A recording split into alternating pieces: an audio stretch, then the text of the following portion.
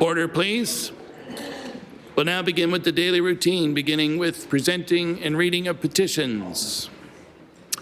And just before I move on to the next one, I forgot to clarify off the top, I had made an error last night in the adjournment motion with the end time today. I had incorrectly indicated it was 11:59. The session will go no later than 11 p.m. today, as stated by the government House Leader. So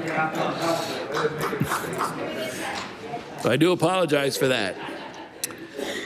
We'll now move on to presenting reports of committees, tabling reports, regulations, and other papers, statements by ministers, government notices of motion.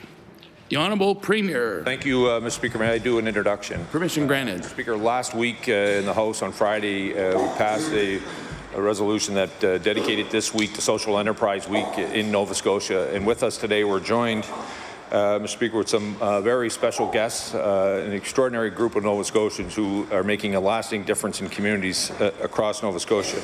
As I reference the organization you're with, I'd ask you to stand. The Nova Scotia Social Enterprise Network, have you to stand. Colchester Community Workshop, Corridor Community Options, the Flower Cart Group, and Summer Street, and Carlton Road Industries Association, Mr. Speaker, which happens to be in my riding, and Mackenzie Aiken is here, who is the leader of that organization. And if any of you have been through the town or the village of Annapolis County, without Mackenzie and Carlton Road Industry, it'd be a very different place. And I encourage you to stop into the restaurant that they do, and they can get some gas while they're there too.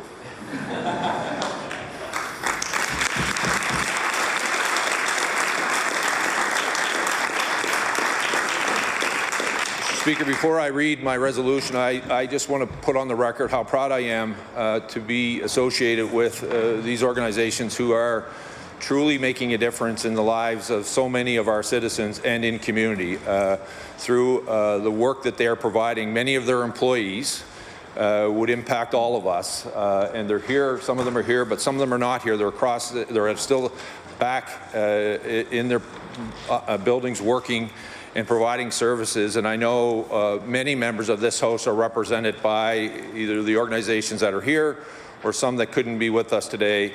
And I would encourage all of us, this being the week of social enterprise, that we make a special effort to stop by the ones that we represent in our communities. This week especially, and I know you would do it all the time, but I would encourage you to stop by the ones this week and express your appreciation and appreciation on all members of this House to them for the work that they're doing. Mr. Speaker, have a good notice in the future. I shall move the adoption of the following resolution. Whereas many social enterprises across Nova Scotia help adults with diverse abilities gain vocational skills and meaningful employment while participating in their communities, and whereas this year the province will invest over $6.1 million to help disability service providers maintain or expand day programming, which includes supporting several social enterprises, and whereas recent investments in Carlton Road Industries in Annapolis County, Colchester Community Workshops in Truro, Corridor Community Options in Enfield, the Flower Cart Group in New Minas, Haley Street Adult Services in North Sydney, the Horizon Centre in Sydney, and Summer Street in New Glasgow show our commitment to supporting strong and empowering inclusive communities. And therefore be it resolved that all members of this House of Assembly recognize the remarkable difference that staff, participants, and volunteers from the social enterprise across Nova Scotia make to our communities and to our province, Mr. Speaker. I ask for a waiver of notice and passage without debate. There has been a request for waivers. Is it agreed? It is agreed. But all those in favour of the motion, please say aye. Aye. Contrary minded, nay. Motion is carried.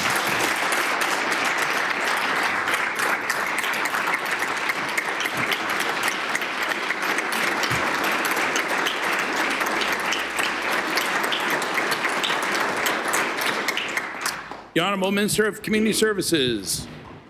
Thank you, Mr. Speaker. I hereby give notice that on a future day I shall move the adoption of the following resolution.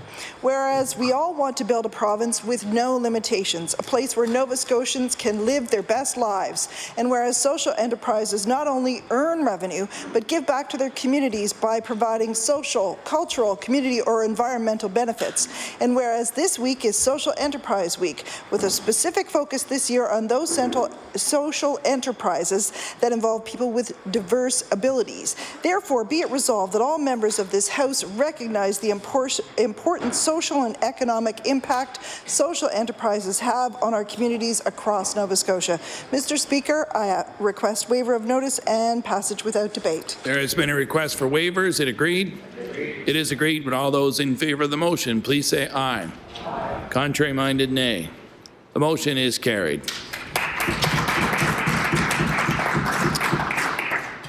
The Honourable Minister of Agriculture. Thank you, Mr. Speaker. I hereby give notice on a future day I shall move the adoption of the following resolution. Whereas the fishers, processors and sea farmers and many others involved in the seafood sector are in Halifax this week for the 22nd Department of Fisheries and Aquaculture Ministers Conference. Whereas the first time this world-class trade show conference is held in partnership with the Aquaculture Association of Nova Scotia Sea Farmers Conference. Whereas this year's conference on the trends, benefits and growth of the fishing and aquaculture industries is the largest fisheries conference in Canada, with more than 800 delegates, including international speakers and local industry members. Therefore, we resolve that members of this House recognize the importance of the sector on our economy, which now exports $2.3 billion and is the leading employer in coastal and rural communities. Mr. Speaker, would ask for waiver of notice and passage without debate. There has been a request for waivers. Is it agreed? It is agreed. Would all those in favor of the motion please say aye. Contrary-minded, nay. The motion is carried. The Honourable Minister of African Nova Scotian Affairs. Thank you, Mr. Speaker. Mr. Speaker, may I make an introduction? Permission granted. Join us in the East Gallery today is Russell Gross, the director of the Black Cultural Center, and also he is the member of the African Heritage Month Information Network. I'd like the House to give him a applause, a round of applause, please.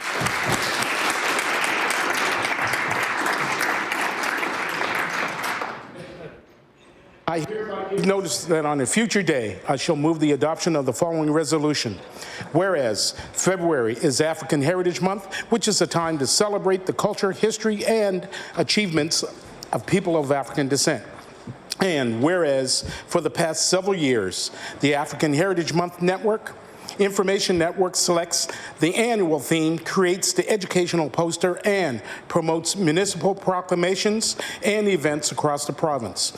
And whereas the African Heritage Month Information Network is in partnership with several organizations such as African Nova Scotian Affairs, Black Cultural Society, African Nova Scotian Music Association, African Nova Scotian North Central Network, African Heritage Month Southwest Network, African Heritage Month Trust, Africville Trust, Black Educators Association, Black History Month Association, Cumberland African Nova Scotian Association, Valley African Nova Scotian Development Association, Halifax Regional Municipality African Nova Scotian Integration Office, and the Guysborough-Antigonish Strait Regional African Regional Networks. Whoa, that's a mouthful. Therefore, be it resolved that the members of the House of Assembly please join me in thanking the African Heritage Month Information Network for the work that they do in preserving, sharing, and celebrating African Nova Scotian culture each year. I ask for waiver of notice and passage without debate. There has been a request for waivers. Is it agreed? It is agreed. Would all those in favor of the motion please say aye. Contrary-minded, nay. Motion is carried.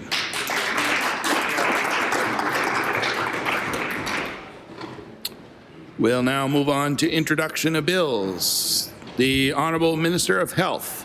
Thank you, Mr. Speaker. I beg leave to introduce a bill entitled An Act to Amend Chapter 12 of the Acts of 2002, the Smoke-Free Places Act, and Chapter 14 of the Acts of 1993, the Tobacco Access Act.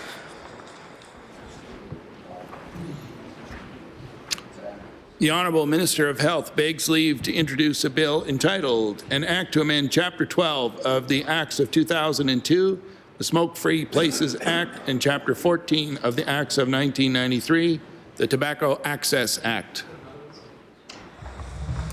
Bill number 233, an act to amend Chapter 12 of the Acts of 2002, the Smoke-Free Places Act, and Chapter 14 of the Acts of 1993, the Tobacco Access Act. Ordered that this bill be read a second time on a future day. The Honourable Government House Leader. Thank you, Mr. Speaker. On behalf of the Minister of Justice, I beg leave to introduce a bill entitled An Act to Amend Chapter 1, 1992 Supplement of the Revised Statutes, 1989, the House of Assembly Act. The Honourable Government House Leader, on behalf of the Honourable Minister of Justice, begs leave to introduce a bill entitled An Act to Amend Chapter 1, 1992 Supplement of the Revised Statutes 1989, the House of Assembly Act. Bill number 234, an act to amend Chapter 1, 1992 Supplement of the Revised Statutes 1989, the House of Assembly Act. Ordered that this bill be read a second time on a future day.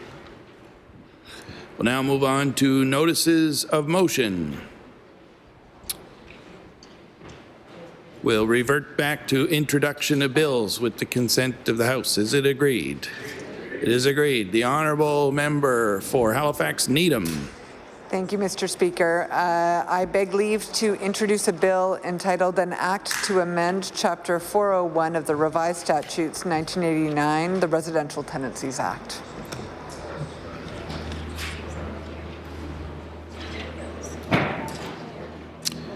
The Honourable Member for Halifax Needham begs leave to introduce a bill entitled An Act to Amend Chapter 401 of the Revised Statutes 1989, the Residential Tenancies Act. Bill number 235, an act to amend Chapter 401 of the Revised Statutes 1989, the Residential Tenancies Act. Ordered that this bill be read a second time on a future day. We'll now move on to notices of motion. Statements by members. The Honourable Member for Cole Harbour, Eastern Passage. Mr. Speaker, I rise today to recognize Macara McNeil for her impressive accomplishments in Highland dance. Macara recently traveled to Scotland to compete in the Highland Games, including the Cowell Highland Gathering. She performed at Stirling Castle and the famous Pitlochry Highland Nights. Macara attended the Bremer Highland Games, where the Queen Elizabeth II is the official patron.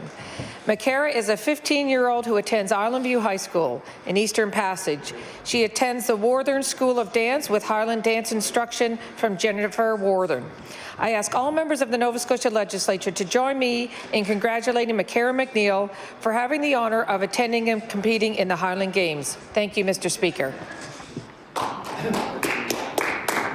The Honourable Member for Waverley Fall River, Beaverbank. Thank you, Mr. Speaker. Mr. Speaker, students at Ashley Jefferson Elementary School were winners of the curling workshop at the school after student Haley McDonald's grandmother entered them into the Rock of the Rings contest.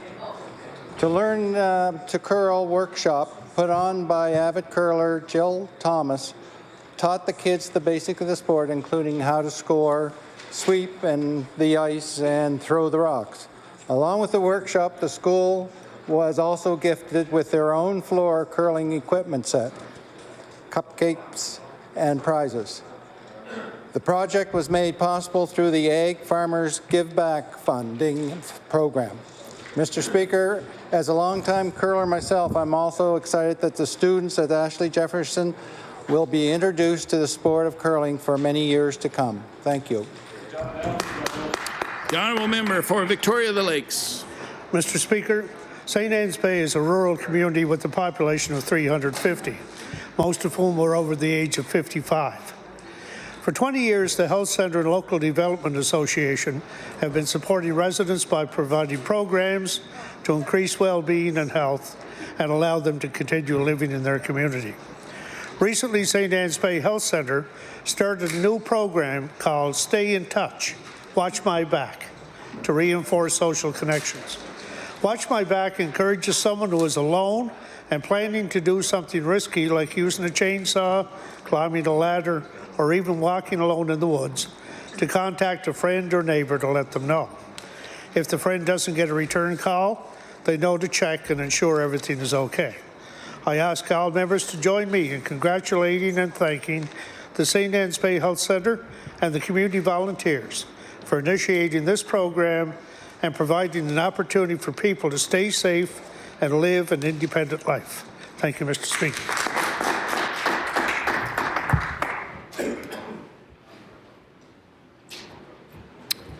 In the absence, the honourable member for Sydney River Myra Lewisburg.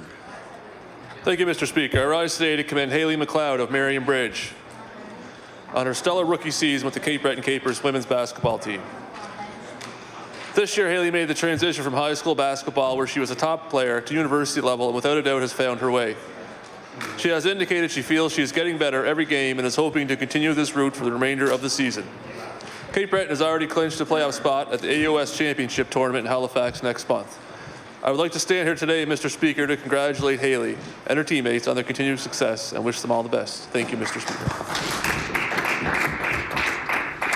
The honourable member for Halifax Atlantic. Mr. Speaker, I rise today to speak of another organization in Spryfield that does amazing work, the Shabukto Family Centre. The centre offers a wide assortment of programs to the community, such as the doula program, prenatal and parenting programs, community and wellness programs, and the Spry Cafe.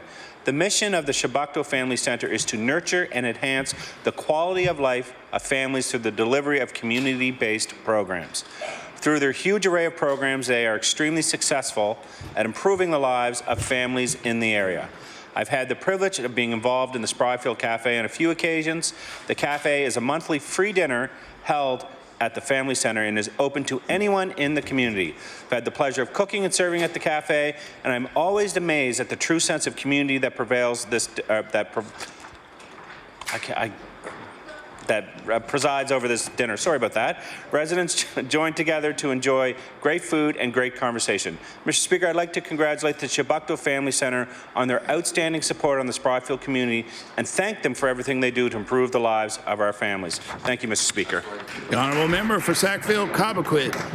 Thank you, Mr. Speaker. Mr. Speaker, I rise today to make special mention of Alice Boland and Nikki Moore. Alice Boland, a retired nurse from Lower Sackville, along with Nikki Moore, sew and stuff heart-shaped pillows to give mastectomy patients at no cost, Alice Boland, a retired nurse from Lower Sackville, along with Nikki Moore, sew and stuff heart-shaped pillows to give mastectomy patients at no cost in the hopes of easing their emotional and physical pain following their surgery. A breast cancer survivor herself, Alice started this endeavor in 2012, and realizing that she needed help keeping up with the demand, Nikki, a breast cancer survivor as well, stepped in and joined her a few years later. This dynamic duo make and give away over 300 pillows each year. Mr. Speaker, I would like to ask that all members of the House of Assembly join me in thanking Alice Boland and Nikki Moore for their efforts to bring comfort to breast cancer patients as they begin their road to recovery. Thank you, Mr. Speaker. The honourable member for Clayton Park West.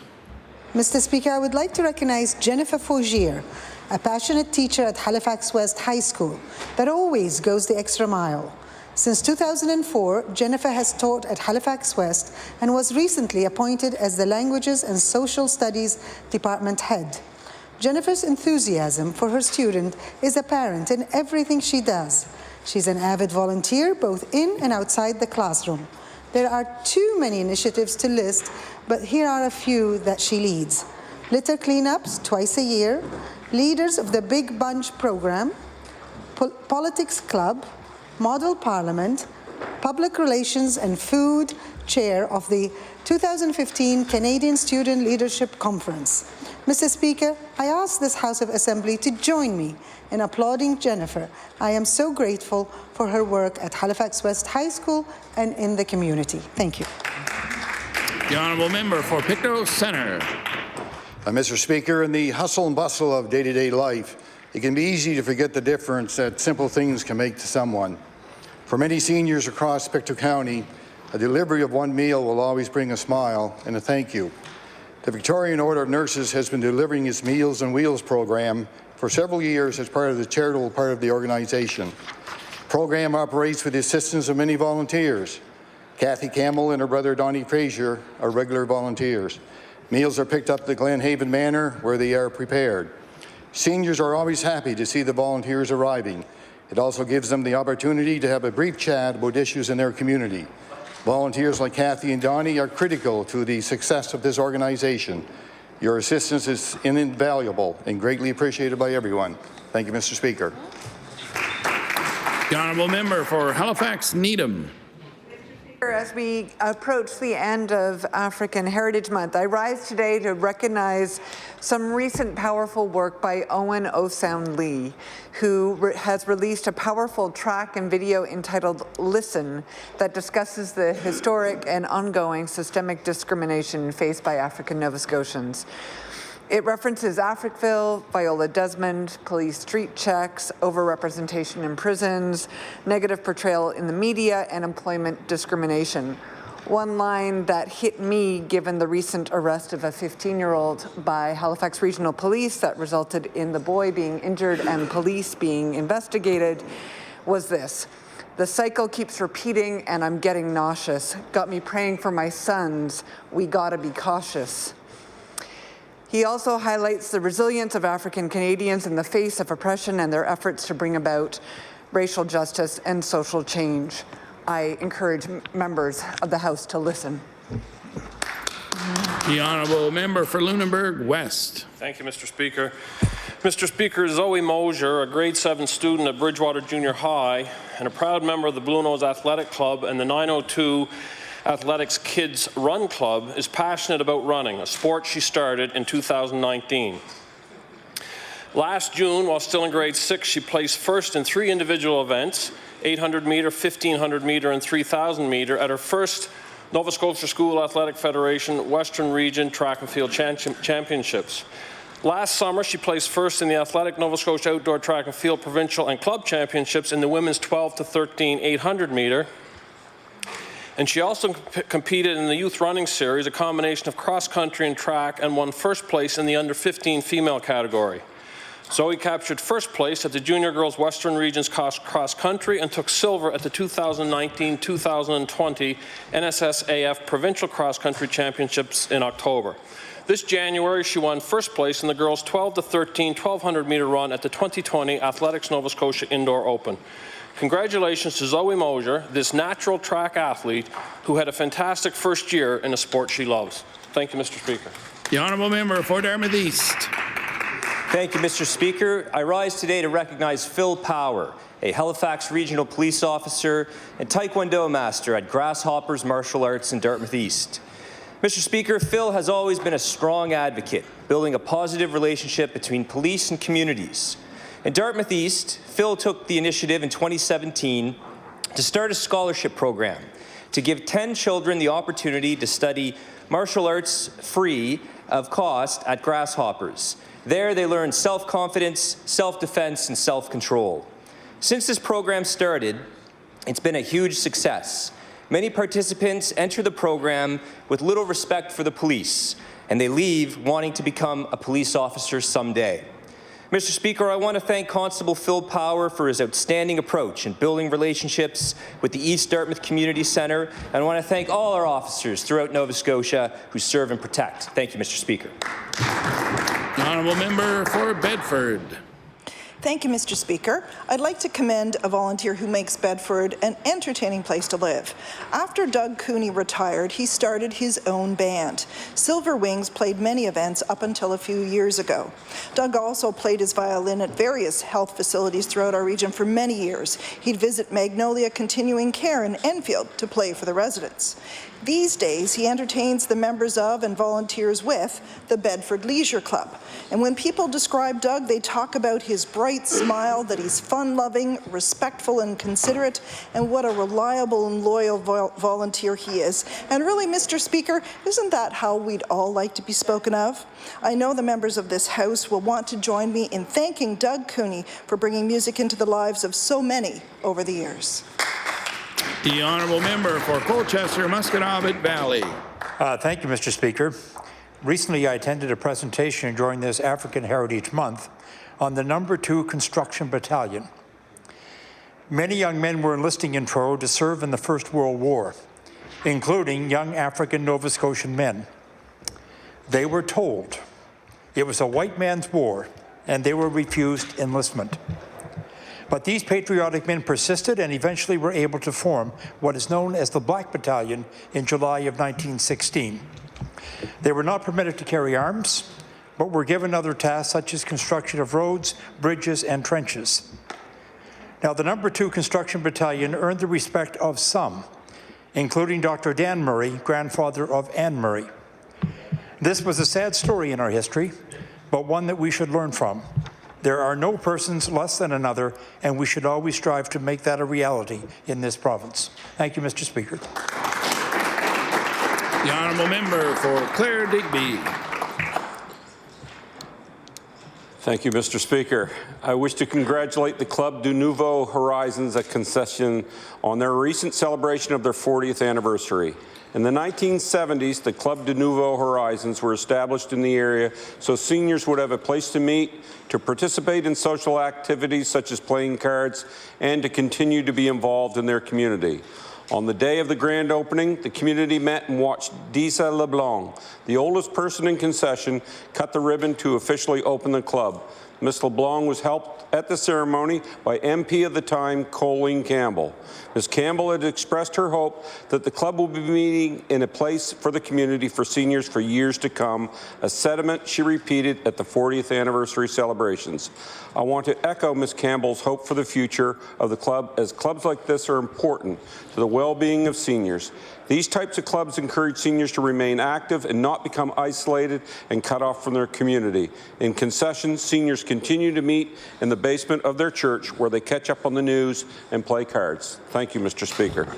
The honourable member for Sackville Beaverbank. Mr. Speaker, I'd like to acknowledge the Knox United Church in Sackville today. Members of the Knox United organized weekly food trucks to help feed hungry youth and teens in the Sackville area. Carolyn Gallup and Rainey Murphy of Knox United Church reached out to Becca Bishop, who's the coordinator of a youth meeting place in the recreation center nearby the church, when they heard that she didn't have enough budget to feed the youth and teens healthy meals. Together, Gallup and Murphy gathered volunteers from their congregation to serve soup and sandwiches weekly from a food truck. The number of volunteers, Mr. Speaker, has now reached an amazing 160 people. Mr. Speaker, I'd like to take an opportunity to thank Knox United Church, along with Carolyn, Rainey, and Becca, and all the volunteers for their dedication in helping the youth and the teens of Sackville. Thank you, Mr. Speaker. The honourable member for Kings West. Thank you, Mr. Speaker. I rise today to congratulate 7 Arts for opening the Maker Space in Greenwood, providing an inclusive and accessible opportunity for people of all ages and skill levels to partake in the arts. This new art space held its grand opening on November 30th, seeing a large turnout from the community to participate in various activities such as a Christmas card demo, drawing demo, and music jam. This also served as an opportunity to meet with local artists, volunteers, and sponsors. Since their open house, 7 Arts continues to host a multitude of events for all, including adult beginner drawing, Wellness Wednesday, and Zumba, to name a few. Mr. Speaker, I ask members of the House to join me thanking 7 Arts and all involved in making this unique art space a reality for our community. The honourable member for Pictou West. Thank you, Mr. Speaker. Mr. Speaker, it is my pleasure to rise today to recognize Mr. Eric LeBlanc. Eric is a lifelong educator and proud Pictonian who returned to Pictou upon his retirement from teaching. Eric is a tireless volunteer for the St. Vincent de Paul Society, the Pictou County Fuel Fund, and the Pictou Food Bank. He is a faithful member of the Stella Maris Catholic Church, always willing to help where needed, and a member of the Knights of Columbus. Eric is the caretaker of the Stella Maris Cemetery. Many residents of Pictou and the surrounding area have been fed and kept warm as a result of Eric's stewardship. Mr. Speaker, Mr. Eric LeBlanc is a fine example of why I often say that Pictou West's greatest asset is its people. I wish to thank Eric for everything he does for his community. Thank you, Mr. Speaker. The honourable member for Hants East. Thank you, Mr. Speaker. It is with a heavy heart, Mr. Speaker, that I take a moment to pay respects to an extraordinary, giving and compassionate gentleman who passed away on September 4th, 2019. Timothy Ryan McNeil was a dedicated firefighter with over 30 years in the East Hants area, first serving with the Lance Fire Station and most recently a valued member of the Shubenacadie Fire Department. He held many different positions in his tenure, ranging from firefighter to chief. Big Timmy, or Timmy as known by many, was especially passionate and proud of being the chairman of the East Hants Training Committee, dedicating his time to ensure proper development of all firefighters in our area. He was also the director and deputy chief with the medical rescue team and was a fire crew lead hand at the Department of Natural Resources.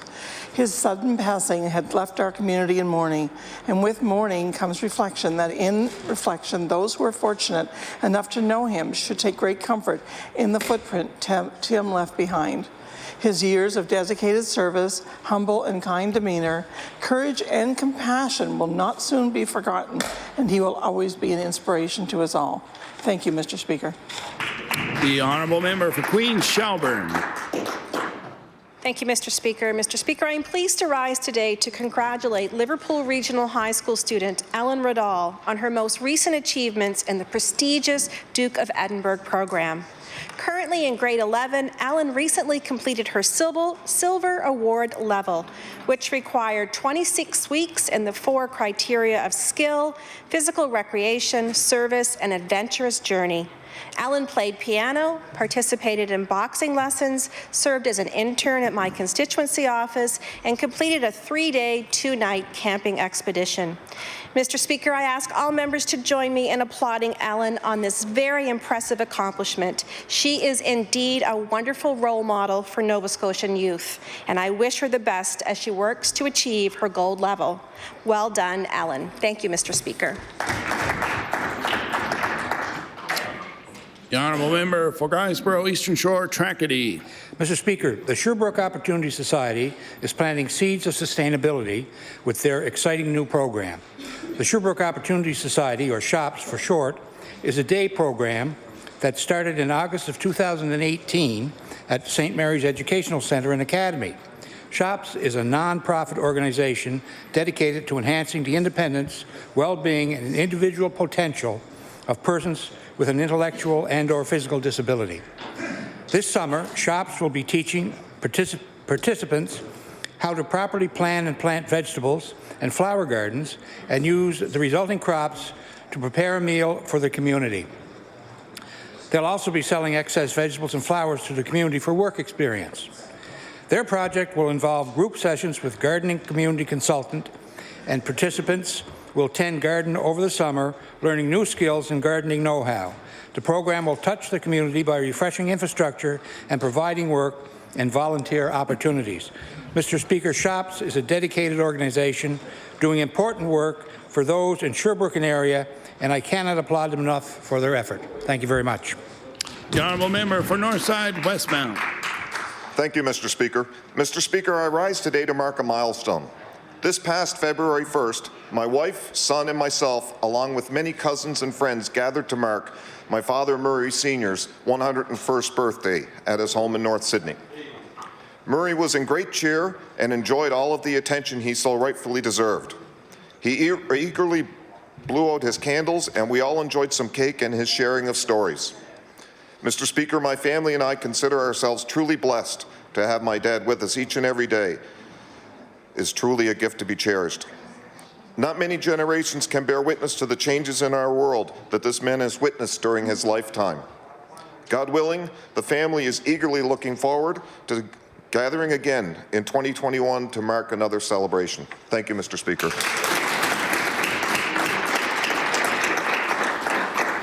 The honourable member for Halifax Armdale. As African Heritage Month ends, I'm reflecting upon the important places of African Nova Scotians in our provinces, past, present, and future. This year, our annual Heritage Day honored the community of Africville. It was a privilege for me to attend the Africville Heritage Trust and Museum's dedication service on the 17th alongside colleagues and community members. Being there really drove home the significance of how our families, our faith, and our wider communities unite us. The speeches were inspirational, and the tone was one of solemn celebration as it was announced that the original historic church bell would be returned to the church after spending 53 years at the Beachville Baptist Church. I was also proud to see the announcement of a new stamp honoring the Colored Hockey Championship, originating in Halifax and Dartmouth in 1895 until the 1930s. The all-black ice hockey teams thrilled mixed audiences and newspaper reporters alike as they challenged each other to exciting matches and vied for the ultimate prize. Let's all commit to learning more about our Nova Scotia heritage and our communities. Thank you. The honourable member for Cumberland North. Mr. Speaker, today I rise to recognize Rachel Baldwin, who owns and operates the Starlight Bakery. We celebrate another female entrepreneur in Cumberland North. She opened her business in the summer of 2019. Rachel previously brought her baked goods to farmers markets, where her scones became very popular. Last summer, she put in the hard work to open her own cafe in downtown Amherst, where now locals can enjoy her goods throughout the entire week. Rachel's passion for her business shows through her Facebook posts each morning featuring her fresh baking. Rachel and the Starlight Bakery are a welcome addition to Amherst downtown community, and I wish her great success as she continues to serve her customers. Another woman in business, another opportunity to celebrate. Thank you, Mr. Speaker. The honourable member for Timberley Prospect. Thank you, Mr. Speaker. I rise to recognize Dan Chassie, President of Goodwood Plastics. Dan is at the helm of a company working to keep plastic out of our landfills. One of his pioneering projects is a new asphalt pavement mixture made from recycled plastics. The pavement is made almost entirely from post-consumer plastics that have been diverted from local landfills. The Sobeys store that opened in Timberley this past November is one of the first businesses to benefit from this innovation.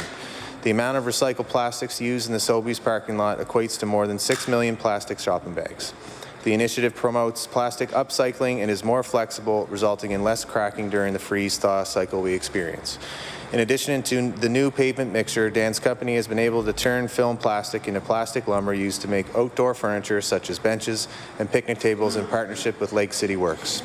Mr. Speaker, I'd like the members of the House Assembly to acknowledge the important work Goodwood Plastics is undertaking to support the circular economy. Thank you, Mr. Speaker. The honourable member for Sydney River, Myra Lewisburg. Thank you, Mr. Speaker. I rise today to commend Danielle McKinnon Allen of Sydney, who is fighting a courageous battle against cancer. Danielle was diagnosed in the summer of 2018 with a brain tumor shortly after giving birth to a baby girl while her other daughter was only 3 years of age.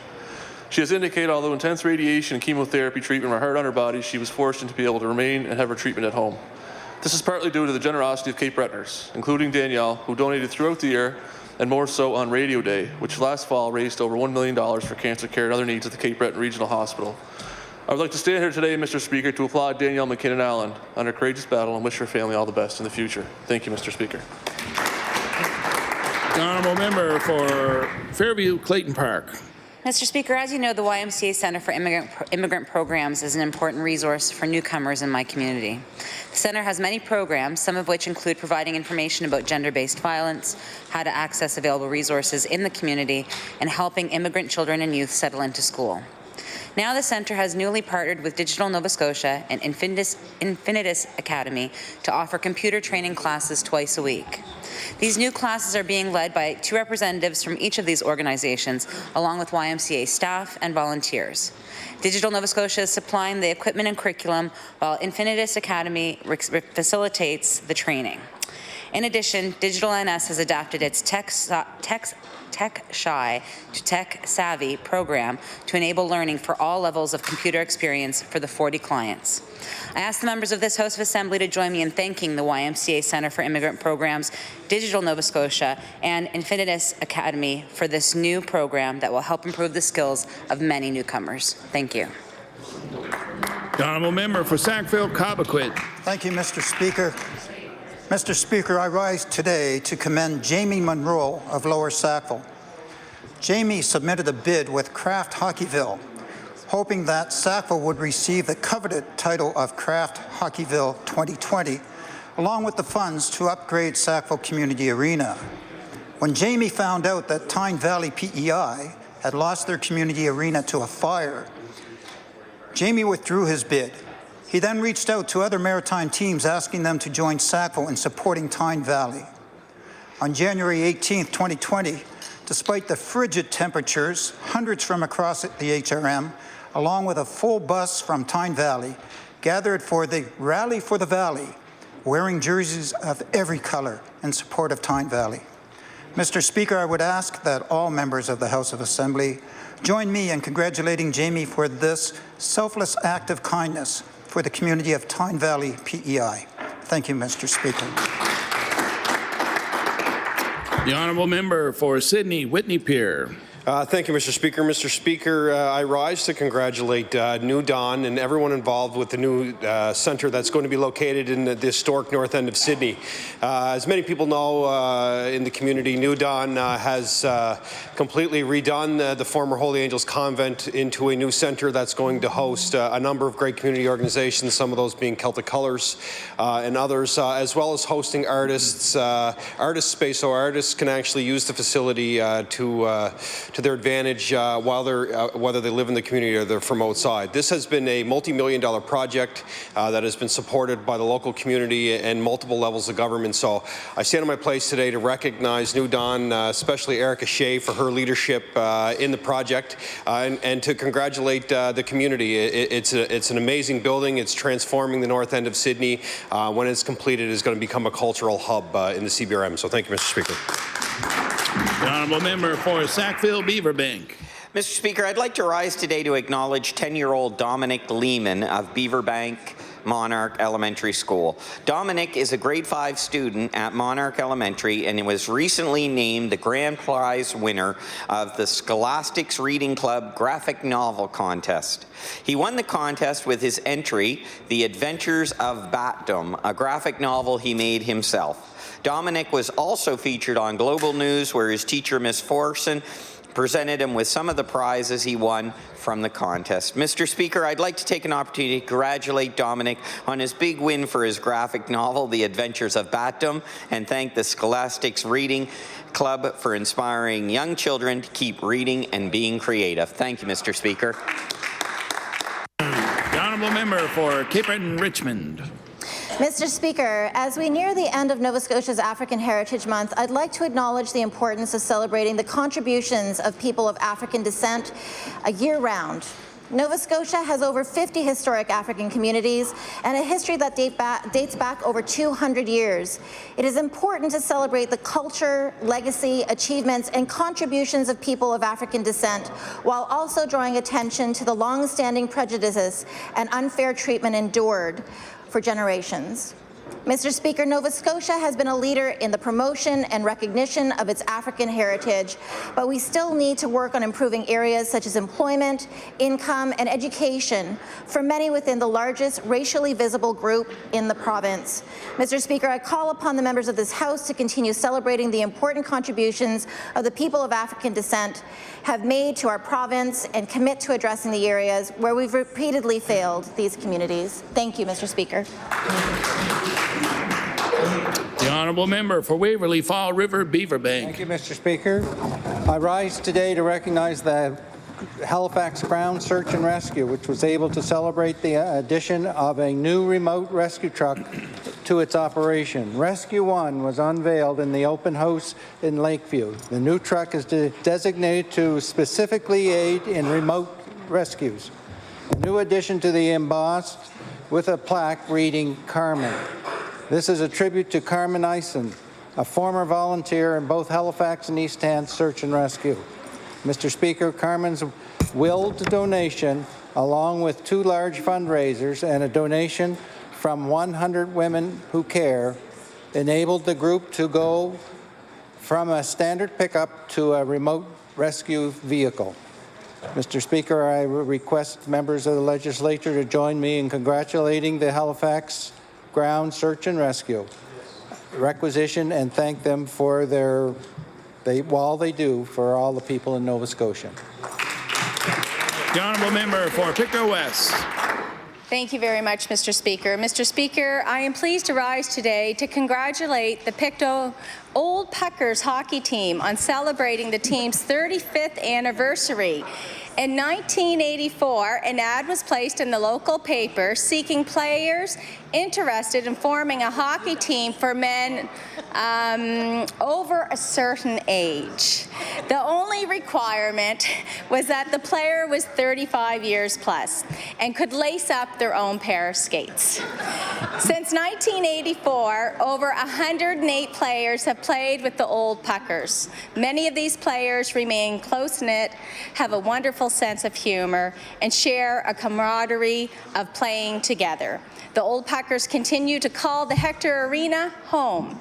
They remain loyal to having an arena in the Pictou West constituency. Mr. Speaker, I congratulate current and former members of the Old Puckers on their 35th anniversary and wish them a great hockey season. Thank you, Mr. Speaker.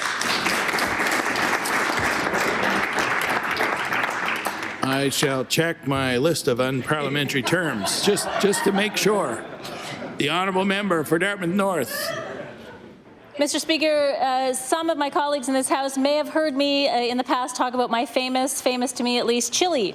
On Saturday, February 15th, I got to put my chili making skills to the test when I competed in the Dartmouth North Public Library's annual chili cook-off. The cook-off has quickly become a much anticipated and very competitive event in the community of Dartmouth North. This year there were entries from the Dartmouth North Community Centre, the Public Library, the Take Action Society, the Dartmouth Masjid, the police and fire departments, as well as a team effort by City Councillor Tony Mancini and MP Darren Fisher. Over 100 community members gathered to do a taste test of the entries and then registered their vote for the best chili. While I am sure my chili was considered delicious by the masses, their collective voice chose the chili made by the esteemed members of the Halifax Fire Department who serve at Station 12 in Highfield Park. The chili made by the wonderful cooks of the Dartmouth Masjid came in second place, and third place went to the Dartmouth North Library. Tony Mancini and Darren Fisher did not place. Mr. Speaker, the chili cook-off is a fun and yummy event that celebrates food and community, and I want to extend my thanks to the organizers. I look forward to competing again next year. Thanks. The honourable member for Halifax Atlantic. Mr. Speaker, I'd like to take a moment to recognize a very special individual from my community, William King Elementary pre-primary teacher, Mrs. Hart. Genevieve Hart has done an outstanding job with our youth. She goes out of her way to not only educate our children, but to help expand their minds, create friendships, and help them become better people. Mr. Speaker, we as parents spend a lot of time away from our children. My beautiful daughter, Rafina, who is creative, fun, smart, and one of my best friends, is one of Genevieve's students, and I can't think of a better person to trust with the daily care and education of my daughter. Mr. Speaker, please join me in thanking Genevieve and all the pre-primary teachers for their hard work and dedication. Thank you, Mr. Speaker. The honourable member for Queen Shelburne. Thank you, Mr. Speaker. Mr. Speaker, I am pleased to rise today to congratulate Liverpool Regional High School student Ella Stevens on her recent achievements in the prestigious Duke of Edinburgh program. Currently in grade 11, Ella recently completed her silver award level, which required 26 weeks in the 4 criteria of skill, physical recreation, service, and adventurous journey. Ella plays piano, volunteers at the Mi'kmaq Art Gallery, and completed a 3-day, 2-night expedition on a traditional Mi'kmaq moose hunt.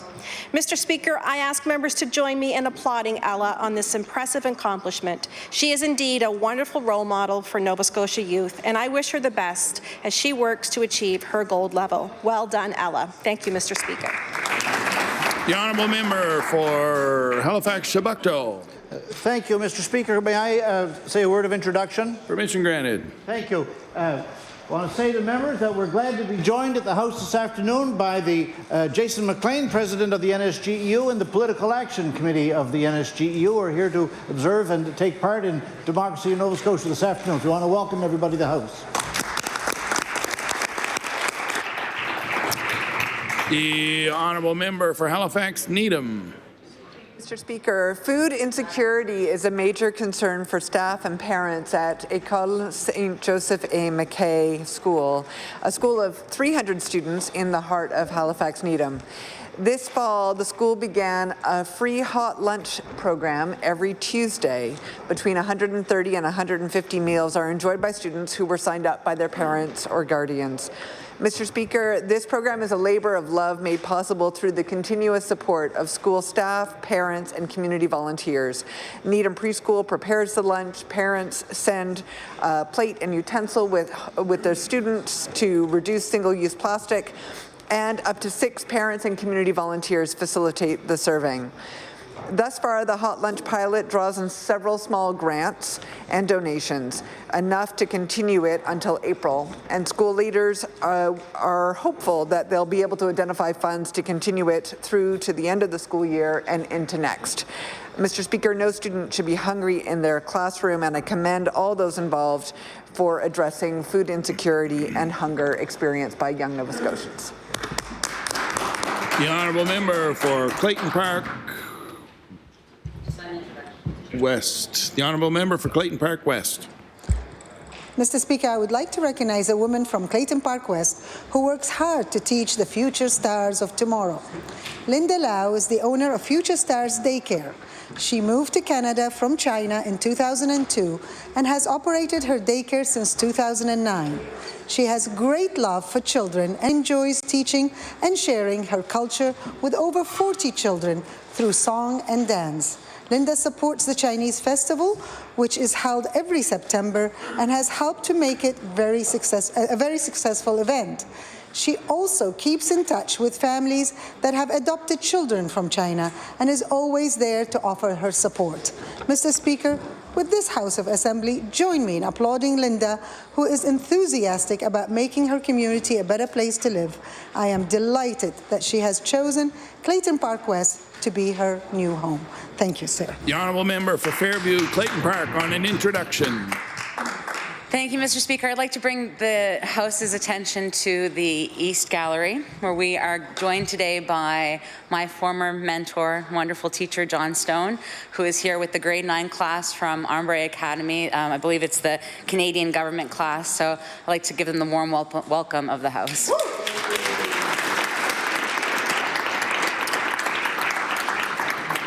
The honourable member for Cumberland North. Thank you, Mr. Speaker. Today I rise to welcome Mr. Bill Hay and his family restaurant to Amherst, Frank and Gino's. This restaurant opened in its Amherst location on South Albion Street in spring of 2019. The Amherst location is their second in the province, bringing several jobs to our community. Offering casual dining, Frank and Gino's adds to Amherst's uptown economy. Bill and his team worked hard to make their physical location into their own and prepare the restaurant open for the public.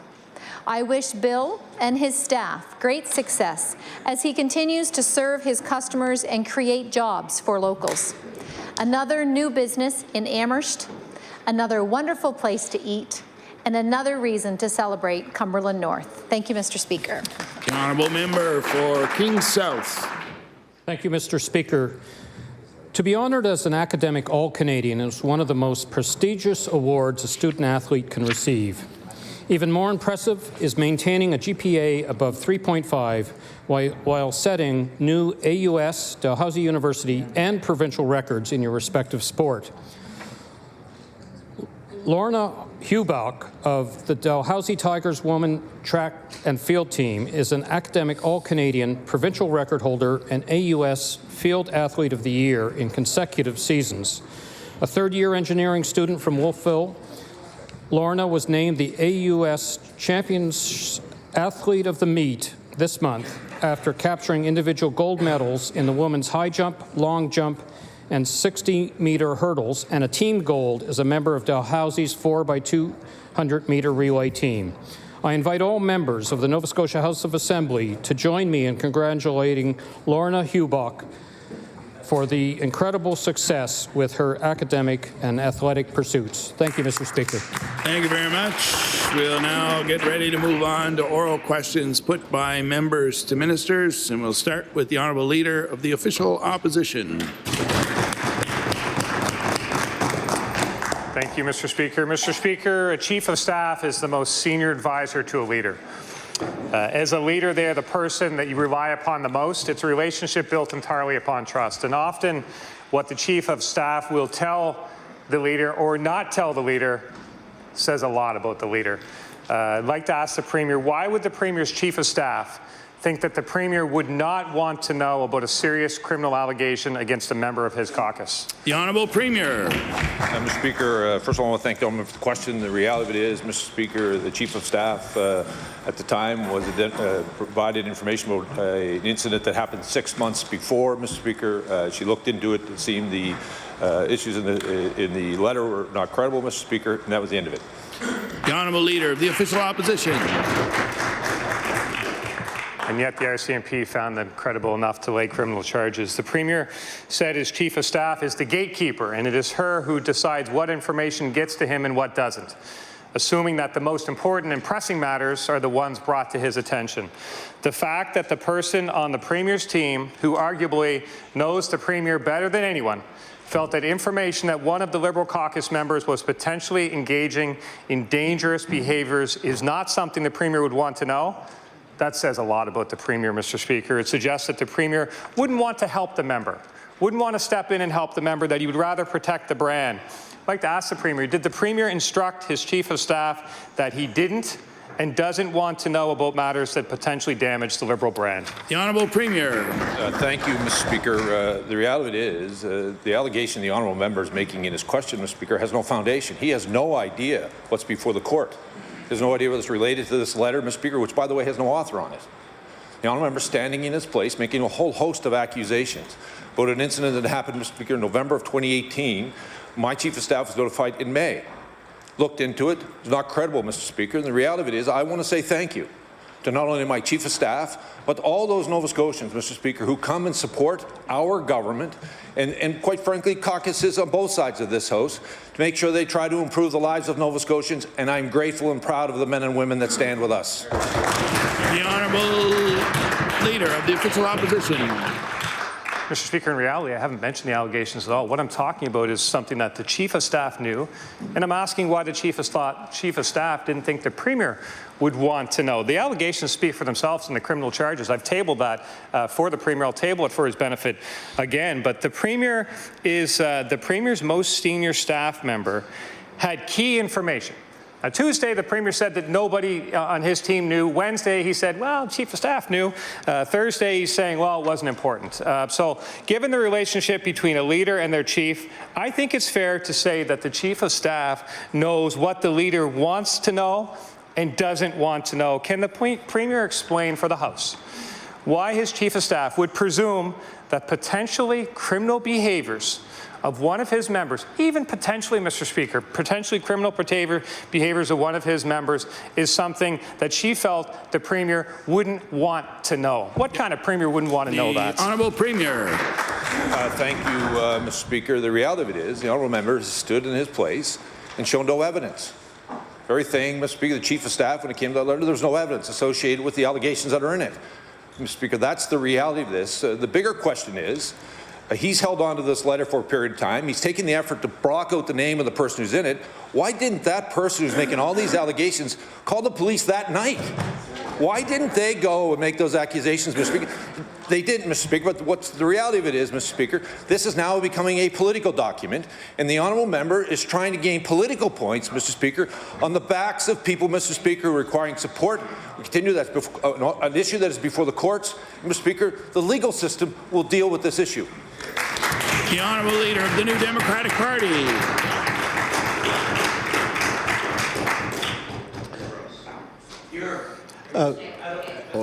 Order, please. This will be the only warning today for unsolicited comments. The Honourable Leader of the New Democratic Party. Thank you, Mr. Speaker. Last week, Mr. Speaker, the Premier spoke at the Chamber of Commerce in Sydney. At that event, he was asked about how much budget preparation attention is given to a matter that is very important, particularly in Cape Breton, the matter of the fiscal imbalance experienced by the CBRM. And entirely offhandedly and quickly, the Premier said in answer to the question, zero Then he said that he was not, this is his word, wasting his time thinking about it. Mr. Speaker, does the Premier stand today by his statement that thinking about the fiscal inequity between Nova Scotia's two cities is a waste of his time? The Honourable Premier. Speaker, what the question was about equalization, Mr. Speaker, and he's absolutely right. I said zero, Mr. Speaker. We're spending $700 million today on capital projects, Mr. Speaker, in Sydney and in neighbouring communities, Mr. Speaker. We continue to make investments on the island, and we'll continue to do so, Mr. Speaker. When I'm speaking with the municipality, Mr. Speaker, they're talking about infrastructure investments, and I want to congratulate the ministers on this side of this House who continue to go in communities on Cape Breton Island and other places to make strategic investments, not only, Mr. Speaker, to provide the people with the infrastructure by public services, to provide infrastructure to create jobs and economic development. The Honourable Leader of the New Democratic Party. Mr. Speaker, there are a number of things about which, in the healthcare department, we will not be offering congratulations to the government. One of them is that life expectancy today for a person living in Cape Breton is approximately 3 years less than that for living in the NSHA's central zone. Another of them is that Cape Breton endures the highest level of diabetes in Nova Scotia. A third is that Cape Breton endures the highest rates of high blood pressure in our province. Does the Premier, Mr. Speaker, also think it is a waste of his time, a matter of zero consideration, to think about the disparity in health outcomes for the people in Cape Breton? The Honourable Premier. Speaker, that is a big stretch, Mr. Speaker, to take the answer of question about equalization and move it into the healthcare issue. The reality of it is, the honourable member would know, we're making investments in Cape Breton Island right now. We're improving, Mr. Speaker, the regional hospital, increasing doubling the cancer care opportunities there. I think 40% increase, Mr. Speaker. At the same time, building new collaborative care, long-term care in New Waterford, Mr. Speaker, and the North Side. The reality of it is that's improving the infrastructure that has people to bring in to provide primary care. That's exactly what we're working towards, and we'll continue to do so, Mr. Speaker. And the honourable member would know in this budget we'd make substantial investments to children living in poverty. And the honourable member would also know the child poverty rate in Cape Breton is too high as it is in this province, and that's why this budget is making those investments. The Honourable Leader of the New Democratic Party. Mr. Speaker, to move from the subject of equalization to that of health care is no stretch whatsoever.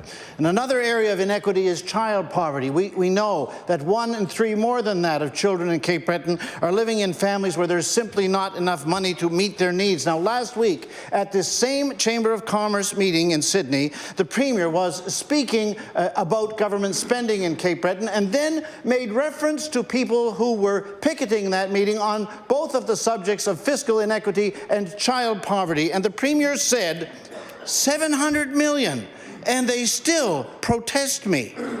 Listen to the word being used here, Mr. Speaker. They, that's exactly the word that he used. I want to ask the Premier if he would like to take advantage of this opportunity to apologize for his flippant and ill-considered statements about Cape Breton last week at Sydney's Chamber. The Honourable Premier.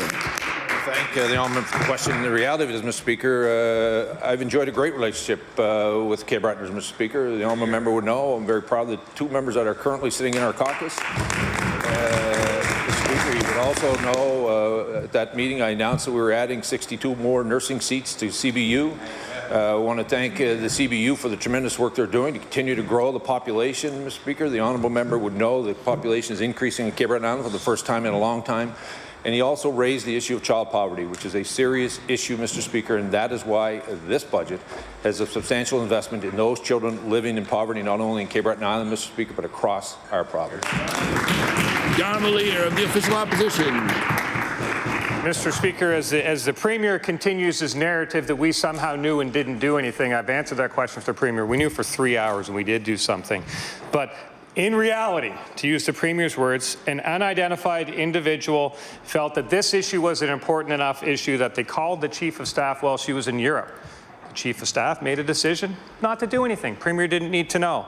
When the same member who was the subject of the allegations was charged for the exact same behaviors as the original complaint, it's hard to think that the Premier and the Premier's Chief of Staff would still think, well, that couldn't have been possibly true in the face of an actual charge and guilty plea. But still, nobody came forward. I'm struggling with the fact that then the Premier learned himself of the second charge. The member left the caucus, and still nobody thought, well, maybe there's merit to this initial thing. We better keep it quiet. Mr. Speaker, they weren't frivolous charges. I'll table yet again, for the Premier's benefit, the notice to appear, the actual criminal charges that were laid in the second case. It wasn't a frivolous email, but it starts at the top, Mr. Speaker. What kind of standard is the Premier setting for those around him? Doesn't the Premier find it hard to believe that on 3 separate occasions there was ample opportunity to come forward, and he's created this toxic culture where nobody does? The Honourable Premier. Mr. Speaker, again, I want to thank Mr. Speaker. This has been through you, Mr. Speaker. This question has been asked many times. I'll continue to answer it as many times as he likes to ask it, Mr. Speaker. He can't draw a correlation between that letter and that charge, Mr. Speaker. He's making a big jump, unless he has evidence that he should take to the court, Mr. Speaker, not to the floor of the legislature. The reality of it is, this will be dealt with in the court. I think what most Nova Scotians are asking themselves, the author of that letter, who he's crossed the name out of, did not call the police. Why? The Honourable Leader of the Official Opposition. Well, in the face of criminal charges, it's a pretty big leap to think that the author did not call the police, Mr. Premier. But the reality is, by the Premier's own words, his chief was informed in May about the alleged incident by phone call. Not by text, not by email, at least not yet. That may come out, Mr. Speaker, but not by text, not by email, but by phone call. This means there could be no search done of electronic records, so it all comes down to what's remembered. What wasn't remembered in October when a second charge was laid, what wasn't remembered last week when this came up, what wasn't remembered until they actually got caught and they were exposed with what happened. If this is the type of record-keeping system for serious issues that the Premier's office is maintaining, is the Premier concerned that maybe there's some other major issues surrounding him right now? The Honourable Premier. Mr. Speaker, again, through you, Mr. Speaker, I can't tell you how proud I am of the men and women who come work on behalf of the people of this province, Mr. Speaker. When the issue is brought to a staff member, my floor, and we're talking about my Chief of Staff, Mr. Speaker, that was looked into, deemed, Mr. Speaker, not to have merit, and the Honourable Member at every time stands in this House, never challenges government on policy. We've just tabled a budget, not asked a single question on the budget. Never asked us about our investment in childcare. Never asked us about investment in healthcare. What he does, Mr. Speaker, he attacks and impugns the personnel and character of people who, Mr. Speaker, aren't sitting on this floor. He started with Deputy Minister Miller. Then he goes on, Mr. Speaker, to Deputy Minister Dean, one of the senior deputy ministers of forestry. Now he's on to my Chief of Staff, Mr. Speaker. Who's next? The Honourable Leader of the Official Opposition.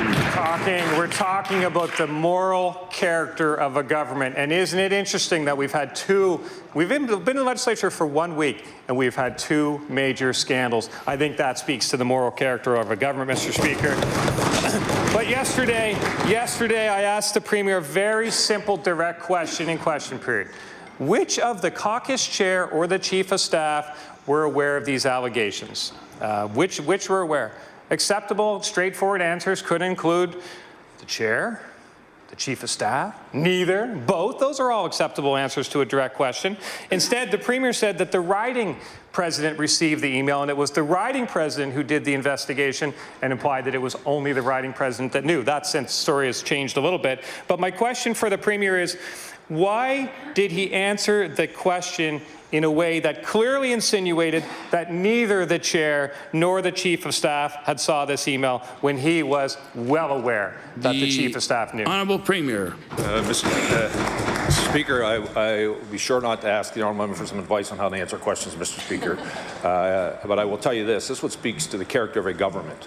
$6 million that we invest in social enterprise, Mr. Speaker, the largest single investment in social enterprise across the province. This is what speaks to the character of a government, Mr. Speaker. When we double, Mr. Speaker, the child tax credit in this province for children living in poverty, Mr. Speaker, and increase the threshold so that more than 50,000 children have access, Mr. Speaker. Mr. Speaker, this is what speaks to the character of our government, Mr. Speaker, the only provincial government, Mr. Speaker. I want to remind one of the few Liberal ones left in the country, Mr. Speaker, that we invested in women and girls across this province when it came to ovarian cancer. That's what speaks to the character of our government. The Honourable Leader of the Official Opposition. Mr. Speaker, it won't be long before I have time to answer lots of questions for the Premier in this very chamber. After question period, When asked by reporters if the Premier's Chief of Staff was aware of the allegations, the Premier admitted that his top advisor had known about them since May. That's a different answer than he gave on the floor of this legislature, Mr. Speaker. It's curious timing, but I guess that's the theme of this entire scandal, is curious timing. My question for the Premier is, did somebody, and this is a very direct question, did somebody tell the Premier that the Chief of Staff had knowledge of the incident between the time he left this chamber and went into the media scrums, or did he simply choose not to disclose it on the floor of this legislature? The Honourable Premier. Mr. Speaker, I continue to stand by the answers I've made, Mr. Speaker. Continue to be consistent, Mr. Speaker, on the entire matter, which is before the court. And again, Mr. Speaker, the honourable member has not asked a single question on public policy, Mr. Speaker. He's not asked one thing, Mr. Speaker. He's not asked us about health care, which they say is the #1 issue for Nova Scotians, Mr. Speaker. Not asked us about the investments in pre-primary. Not asked us about the supports we provided to vulnerable Nova Scotians. Not a single question, Mr. Speaker, because he can't defeat our government on policy, Mr. Speaker. He tried to impugn the reputations of people who do not sit on the floor of this legislature. The Honourable Leader of the Official Opposition.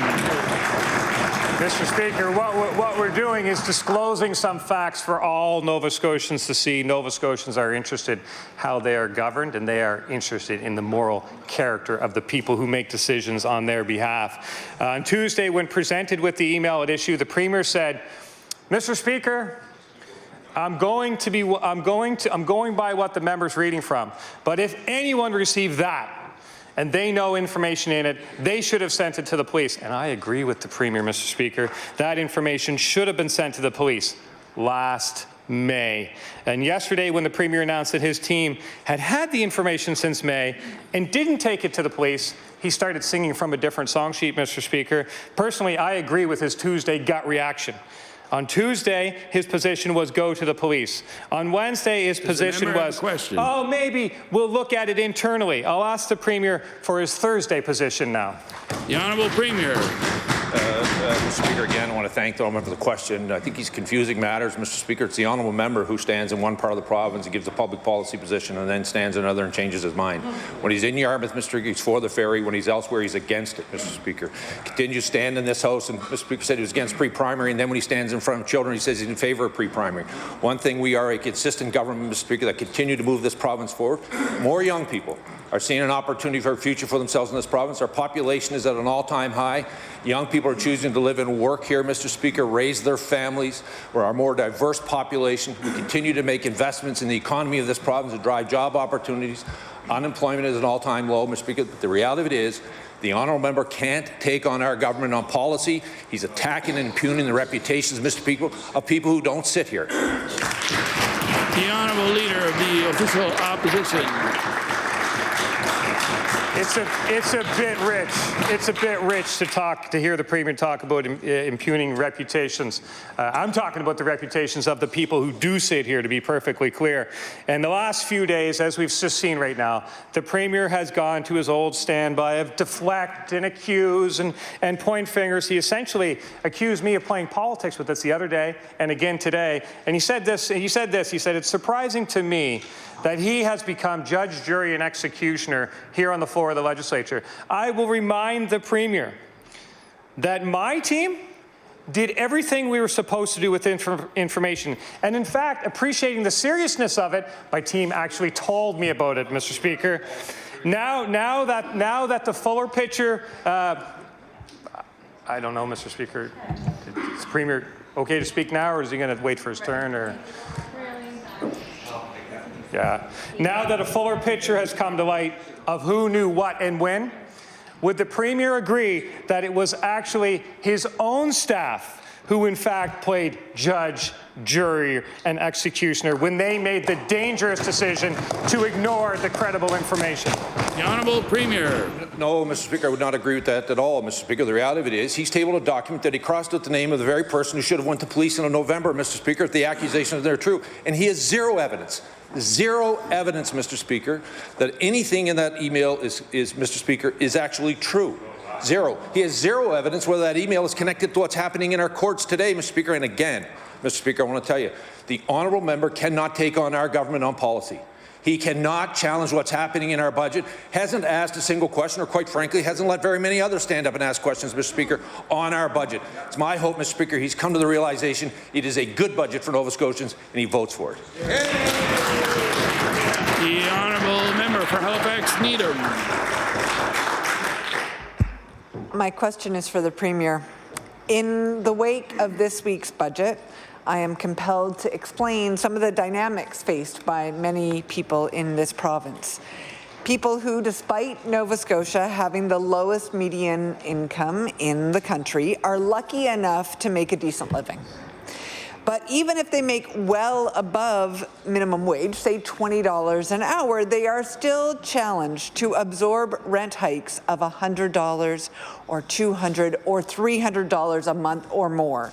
Mr. Speaker, what is the Premier doing to provide protections for people in this sort of situation? The Honourable Premier. Thank the member for the question, Mr. Speaker. As I said earlier, we continue to provide rent subs. This new budget has an additional 600 rent supplements that are in it. Mr. Speaker, we continue to work with both not-for-profits, our own housing that we're making investment in, along with the private sector, to continue to ensure that we have a myriad of housing options for the people of this province. The honourable member has a position that, and her party believes that we should have rent controls. Mr. Speaker, we don't support that position. It hasn't worked in other places, but she has highlighted something that is important. And for the fact that our economy in HRM is growing at the rate it is, it has put pressure on finding affordable housing, and that's why we're going to continue to work with our partners out in communities to provide the myriad of housing options that are required to ensure that we have safe housing for our citizens. The honourable member for Halifax Needham. Mr. Speaker, perhaps I need to clarify the details in my question.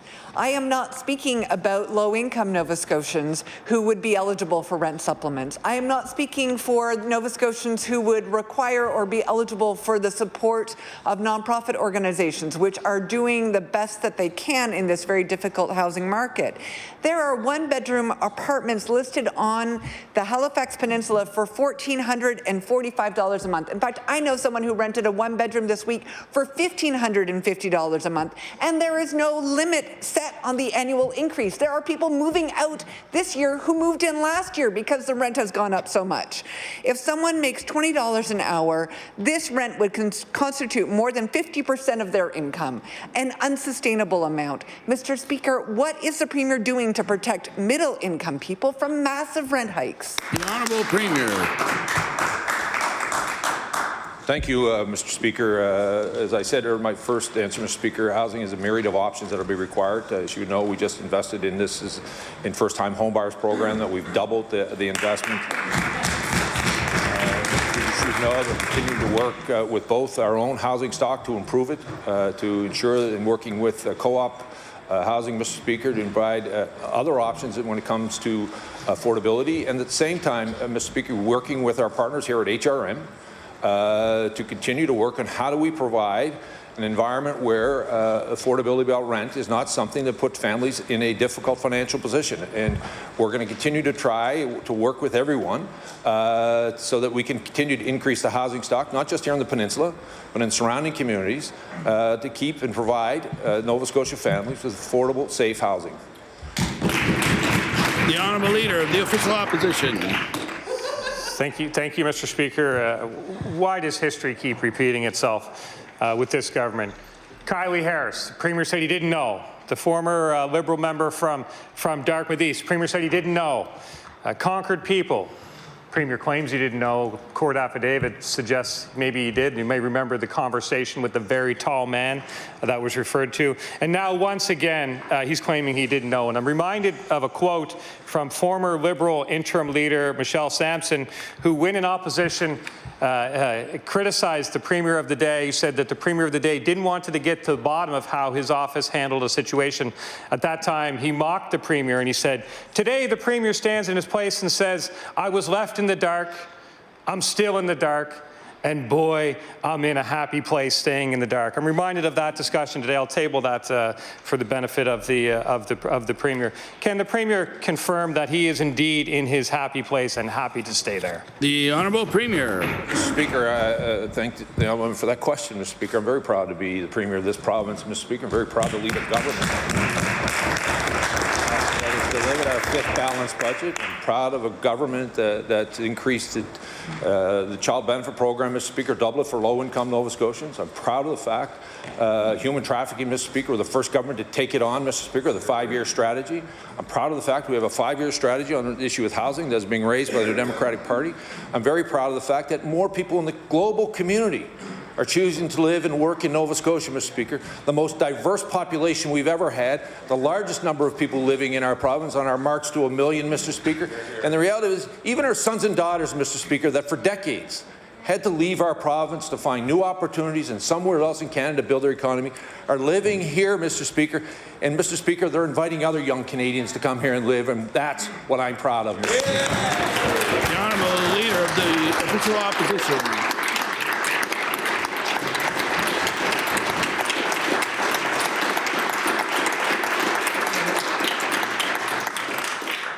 And I can quite imagine the Premier is also proud of the fact that the wait list for mental health services in this province is 365 days.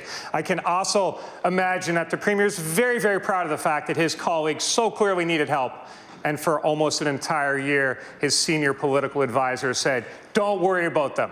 Leave them out there on their own. And I wonder if the Premier proud of the fact that 3 times he has tried to destroy one single person, a lawyer for this province, through the court process with untold, probably millions of dollars of taxpayer money, and 3 times the courts have told the Premier, you should not be proud of it. But yet, is the Premier still proud today? The Honourable Premier. Mr. Speaker, I want to, again, Mr. Speaker, the issue raised, the Honourable Member in his preamble raised a very important issue, the issue of adolescent mental health. That's why we've continued in every one of our budgets to make investments in mental health, Mr. Speaker. It's why we've put wraparound services in our school programs to ensure that if we can identify the issue early on, Mr. Speaker, we can provide support. We've listened to healthcare professionals, Mr. Speaker, on how do we deal with the issue of adolescent mental health and mental health situation across our province. We're continuing to make those investments, and the Honourable Member has voted against every one of those investments, Mr. Speaker. He's voted against every opportunity to improve the lives of young people, and he's voted against every opportunity to improve the health of Nova Scotians, Mr. Speaker. When he stands in his place, asks the question, when we deliver on what he asked for, he still votes against it. The Honourable House Leader for the Official Opposition. Mr. Speaker, this matter has been uncomfortable. The member for Chester St. Margaret's does not need what has happened to have been broadcast. He needs support. But he didn't seem to get it from the Premier's office. These questions have been uncomfortable. But had they not been asked, all of this would have been swept under the carpet. The Chief of Staff knew. The Premier says the Chief of Staff never told him. Does the Premier see how sweeping this under the carpet came at the expense of the member who was failed as someone who needed help, and Nova Scotians who could have been heard on our highways? The Honourable Premier. Mr. Speaker, I'm going to raise the question. At no time, Mr. Speaker, has there ever was any indication to me or anyone else on this side of the House that the Honourable Member he's referring to had an alcohol problem. There was an allegation made by an individual who didn't call the police, didn't provide any evidence. As soon, Mr. Speaker, as the Honourable Member was picked up for impaired driving, we brought the member into treatment, Mr. Speaker, provided him the support around ensuring that he got well. That's what he's continuing to do, to be in that treatment, Mr. Speaker, to make himself better, to deal with this very serious issue, Mr. Speaker, that impacts all of our families. All of our families are impacted by this disease. And of course, as soon as we knew there was something, we provided, Mr. Speaker, with treatment and provided him support through our program. But the reality of it is, Mr. Speaker, the question that the Honourable Member is asking should be to the name that he redacted, that's been redacted from the emails put here. If all of those allegations that are true, why didn't that person call the police that night? The Honourable House Leader for the Official Opposition. Well, Mr. Speaker, maybe if they did, the member wouldn't have got caught the second time. But that didn't happen, right? However, Mr. Speaker, people in the Premier's office knew about this and could have Months went by. How many other times was the member out on the roads, risking his own life and others' lives? So, Mr. Speaker, I don't have another question for the Premier here, because if he cannot see this, and if this government cannot see the seriousness of sweeping something like that under the carpet, Mr. Speaker, I don't expect to ever get a proper answer on it. But I will use this time, Mr. Speaker, to take a moment to offer words of support to the member for Chester St. Margaret's and his family. Mr. Speaker, people make mistakes, we all make mistakes, and we all need forgiveness.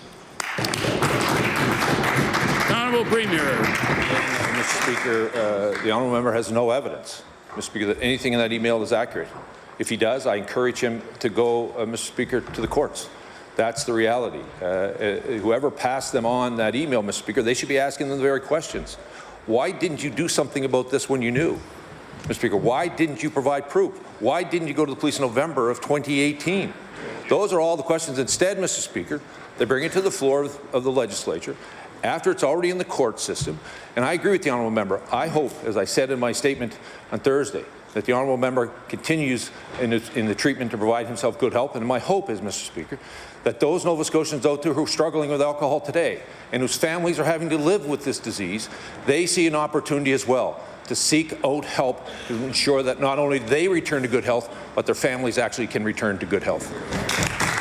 The honourable member for Pickering West. Thank you, Mr. Speaker. My question is for the Minister of Health.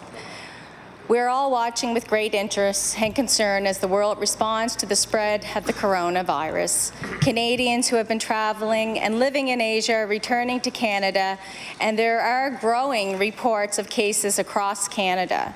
Now reports are sounding the alarm of what might happen when the virus actually arrives in Nova Scotia, and I can table those documents. In the interest of public confidence, can the minister update the House on the current threat assessment and level of preparedness for any cases of COVID-19 in Nova Scotia? The Honourable Minister of Health. Thank you, Mr. Chair. I thank the member for the question. Indeed, the work that's ongoing and being led by public health officials here in Nova Scotia and across the country, indeed, Mr. Speaker, across the world, is being informed by the policies and procedures that they had established, the response plans for just such a scenario. These plans in Nova Scotia, as with other jurisdictions, were informed by earlier instances like this, like SARS and H1N1.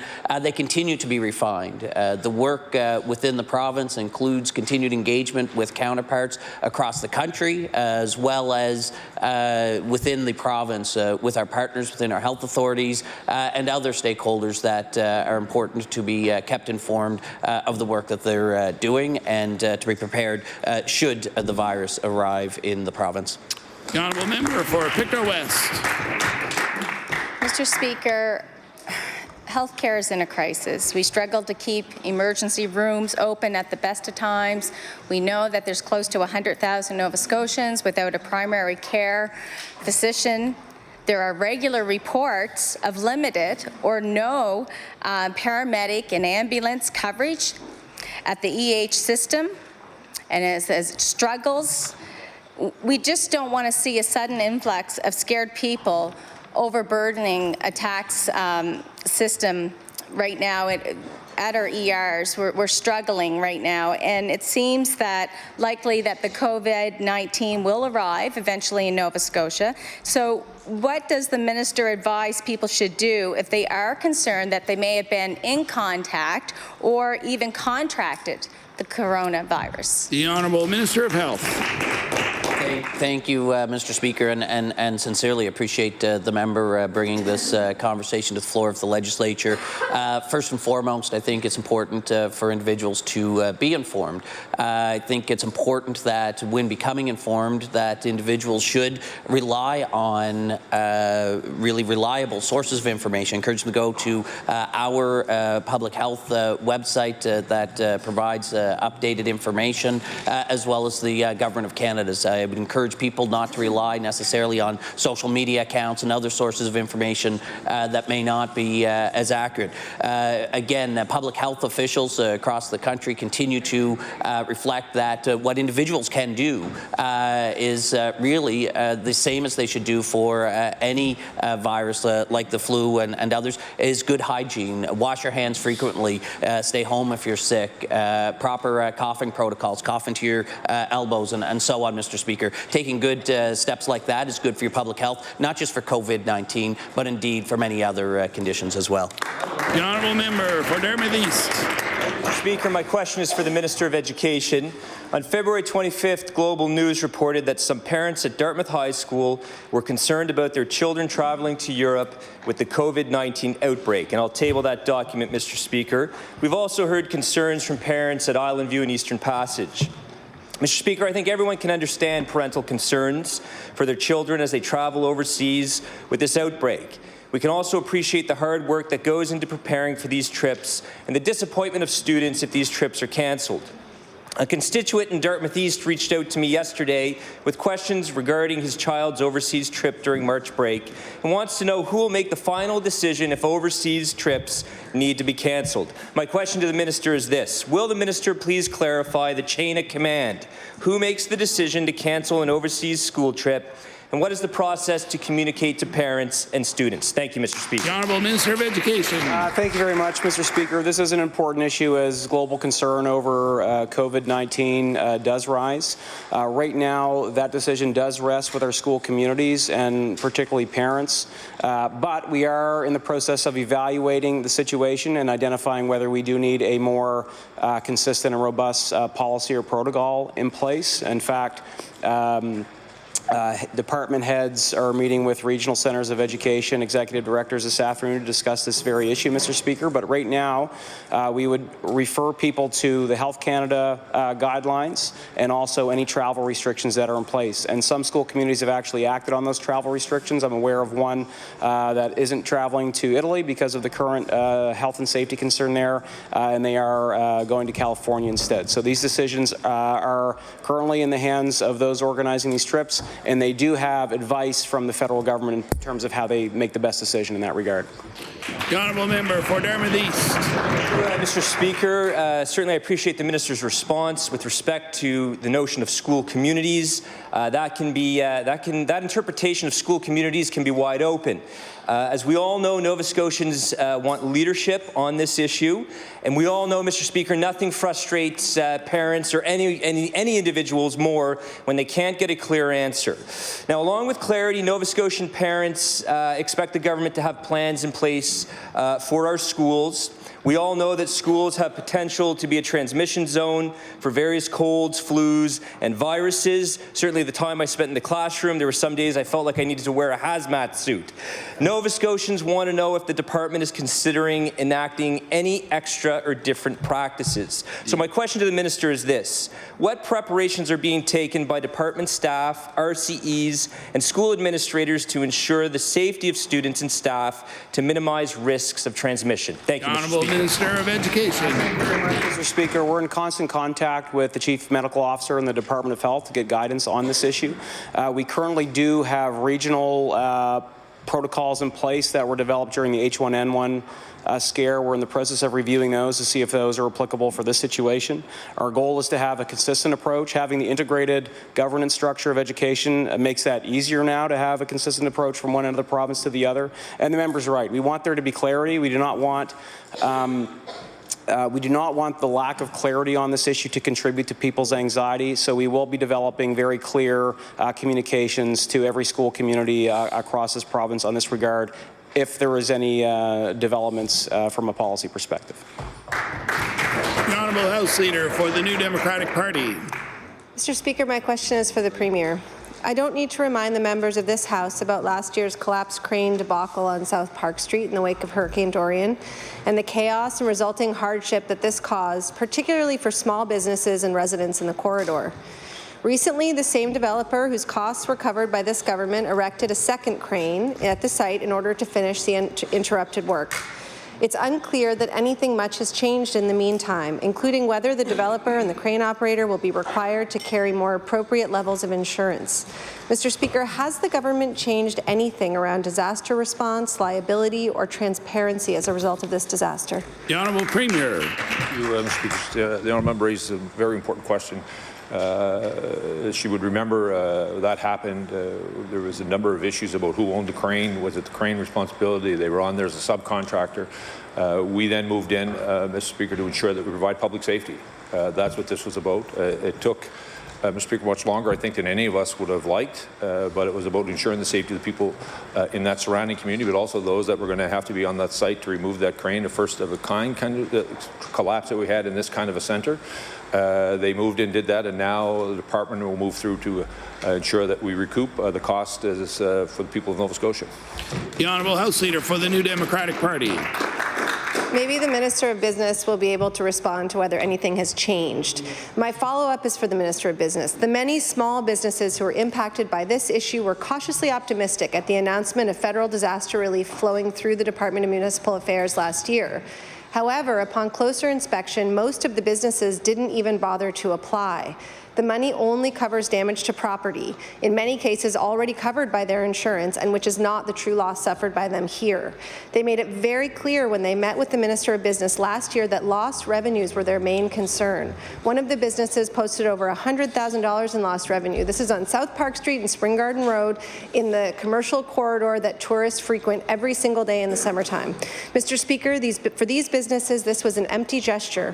Will the minister please explain how government intends to assist these small businesses? The Honourable Minister of Business. Thank you, Mr. Speaker, and I thank the member for the question. She actually brokered a conversation with a number of those small businesses on Spring Garden in the area impacted by the crane, and it was a very passionate conversation. Certainly they were frustrated, and just it's a significant loss. If you look across that table at the businesses, the men and women that were there representing their entities, it certainly varied in terms of what the services and products were, but at the end of the day they were all doing very well, experiencing a good season, good performance that year, and then they were certainly impacted financially and otherwise by this unfortunate event. The reality is that there is the Disaster Financial Assistance Fund through the federal government. I know the member's spoken about that before, and the fact that there's insurability questions there. If it's uninsured, can they apply? And I think that that still could be an option in consultation with the Minister of Municipal Affairs. I also think that communication was the big piece. So I think that in any event and disaster such as this, it's incumbent on levels of government to get together and have true discussions with these folks about what can be done. Thanks. The Honourable Member for Victoria the Lakes.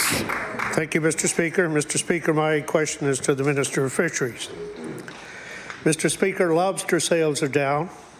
Lobster prices are down.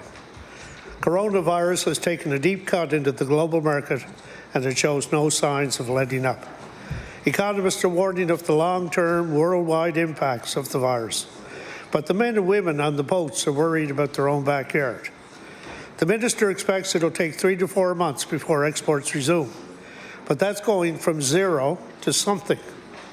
So my question to the minister is, can he say when, if ever, he expects shipments of lobsters to China will return to their previous levels? The Honourable Minister of Fisheries.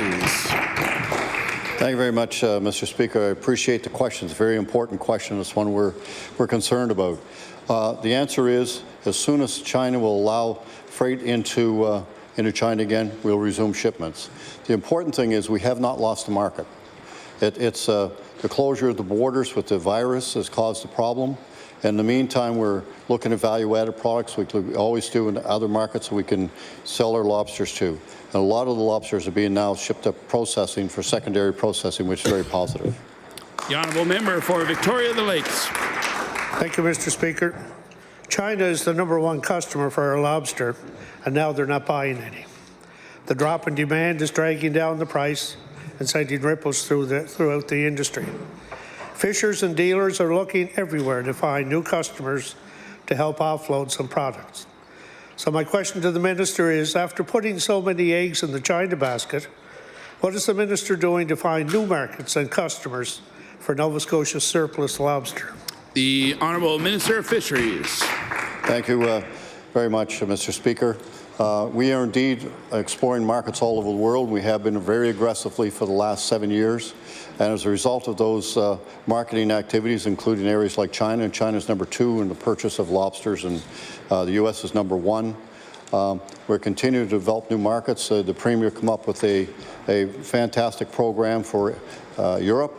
We're working on that very closely, and we've indeed started to increase our sales there as well. So we'll continue marketing efforts, and I want to commend my team, the marketing team, for the great job they've done to get us to $2.3 billion in seafood exports this year. The honourable member for Cumberland North. Mr. Speaker, an April 2017 press release from the now Minister of Business said the government would remove the tolls on the Cobequid Pass when the bonds are paid off, and I'll table this document. This press release said that date was expected to be in 2019. Last January, the Deputy Minister of Transportation walked back on that promise when he told media that Cabinet would make a decision about when the tolls would be removed from the Cobequid Pass in about a year, and I'll table that document as well. My question to the Minister is, what has changed between April and January that has saddled Nova Scotians with more tolls? The Honourable Minister of Transportation. Thank you, Mr. Speaker, and I thank the member opposite for the question. This government has committed to taking the tolls off of the Cobequid Pass for Nova Scotia motorists once the bonds are paid off. The bonds have not been paid off as of yet. The honourable member for Cumberland North. Mr. Speaker, I would encourage the minister to take a look at the finances, where he will discover there is more than adequate enough money to pay off the tolls and still have excess money cash left there to pay current maintenance costs. This January, the minister extended the tolls on the Cobequid Pass for yet another year. He told reporters that he wants to use the toll money for highway improvements, for things like pull-off areas for motorists or satellite maintenance areas for the Highway 104, and I'll table that document. In other areas of the province, improvements like maintenance areas are paid for with taxpayer money, without tolls. So my question to the minister is why did the people in Cumberland County have to pay taxes and tolls for the same services other Nova Scotians get in due course? The Honourable Minister of Transportation. Thank you, Mr. Speaker. And the issue of the improvements to the facility is very important to the future operation of the Cobequid Pass, which I think ranks up there as a tremendous example of P3 development working extremely well. And thank you. The eventual removal of the tolls will mean that burden directly goes to all the taxpayers of Nova Scotia and the general revenues. So it's our objective is to take the great opportunity that we have to use some extra funds to prepare that road so that down the road we'll have sustainability and won't have to spend general revenues on it. Thank you. The honourable member for Kings North.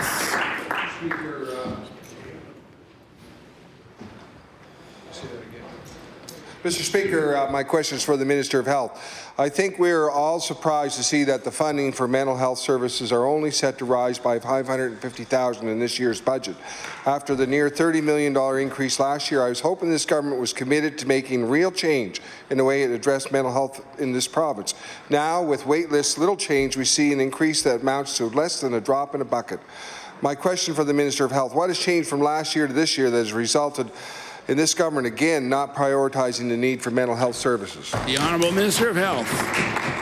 Thank you, Mr. Speaker. I again thank the member for bringing the topic of mental health to the floor of the legislature. It's an important area and one that I think all members of this legislature are passionate about. The fact of the matter is, Mr. Speaker, it continues to be one of our key priorities within the health sphere, Mr. Speaker.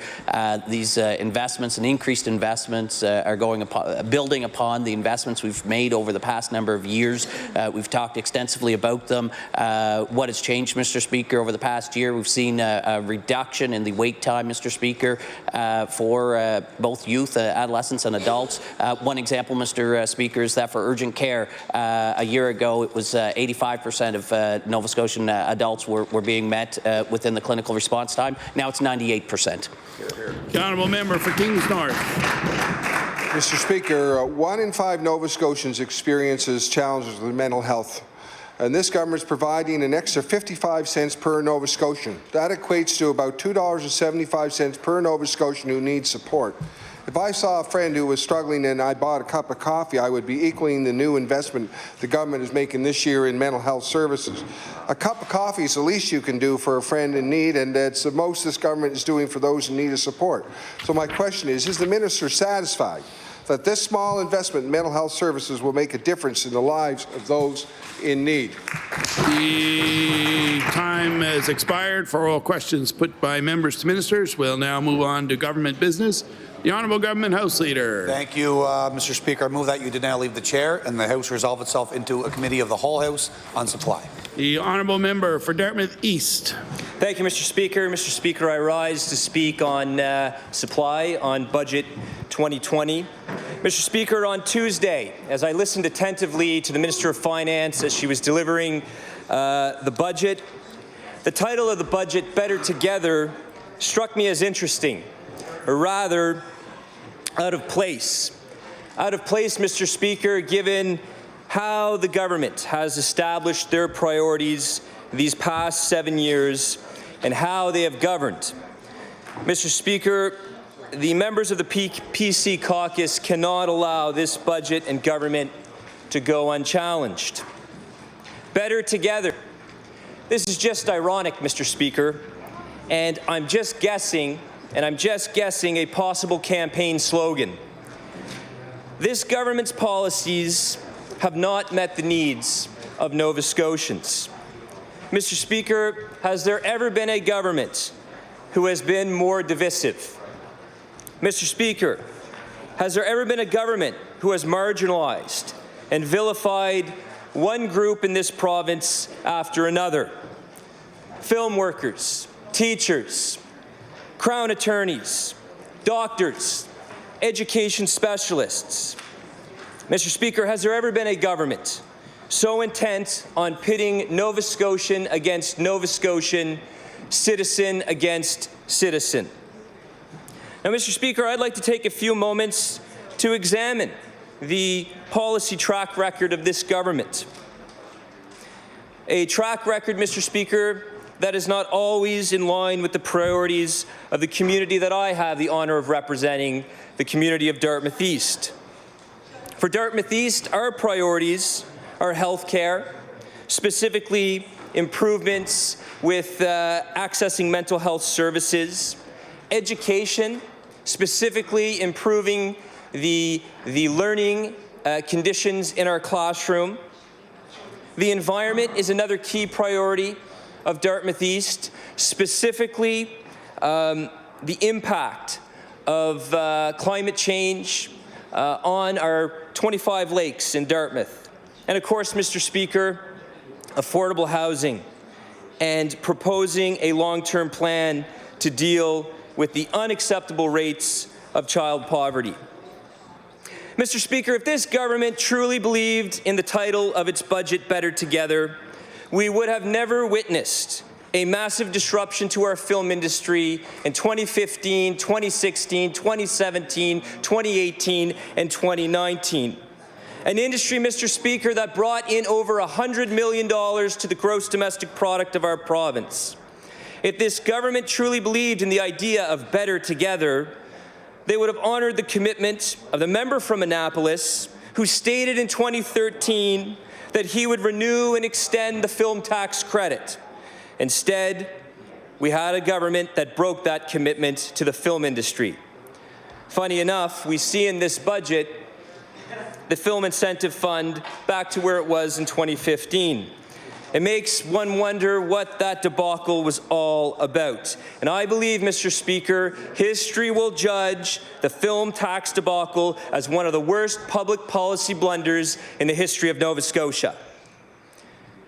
Mr. Speaker, if this government truly believed in the idea of better together, we would have never witnessed in 2017 the government using the legislative hammer to impose a contract on the teachers of this province. If this government truly believed in the theme of better together, they would have honored the commitment of the Liberal caucus in 2012 that they were committed to fair collective bargaining. Instead, this government has produced a toxic relationship between our teachers and government, which has had detrimental effects on our students, on our families, and our communities. In this budget, Mr. Speaker, we see the financial plans for year 4 in the implementation of pre-primary.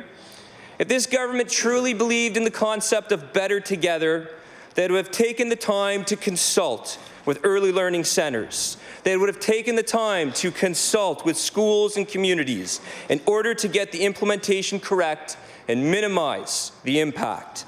Instead, we have witnessed artificial political timelines placed over real timelines based on best educational practice.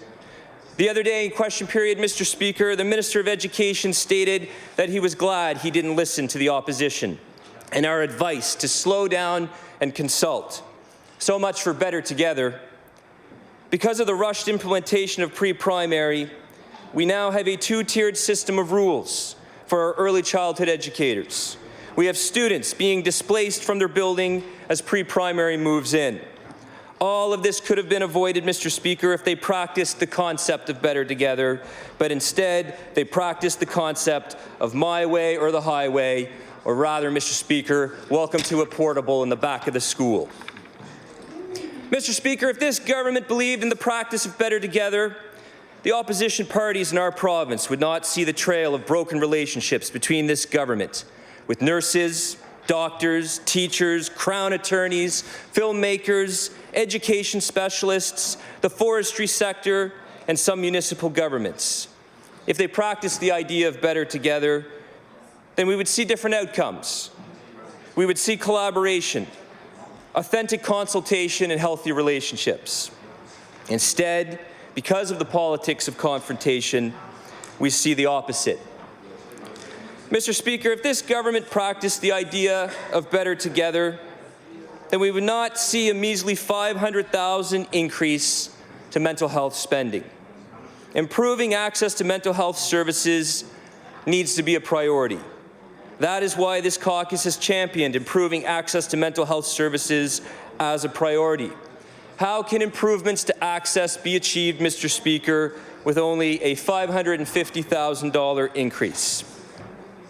Mr. Speaker, if this government truly believed in the notion of better together, then many of the opposition bills on the order paper would have been adopted and given consideration. Instead, most opposition concerns and ideas are met with contempt and ridicule. So much for better together. Mr. Speaker, my constituents of Dartmouth East want to see an improvement in education outcomes. They want to know for certain that investments in education are being tracked and monitored. They want to know that our students will be learning about the dangers of human trafficking so as to prevent the growth of this horrific crime in our province. Where are the investments in education so that our students learn about this in order to prevent human trafficking from occurring? Mr. Speaker, if the environment and climate change are a priority, where are the investments and updates to environmental regulations to preserve and promote the health and sustainability of lakes in Dartmouth and also lakes throughout Nova Scotia? Mr. Speaker, if this government truly believed in the idea of better together, then we would see the most open and transparent government as promised by the member from Annapolis in 2013. Instead, we have witnessed a government that has been condemned by the previous Privacy Commissioner, a government that fails to consult properly with stakeholders in healthcare and education, and most recently with education specialists. Mr. Speaker, we see a government that damages the province's Public Accounts Committee by limiting the topics and limiting the time in which it meets. That's not better together, Mr. Speaker. That's the height of arrogance and contempt for public input and the democratic process. Mr. Speaker, if this government truly believed in the idea of better together, then the Liberal Party would have done the right thing when it comes to the actions of the Premier's office in recent days. Instead, Mr. Speaker, they have put the Liberal brand ahead of public safety. If that's the Liberal version of better together, then it's my hope that this government is taken out to the dustbin of history. Mr. Speaker, the title of this budget is misnamed. It shouldn't be better together. Its real title is Too Little, Too Late. Improvements in health care, improvements with mental health, improvements to the classroom conditions, modernizing our environmental laws and regulations, dealing with homelessness and child poverty, these have to be the top priorities. Rather, what we're seeing in this budget is more effort sprinkling on the part of this government that has no real clear vision for the province. Mr. Speaker, it states in the book of Proverbs, author unknown, depending on your faith point of view, and there's also a common statement in the English language, where there is no vision, the people perish. If there was ever a phrase, Mr. Speaker, to summarize the 7 years this government has been in power, this is the one. There are a lot of titles that can be attached to this budget. Just don't call it better together. It's not aligned with your actions, behaviors, and policies these past 7 years while in government. And again, Mr. Speaker, has there ever been a government who has been more divisive? Has there ever been a government in this province who has marginalized and vilified one group in this province after another? Has there been a government so intent on pitting Nova Scotian against Nova Scotian, citizen against citizen? Thank you, Mr. Speaker. The honourable member for Cole Harbour Eastern Passage.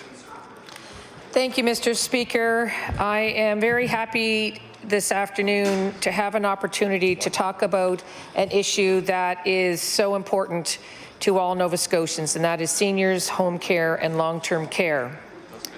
One of the things that I have noticed in this legislature is that when we say something, we're sometimes criticized as being too negative. So I thought I'll use the words of others, and I'll quote them, and I'll table their documents afterwards. The ACE Group, which stands for the Advocates for the Care of the Elderly, have written a press release that we all got a copy of, and I'll read it word for word. It says, the ACE team says that the McNeil government is pretending in its 2021 budget, that long-term care is a priority, but really only taking very limited steps to address this very real crisis in care that has been continuing for many years.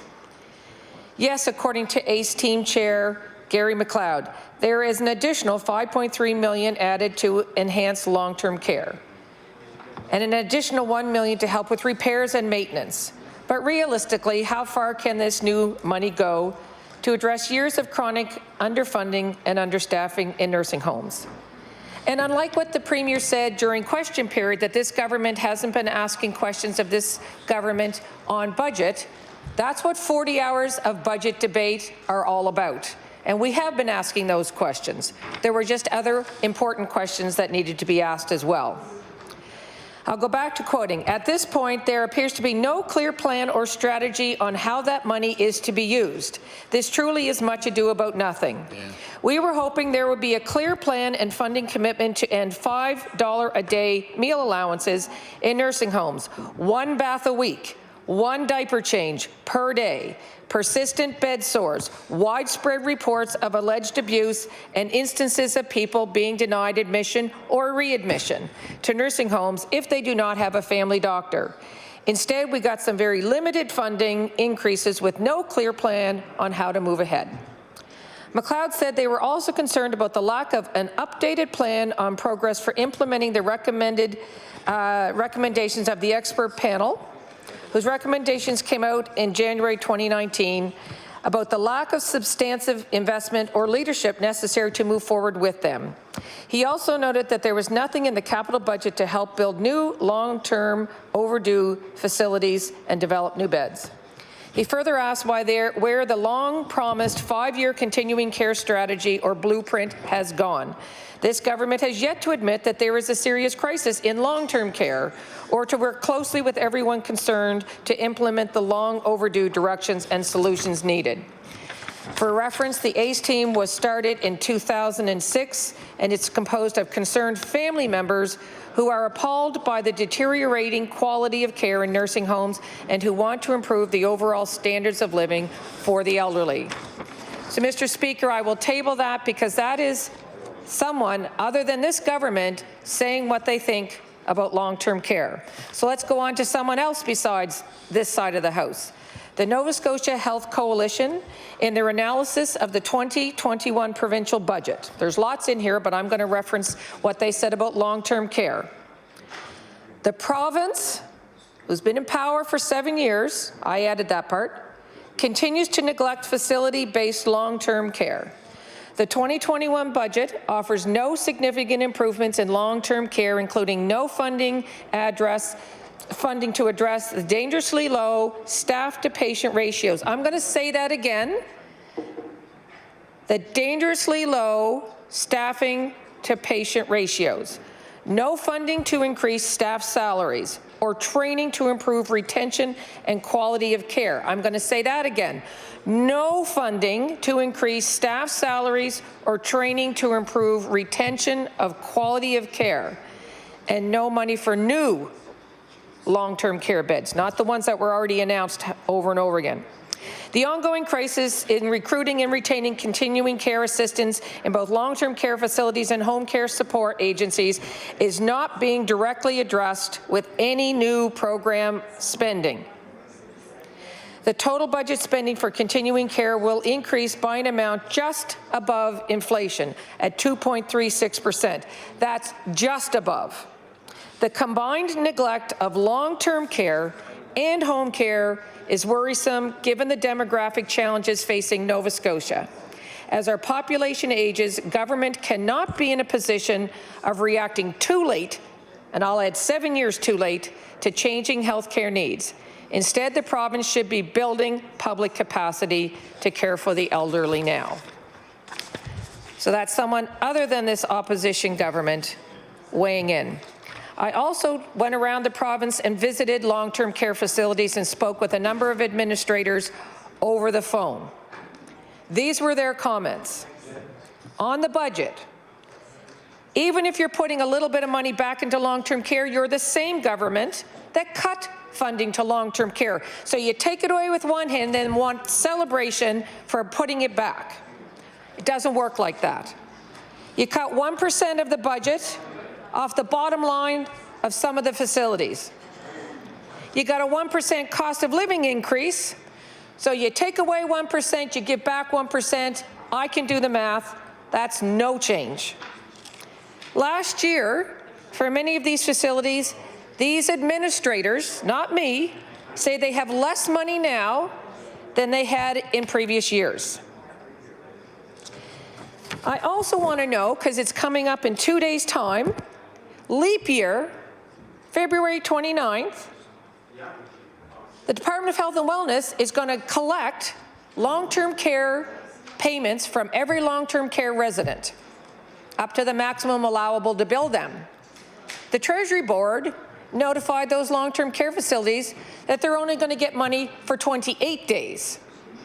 So the government's taking money from residents for 29 days and only giving back to the nursing homes 28 days. One nursing home administrator said that that's a drop of $30,000 out of her budget because the government wants to take more than it's giving back. So I'm going to ask the Minister of Health during budget estimates if he's going to correct that, because that doesn't make sense to me. The budget also didn't reply to their request for an increase in staffing. So they're not getting any relief. The long-term care report did not provide recommendations for staffing. So where is this government making the decision not to increase staffing? These administrators also reminded me that the NDP, when they were in government, identified 11 long-term care facilities to be replaced. The Liberals have replaced how many? 0. I don't know if anybody from the Liberal side, from the government side of the House has been to Roseway Manor, but I went to, thank you, the Minister of Seniors has been there. Great, everybody should go. I went to that facility with 2 other members from this side of the House a short time ago. That facility has so many leaks in the building, there is actually a plastic sheet coming down from the ceiling into a large garbage bucket that fills with water every time it rains. I feel sorry for them today. I have an allergy to mold. Within an hour, my eyes and my sinuses that have not been on fire since 20 years before that were so bad I had to leave after an hour. I could not complete the tour. And when I asked some staff members, the air quality reports have got to be showing that there's mold here. Why isn't anybody doing anything? She said, well, if we say anything, we'll be out of a job because they did not replace our manor. Moving on to service contracts. There are 2 different funding models for long-term care. There is no consistency from one facility to another. It's unequal and unfair. This is all of them. Even the ones who are getting more than their fair share will say. They pit one CEO against another when it comes to negotiations, and the person who's got the best negotiating skills gets to win. They have 2 envelopes of care, the protected envelope for salary and foods and the unprotected care for maintenance. Every facility seems to get a different envelope and a different size of money in that envelope. And they openly admit to having to negotiate side deals in order to negotiate with this government. Staffing issues. How many of these facilities have staffing for a medical director? The majority of these administrators have no idea. How many of these long-term care facilities are funded for a medical director? Why wouldn't they know this? They're very concerned that some have a medical director while others don't. Some of them have to take their medical director out of their long-term care budget. Others don't. Some of the doctors at some of the facilities get a stipend to be there, others don't. Some facilities have a medical director who wants to retire, but there's no one to replace them. And while I'm at it, my long-term care facility notified this government in June that their 2 part-time physicians were leaving. They got no reaction from the government for 6 weeks until the CEO of that facility blocked admissions. They found temporary reprieve. The 3 part-time casual medical staff at Ocean View Continuing Care Centre are leaving next month. That's in less than a week. There is still nobody coming. DeBert, Truro lost their family doctor to manage that facility. They put out a press release saying that they were going to block readmission of frail elderly into their facilities where they're living, their home, and they still have no doctor, and there were people who have been denied readmission into those facilities. That's what these CEOs are saying. The CUPE has called on this government to increase staffing levels. Currently, it's 3.45 hours of care per resident per day. CUPE is calling 4.1. I have not yet heard the Minister of Health comment on what he believes is a sufficient staffing allocation. But I can guarantee you that we would have fewer bed sores. We would have less need to transfer people to the hospital for bladder infections if we had enough staff to get patients to the bathroom when they press the call button.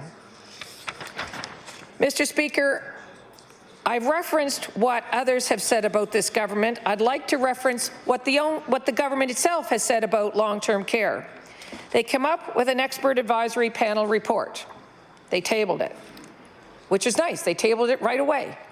They came up with an expert panel advisory update as of September 2019, and I'm looking forward to when the newest update comes. But, Mr. Speaker, there are things in here that don't make sense. It says, examine methods of CCA education with reference to long-term care and hands-on experience. Why haven't they already done that? It asks, acquire better data and information to drive system action and decision-making. You've had 7 years to do that. Work with the Nova Scotia Health Authority to better understand the current state of primary care coverage in long-term care facilities and develop a provincial framework. Mr. Speaker, why have these things not already been done? And I'll go back to the one recommendations I have been beating the drum on since I got in here is long-term care expert panel said bring back the CCA grant program. There were thousands of people given that grant under the NDP government. As soon as this government got into power, that grant ended. The reaction of this government was to give a temporary one-time grant to 150 CCAs. And I will say it again. We need between 4,000 and 5,000 CCAs.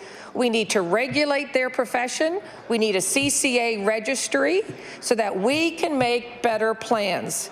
So I look forward to having an opportunity during budget debate to ask the minister to answer some of these questions and to thank all of those who have reached out to my office to share what they've had to say. There's lots more coming from the public, and I introduced an email yesterday that from someone working in a facility, but because they didn't sign their name, I couldn't actually reference them, but I did read it out loud, and I want the government to know that everything I said today was the words of another organization.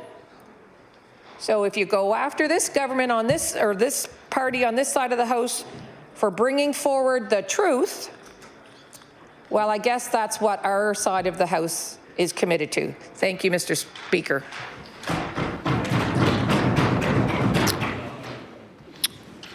Motion carried. The House will now recess for a few minutes while it resolves itself into the Committee of Whole on Supply.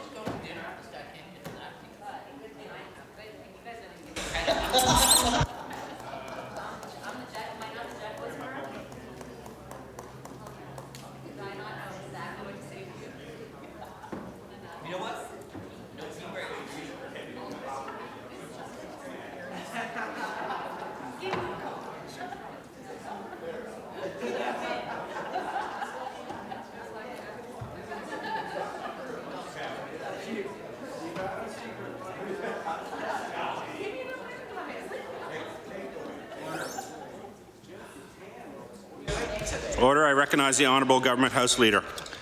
Thank you, Mr. Chair. Would you please call the estimates for the Minister of Health and Wellness, Resolution E11. Meeting of whole supply will come to order. Blah blah. I recognize and invite the Minister of Health. Are we jumping into the Minister of Health, or are we going right to Gary? So there's how many minutes left? 37 minutes left for the New Democratic Party, and then we'll jump back over to the Conservative Party. So we'll start with the member from Halifax-Shabukdale. Thank you, Mr. Chair, and I want to say thanks again to the staff and the Minister for thinking together with me last night about important questions of the funding formula and of the structure and the functioning of the Health Authority. I thought maybe a good place for us to start this afternoon would be to turn our attention to the question of emergency rooms. I'm sure the Minister recognizes how broadly this is a subject of concern across the province, and how widespread are its implications and ramifications throughout the whole system. I'm sure, too, that the most recent report, when it came out in December, that annual accountability report on emergency departments, I'm sure that those numbers were an object of some concern for the Minister, with showing that emergency departments were closed for almost 49,000 hours. And I think maybe the part that was most concerning there, that it was 18,000 hours more than the year before. But I think for myself, the thing about those numbers that seemed particularly gripping and which I would say is worthy of the government's focus and attention, is that it was last year the single greatest increase in the aggregate number of unscheduled hours of emergency room closures in the period since the government had come to office. So I want to ask the Minister if he would speak to this issue and speak about what changes and improvements are anticipated in the work of the department, perhaps as reflected in this budget, to see that in the next report we get, or the one following that we don't see this situation, which is so concerning, repeated. The Minister of Health. Thank you, Mr. Chair, and thank the member for raising this important topic, as he duly noted in his remarks. The work that we're doing around healthcare broadly in primary care extends to the emergency department situation. I think first and foremost, I think it's important for the members here to realize that in our larger hospitals, emergency departments, and our regional facilities, they are never closed. Those are our top priority and continue to remain open, Mr. Chair. What the member is referring to is in some communities across the province with community-based hospitals and collaborative emergency centres that have historically and others that have established challenges generally with recruitment and retention of the necessary healthcare providers to meet the requirements to safely provide the operations at those locations. It's then and only then that those doors would be closed, Mr. Chair. So what are steps that are taken to address that? As the member would know, invested heavily in building and expanding our primary care supports in communities across the province, efforts to attach patients to primary care providers. The reason, Mr. Chair, is because often in our emergency departments, the demand is by volume the lower acuity visits that could otherwise actually be cared for in a primary care setting.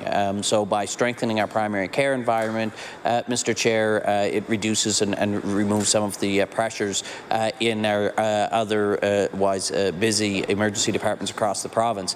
As it relates to those that are having challenges with recruitment, there are two critical healthcare professionals in the operations and others that support them, but the two that we find most frequently result in the closure of emergency departments are physicians and or nurses, depending on the community. What are we doing, Mr. Chair? Well, the fact is we recognize that in order to have a greater availability, we need to recruit more. Part of that recruitment means training more. So we are taking multiple approaches. We've started new recruitment programs, including in partnership with the Immigration Department to recruit healthcare providers, creating new streams of entry for physicians, which is helping us increase the supply of doctors throughout the province. That, Mr. Chair, is something that we can leverage to support the demands and the vacancies in emergency departments as well. We also, though, recognize that educating more doctors is an important and valuable tool to within the province to increase the supply. So that's why we've invested in expanding the number of physician positions in our residency program, as well as adding additional seats to the Dalhousie Medical School.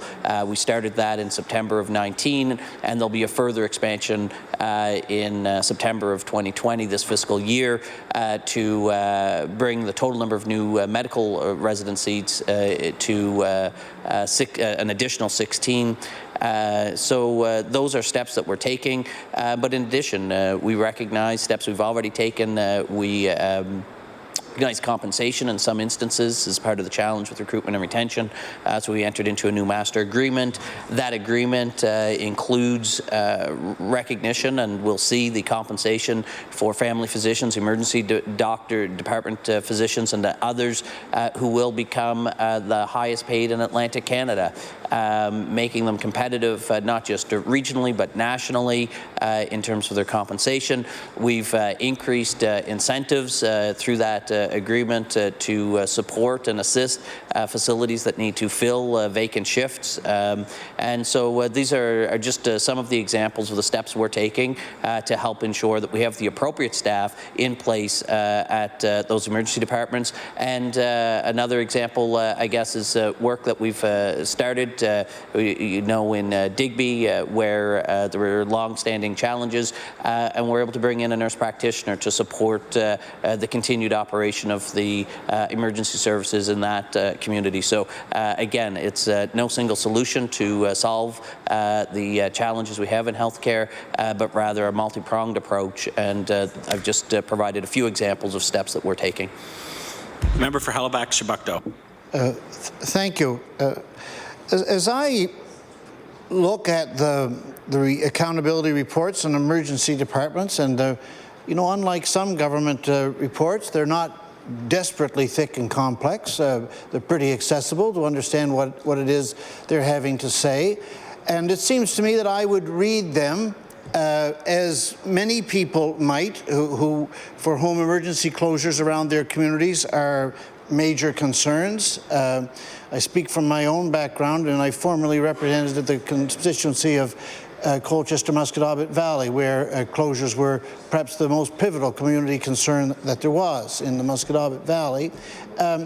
As I look at those, the reading I take of the trajectory over the last 5 years of unscheduled emergency department closures is a trajectory that goes without any break like this, an upward, steadily increasing over the past 5 years volume of unscheduled closures in the emergency departments of the province. Is this, in fact, a correct description of the trend of the last 5 years? The Health Minister.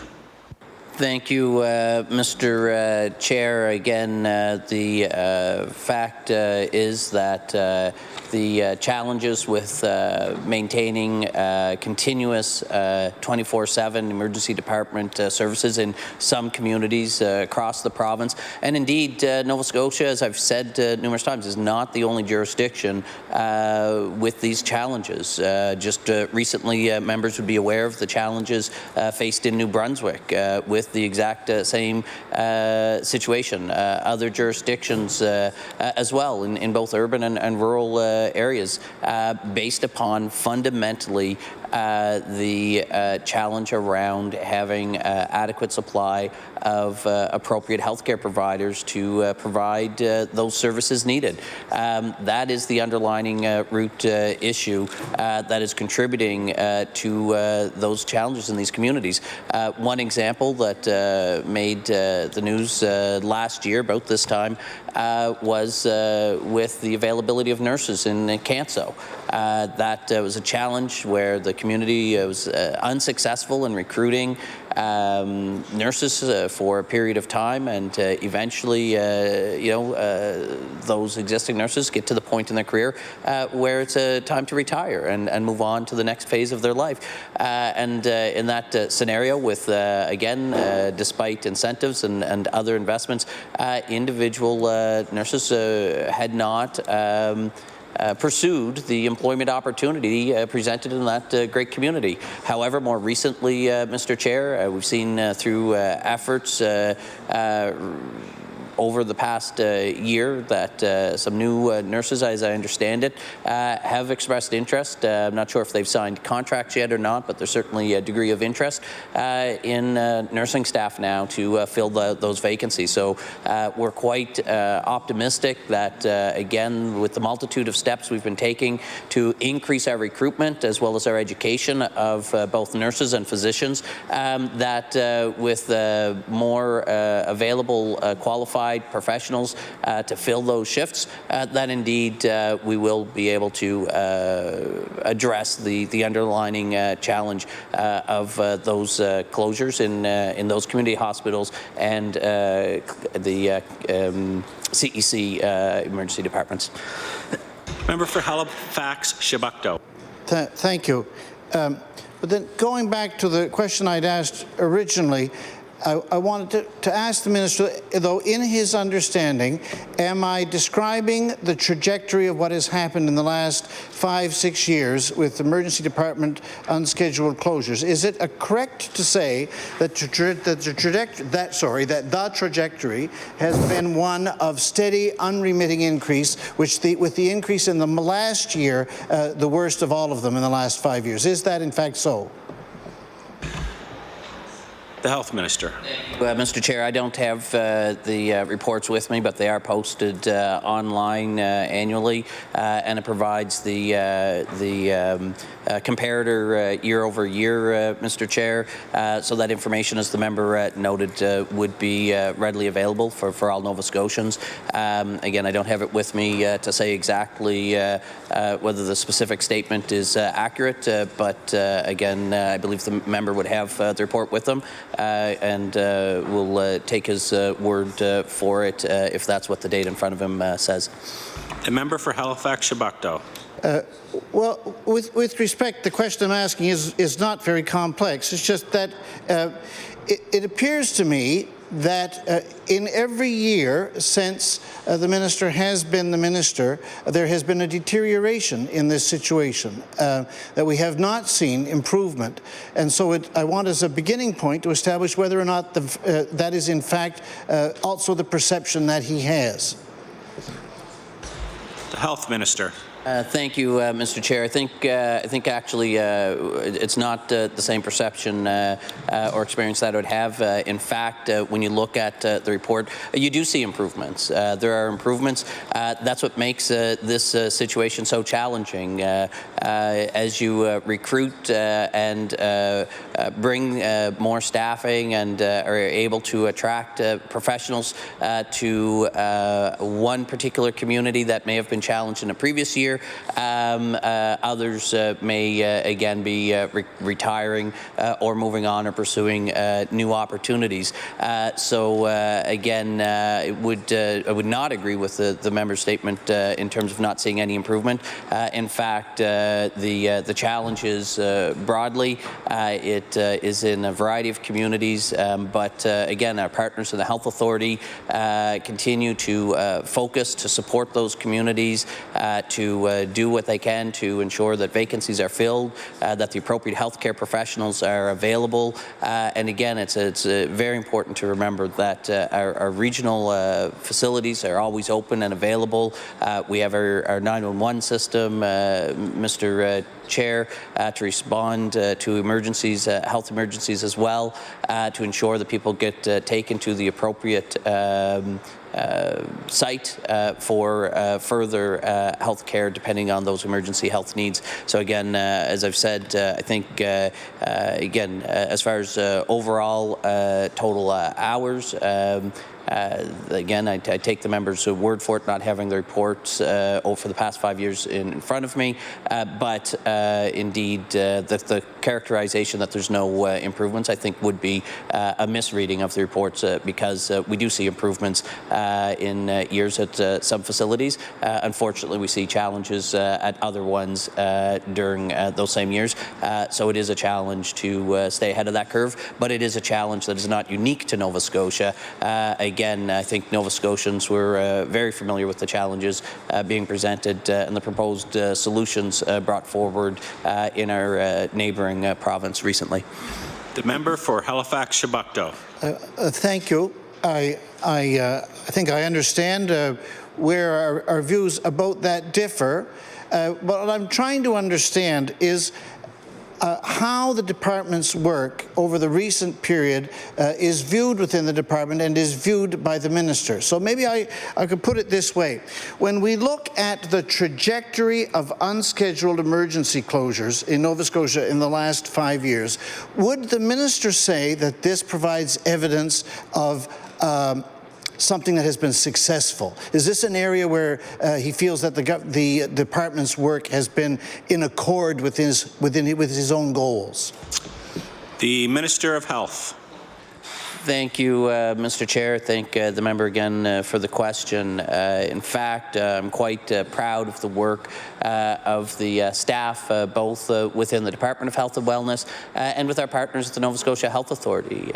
In fact, staff continue to engage with our partners to identify challenges and propose policy and or program changes to help address those issues and challenges that are faced within the healthcare system.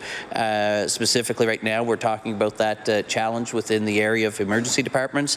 As I've said earlier, the fact is that these challenges with emergency department closures did not start in 2013, Mr. Chair. They are not isolated or restricted to the geographic boundaries of the province of Nova Scotia. These challenges, Mr. Chair, have been long-standing, building over time. The fundamental root challenge in there is attracting appropriately qualified healthcare professionals to those communities that are seeing retirements. It becomes that is the fundamental root challenge that we're trying to address. The steps that we're taking, obviously, if we have a higher supply of those required healthcare professionals, then the probability of attracting some of that larger pool or supply of healthcare professionals to these communities that have had long-standing challenges of recruitment will improve. That is why I am certainly pleased with the work of the Department and the Health Authority, as well as through engagement with our partners within the health system, like Doctors Nova Scotia, to negotiate a master agreement, a contract that when we went to the table, identified challenges we have within the healthcare system. Many of those challenges are recognized by physicians as challenges within the system that they wanted to help address it as well.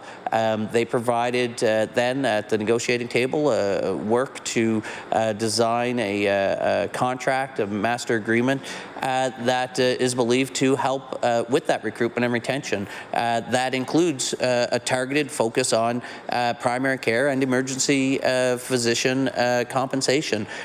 We know that with this agreement, Nova Scotia physicians in those areas will be the highest compensated in Atlantic Canada, making them very competitive regionally and nationally. That work, Mr. Chair, is something that we do believe will help improve the situation. We believe that that work as well with nurses and nurse practitioners, expanding the opportunities for training, will increase the supply, as well as the increased sites that I've mentioned previously for residents and medical seats at Dalhousie Medical School.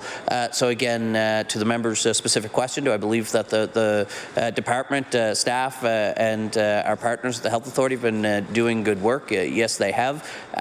Not every program or initiative that we've undertaken are ones that will see immediate short-term impacts. But I believe if the member would look at other areas of investment and priority efforts, areas like the attachment of Nova Scotians to primary care providers, we've seen approximately 20% reduction over the past slightly more than a year time period in Nova Scotians who are registered looking to be attached to a primary care provider. Again, we had questions to that end on the floor of this legislature. What are you doing? How are you? What are you doing to provide a physician and primary care to Nova Scotians in need? And we continue to respond with the programs, initiatives, and investments that we've been making, with a recognition that they would have an impact. Again, a multi-pronged approach, no single solution, and the same is true for emergency departments in our community hospital environments, Mr. Chair. Multi-pronged approach that will take some time, but the work is well underway, and we believe that we'll continue to see some improvements in that regard. The member for Halifax-Chebucto. Thank you for that explanation. I was wanting also to ask about emergency services relative to the hospital redevelopment plan in the CBRM. Now, I recognize, of course, that the minister's side of the equation and my side of the equation don't look at this question in the same way, and we don't need to rehearse all of those arguments this afternoon. But I would like to think particularly about the question of emergency services. In my experience, in the North Sydney, Sydney Mines area and in the New Waterford area, public concern about the government's redevelopment plans, public criticism about it, has as one of its sharpest and most deeply held points concerns about the unavailability in the new picture of emergency services in their communities. So this is not something which has been only spoken to by opposition parties. This has been spoken to throughout civil society in industrial Cape Breton.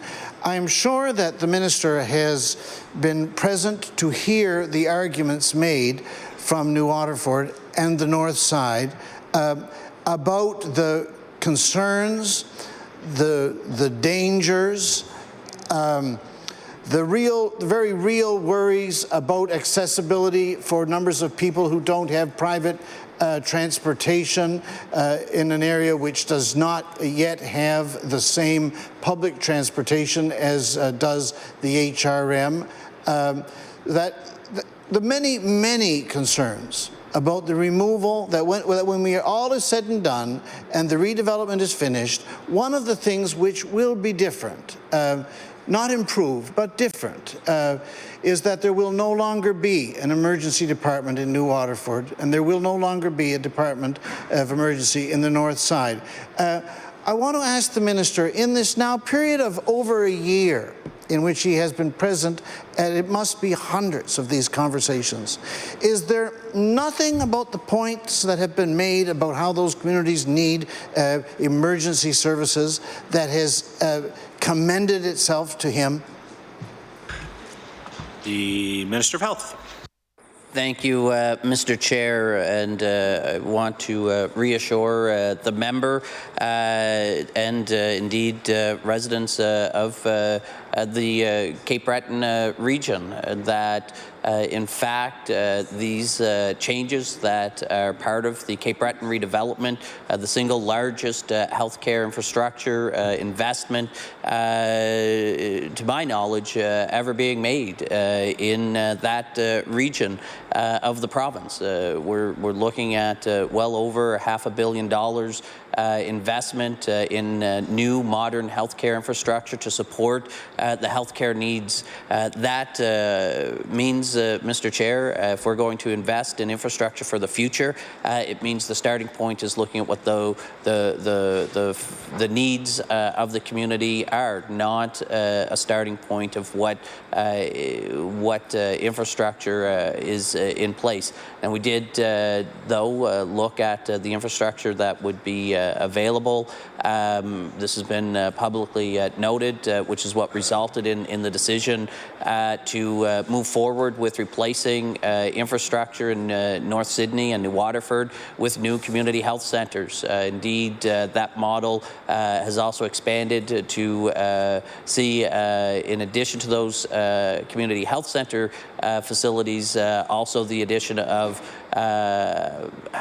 long-term care beds, and in the New Waterford instance, a new school facility, a first of its kind community hub model linking an educational and healthcare facility together, Mr. Chair. These are both the vision and the belief of the positive outcomes that are afforded by this redevelopment project. The member has specifically asked about, or in regards to emergency department services, watching and evaluating the information that's available and advice from, again, including healthcare providers.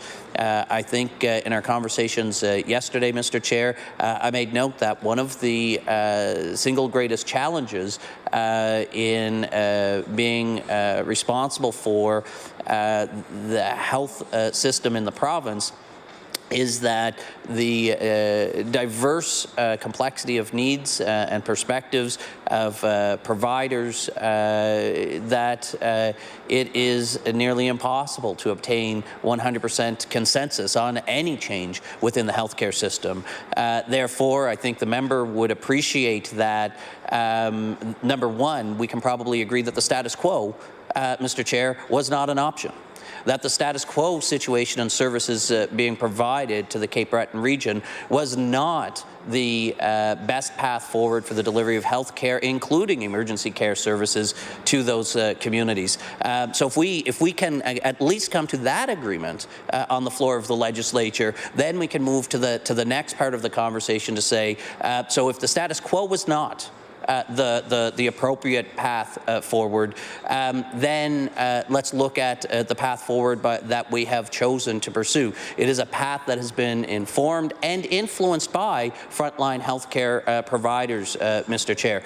We as government have agreed to invest hundreds of millions of dollars to bring these changes to reality, to ensure that this modern healthcare infrastructure is available, and that includes availability of healthcare, brand new healthcare infrastructure in the communities of North Side and New Waterford, as well as an expansion. So when talking about specifically emergency department care, by doubling the size of the Cape Breton Regional's emergency department, newly modernizing through that development, Mr. Chair, the capacity and ability of our healthcare providers who are working in emergency health care are able to have the appropriate tools, the appropriate space to provide the care, not just for those citizens in New Waterford and North Sydney, but over the entire region. And that, Mr. Chair, I think is a testament to show that, in fact,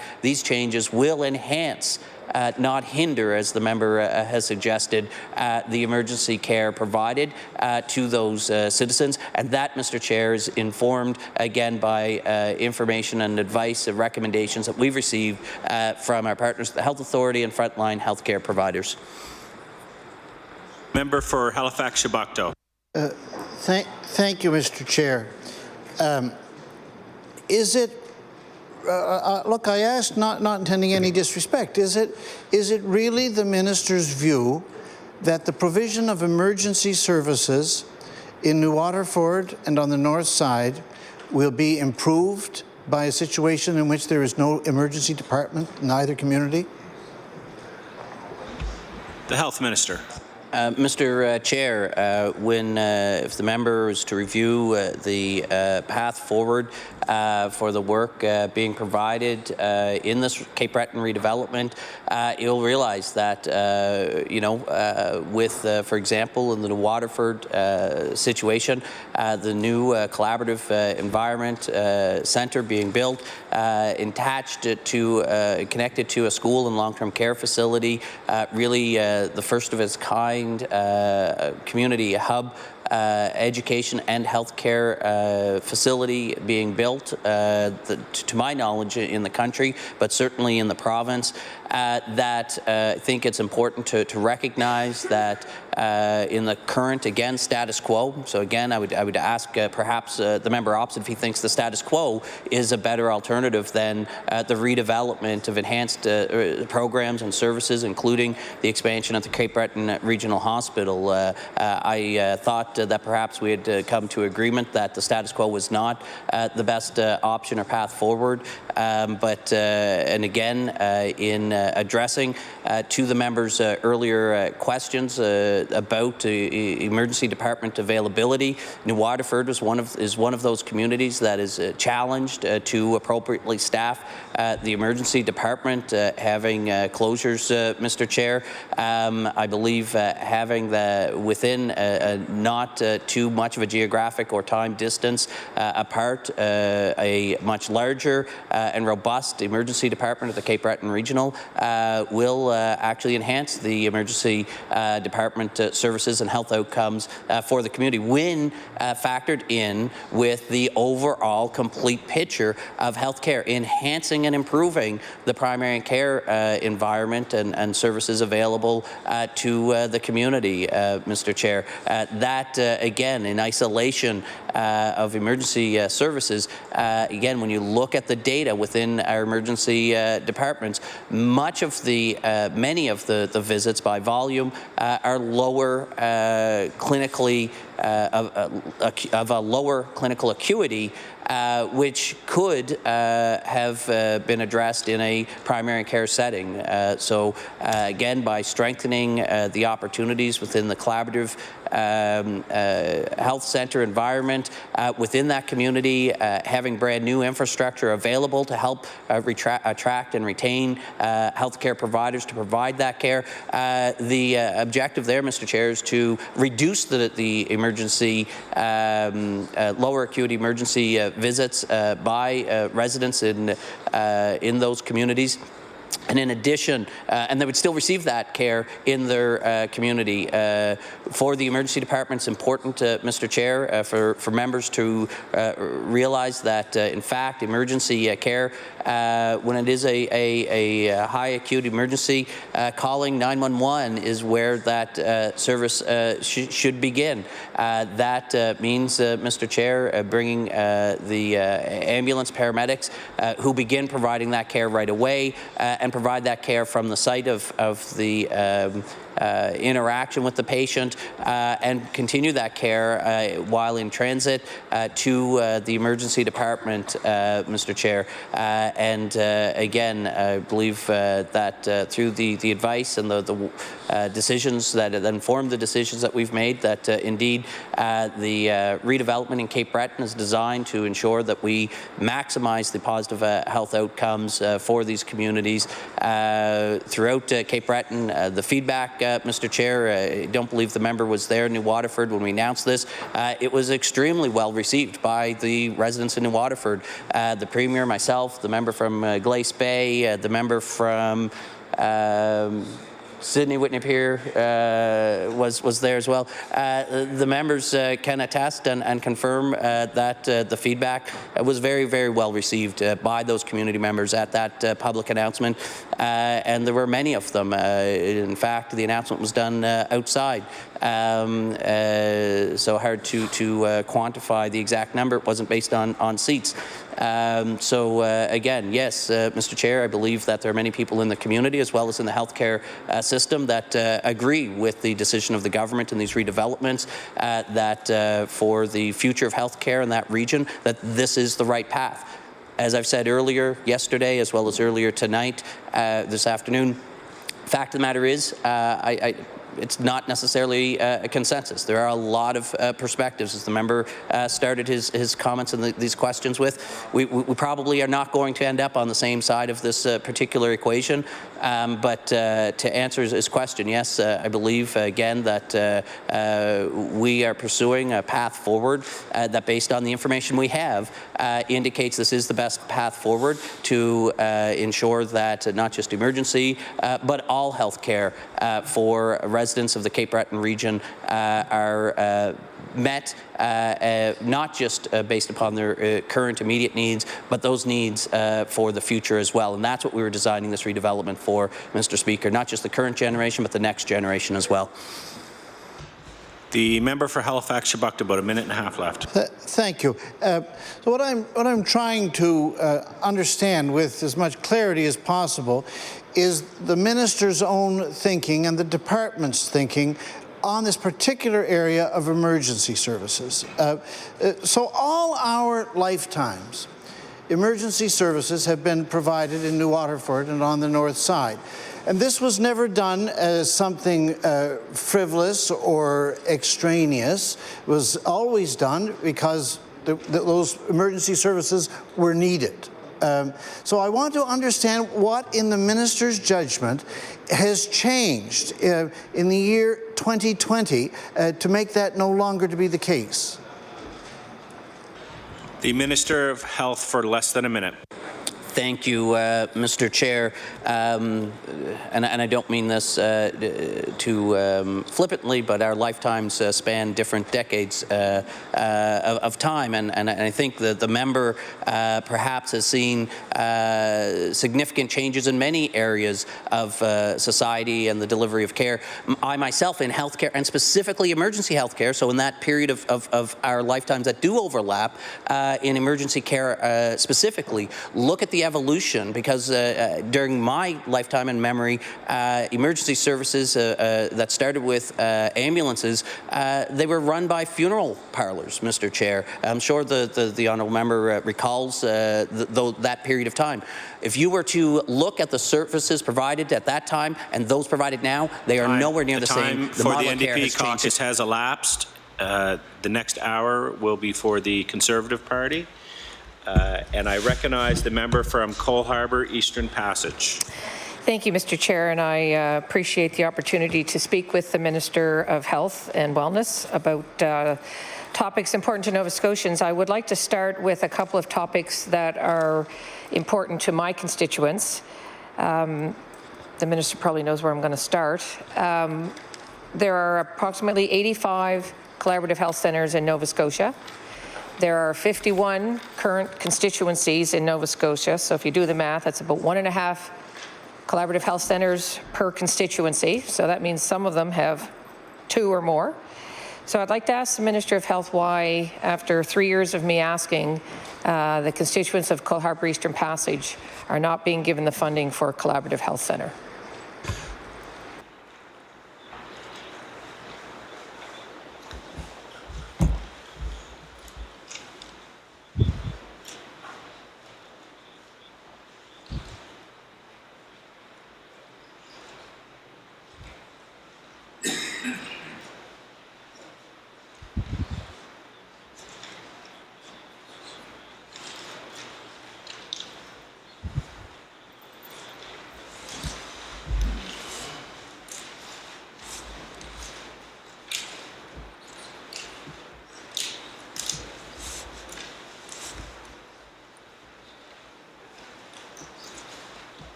The Health Minister. Thank you, Mr. Chair. Sorry, I was just looking for specific data that I know I have in paper, but as those who know me well, I don't manage paper nearly as well as perhaps electronic documents. But not to respond to the member's question, I should say, to respond to the member's question, Mr. Chair. The fact is, you know, in the member's community, I believe there is less than 0.1% of residents registered looking for primary care access, Mr. Chair. The primary health care needs in the community are very well served. In fact, again, as illustrated through the attachment data that we have, the member would also be aware that, in fact, through work, we've established a nurse practitioner within her constituency, and again, she's using the boundaries based upon constituency lines, Mr. Chair.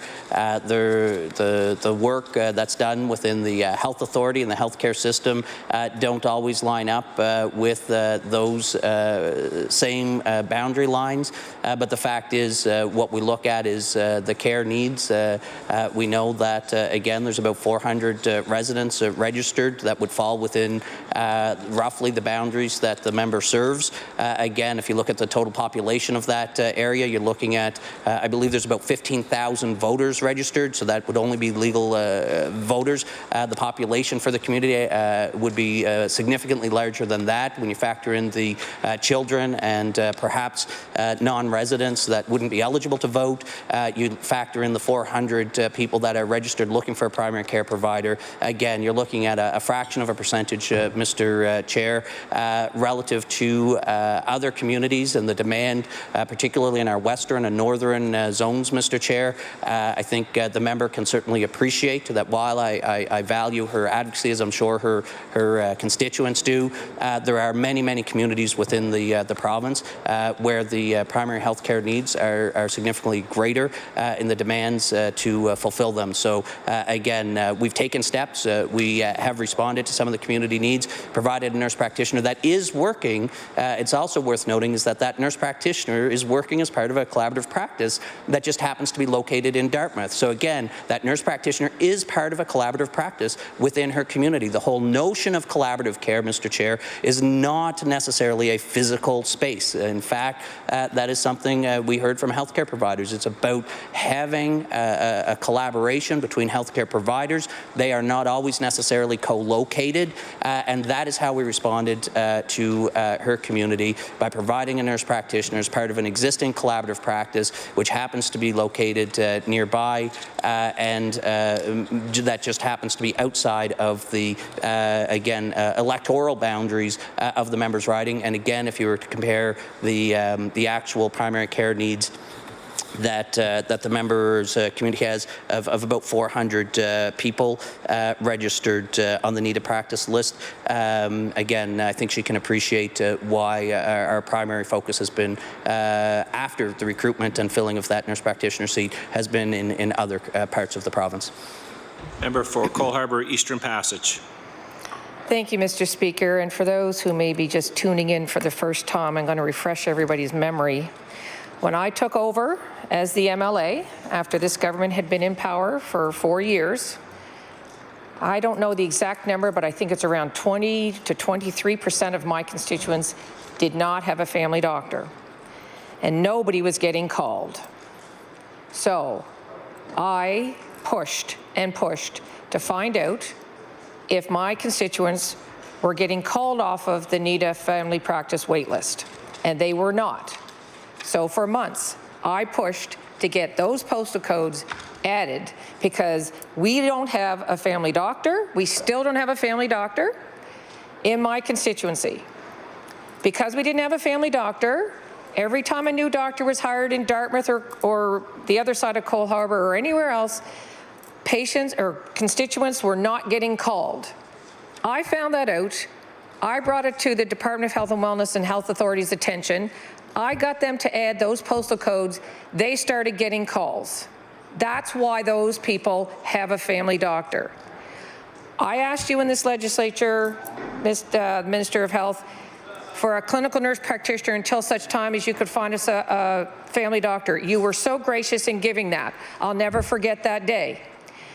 It took 18 months of me and you working with the health authority to get that clinical nurse practitioner there. We went through episode after episode of the health authority, Department of Health and Wellness, not being willing to come out and look at sites. We found a site, took them months to come out and talk. It took months to come up with a contract. It took more months to actually find somebody there, because it turned out they weren't even advertising for my area. It took 18 months from the time that you said we could have one. So I am very proud that 0.1% of my constituents now have a family doctor, if that's the case. But I know why that happened, and I don't want anybody misrepresenting how that happened for my constituents. Having said that, you don't just put collaborative health centres in places where there's no doctor. Everywhere else in this province, there are doctors with collaborative health centres that provide people to collaborate with. Social workers, physiotherapists, psychologists. So the suggestion that my constituents have a clinical nurse practitioner who's attached elsewhere has just actually highlighted the point that her attention is separate from my constituency 100%. She's now being shared with another constituency or two. So in fact, we actually have less than a full-time clinical nurse practitioner is what I'm hearing. So my question for the Minister of Health is, why are my constituents not important enough to have a collaborative health centre in their constituency, exactly as was promised by the previous MLA in my constituency? The Minister of Health. Thank you, Mr. Chair. I'm not exactly sure what the member was going on about to suggest. There's a misrepresentation of anything, Mr. Chair. What I was stating were the facts. Based upon the question that was brought to the floor here, Mr. Chair. The fact is the member asked a question about this wasn't a priority here, and the fact is that I've explained that in serving the people of Nova Scotia across all constituencies, all regional boundaries, county boundaries, however you want to slice and dice the geographic region, Mr. Chair.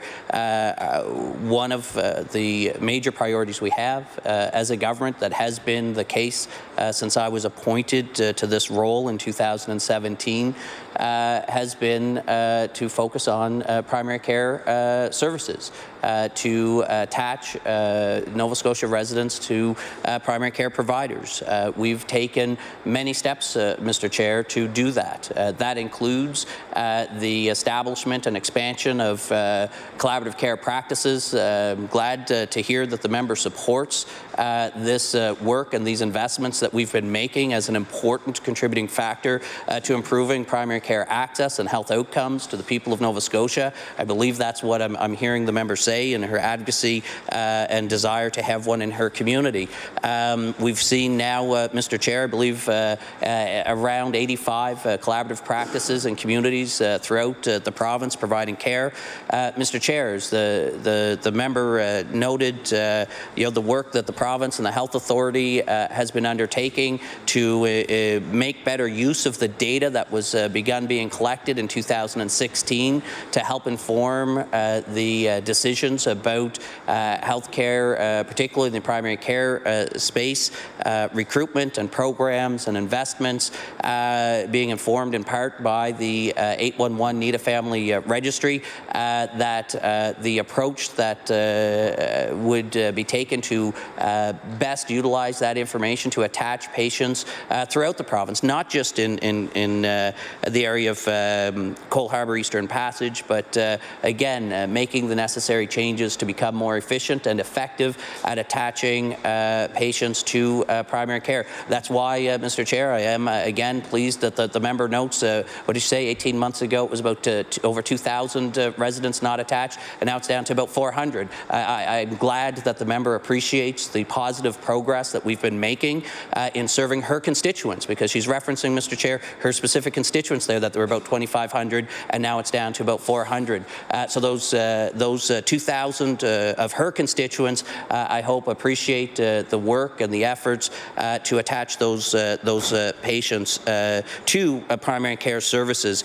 In fact, in the Cole Harbour region, just since April of last year, there has been a new physician hired that started practice last summer. There's another one who is slated to start in, I believe, June to provide even more care. So to those 400 residents in the members' constituency in the broader Cole Harbour area, again, a new physician is slated to start in June, which should provide even more opportunity to attach those patients to primary care services in that region. Again, why, Mr. Chair, is establishing a specific collaborative practice directly in the constituency of Cole Harbour Eastern Passage, not at the top of the list of the many things that we have to focus on. Look, Mr. Chair, I recognize that when you look at the successes that we've had provincially, seeing a reduction of about 20% in the number of Nova Scotians who have registered to find primary care access over the last year to 14 months or so. Mr. Chair, seeing that progress is fantastic, and provincially we're very proud of that work, and I'm sure those Nova Scotians who have found those family physicians in part because of the NIDA family practice list appreciate those efforts as well. But Mr. Chair, unfortunately, one of the things that we also realize is that the successes have not been equally distributed across the province. In fact, our western and northern zones are the areas that we need to really start to buckle down and continue to focus on to address those wait lists in those areas. The Eastern and Central Zone are both still have people unattached. We're going to continue to work to fill vacancies in those communities to ensure that they get primary care access. But again, as a proportion of the population, it is significantly higher in the northern and western zones. So that is where we are turning our attention to focus. About a year, 18 months ago, the Central Zone, which represents about 50% of the population of the province of Nova Scotia, also represented about 50% of the people registered looking for a primary care provider. That's no longer the case, Mr. Chair. On a per capita basis, the Central Zone is significantly lower, particularly than those residents in the western and northern zones. So I hope the member opposite can really appreciate the fact that in managing the healthcare investments, particularly for primary care access and services, that we're making those investments and reevaluating how we can better support those people in the highest need communities, the communities that have had the most difficulty over time with recruitment and or retention of primary care providers. That's why we've done other initiatives with our partners at the Nova Scotia Health Authority. We've done innovative programs like establishing access clinics, Mr. Chair, in some of those really higher need communities. Those are access clinics that are actually reserved for people who are registered and needing a primary care provider and as long as they are not attached to a dedicated primary care provider, they have access to these clinics. As they get attached to a primary care provider, they are moved out of the clinic for services because they have then their primary care provider. So there are, again, a number of initiatives spoken about our investments to expand both the training opportunities for nurse practitioners and physicians to support, and again, those nurse practitioners and physicians have not yet entered the workforce based upon investments that we started making a year and a half, 2 years ago, Mr. Chair. So I look forward to seeing continued positive progress in this particular area that the member has asked about, which is primary care access. And I think it's that very same success that her constituents have seen in getting attached to primary care providers over the last 18 months, 2 years, that we want to bring to all parts of the province. And that's what we're committed to doing, Mr. Chair. That's what our investments and our strategies, along with our partners, are focused on doing. And we're committed to continuing that work so that all Nova Scotians, not just the residents and the constituents of Cole Harbour Eastern Passage, have the opportunity to get attached to primary care providers to receive the health care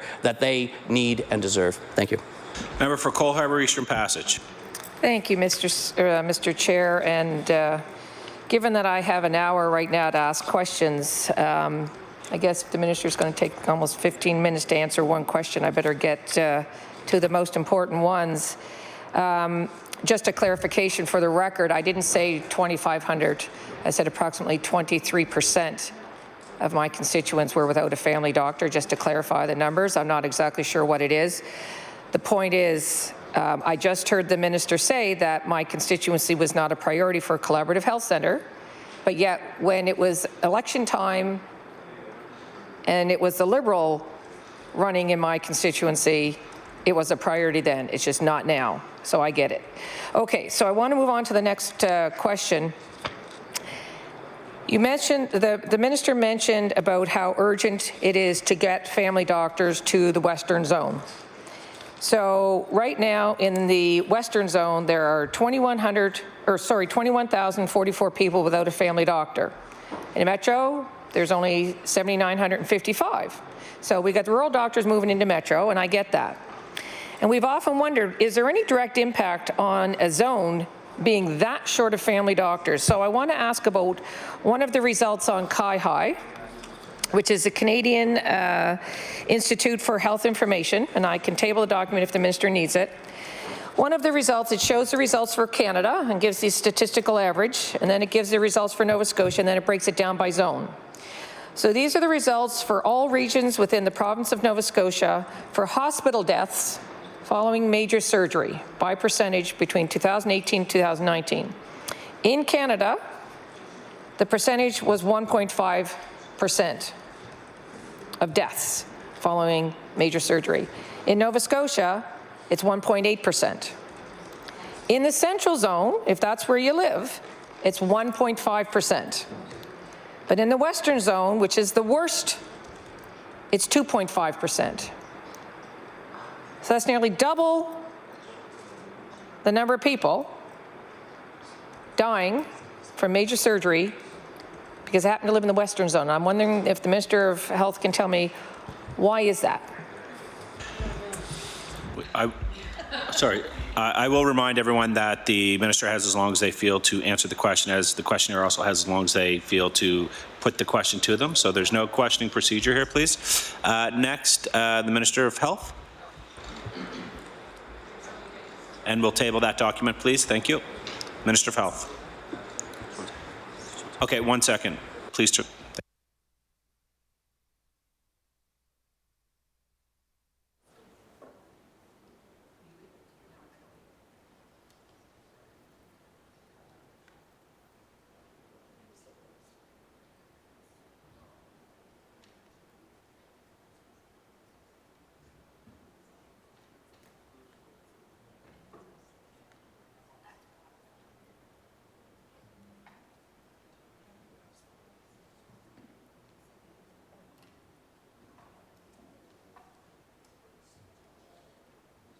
The Minister of Health. Thank you, Mr. Chair. I thank the member for the question. Indeed, I think this highlights one of the important reasons for the work that continues within the Nova Scotia Health Authority to focus on improvements and standardization in the care and the services and implementation of best practices of care throughout the province. So I believe, Mr. Chair, that's part of the effort that's ongoing. One of the areas we recognize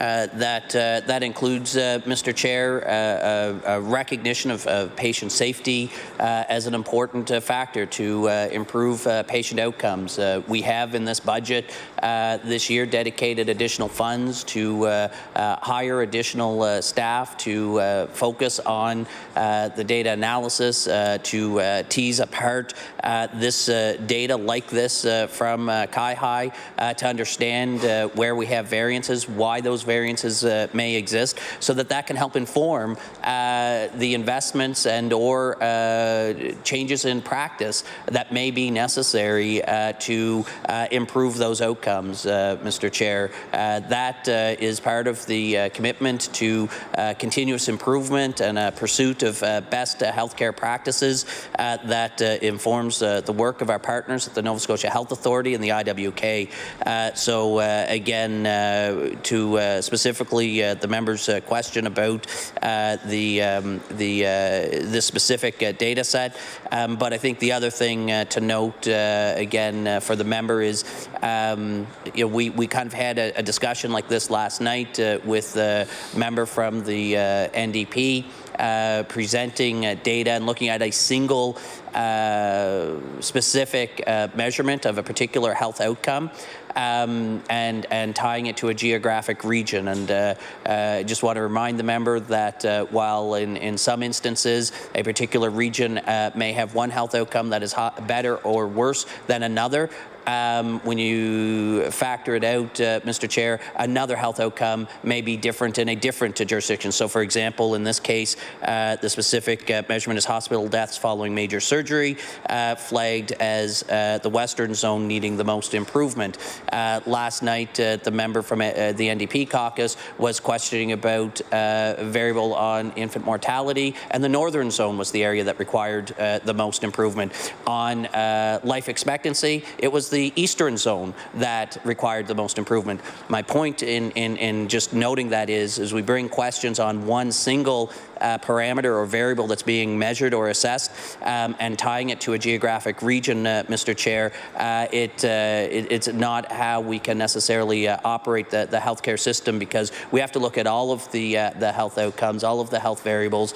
But the one thing that is standard in the response is a focus on continuous improvement, healthcare best practices, informed by the clinicians who really do bring forward the recommendations to prioritize the investments, policy and procedure changes. And as I said, we recognize, not based on this specific data point, Mr. Chair, but broadly speaking, that there's opportunity for us to do better with patient safety. That's why we hired, we've budgeted to hire additional staff to help, again, dig into this data like this throughout the province to identify what we can do collectively with our partners in the Health Authority, Nova Scotia Health Authority and the IWK to improve the results across the province. Thank you.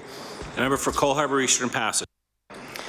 Thank you, Mr. Chair. And as a published researcher in health, I respect that statistics don't always indicate causation, but CIHI has got endless statistics for us to look at, and so something leading to death is certainly an important one to consider and keep top of mind. I would like to ask the Minister of Health, one of the members previously asked about the difference between being attached to a physician versus being attached to a clinical nurse practitioner. And there are still a lot of people in this province who don't realize that if you get attached to a clinical nurse practitioner, that ends your hopes of being attached to a physician. So I'd like to ask the Minister of Health, how many people in the province are considered attached to a clinical nurse practitioner?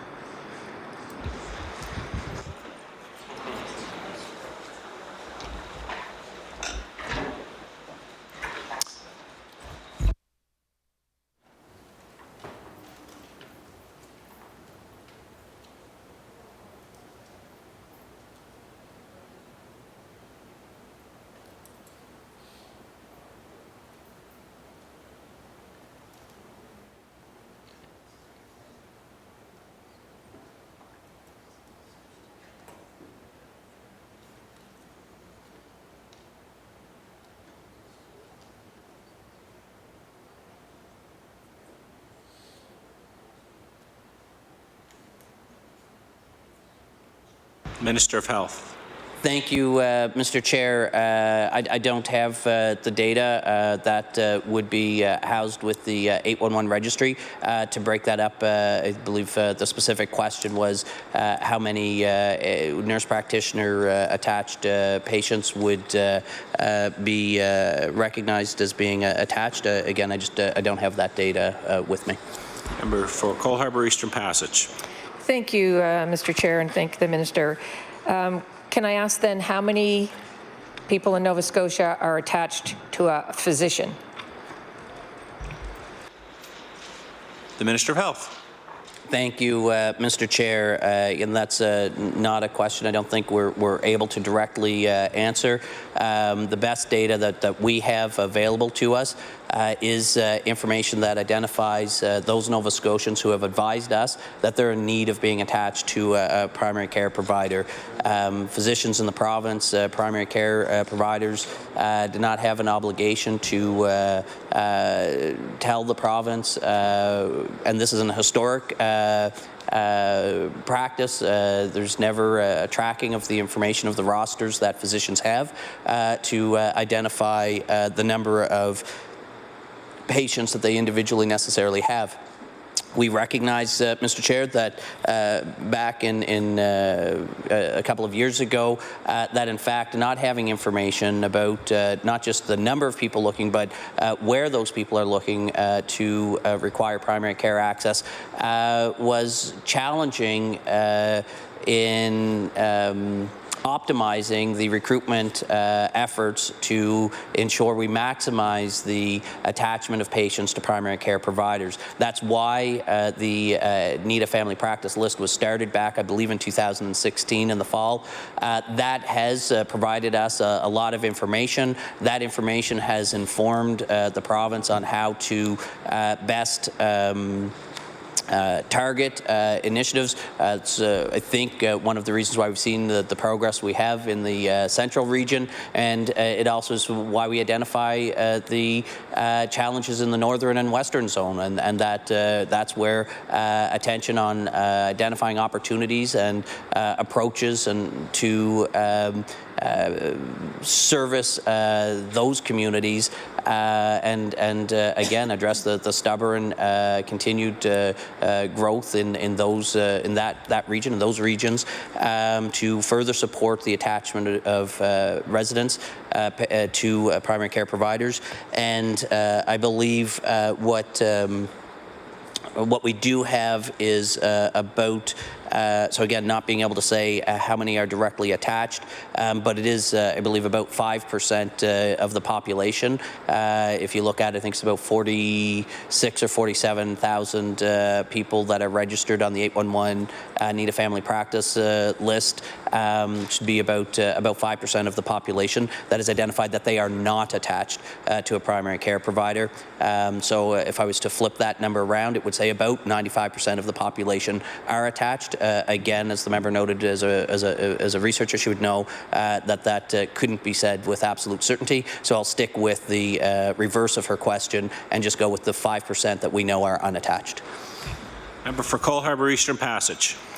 Thank you. So according to the statistics we have for January, there were 46,991 without a family practitioner, and it went up in February to 47,695. What I'd like to know from the minister is, through the chair, in the summer, the Department of Health and Wellness gave a one-time incentive to all physicians to roster their patients. $7.50 per patient was given to the family doctor to put them on a roster. So can the minister tell me how much we paid in rostering fees, because we can take that number and divide it by 7.5 and find out how many people are attached to a family doctor?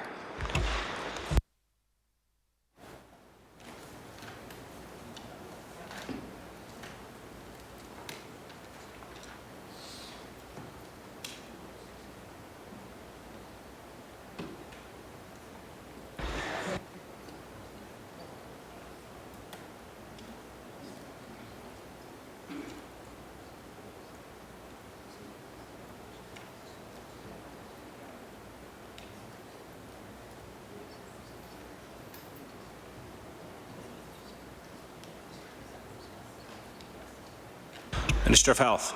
Thank you, Mr. Chair. So we spent about $6.6 million on that program. But again, as I said before, we did that to collect as much data as we could. Unfortunately, only about just over 60% of physicians contributed or participated in that incentive program. So it is not reflective of the total rosters at that time across the province, because we only had about 60% of the physicians participating.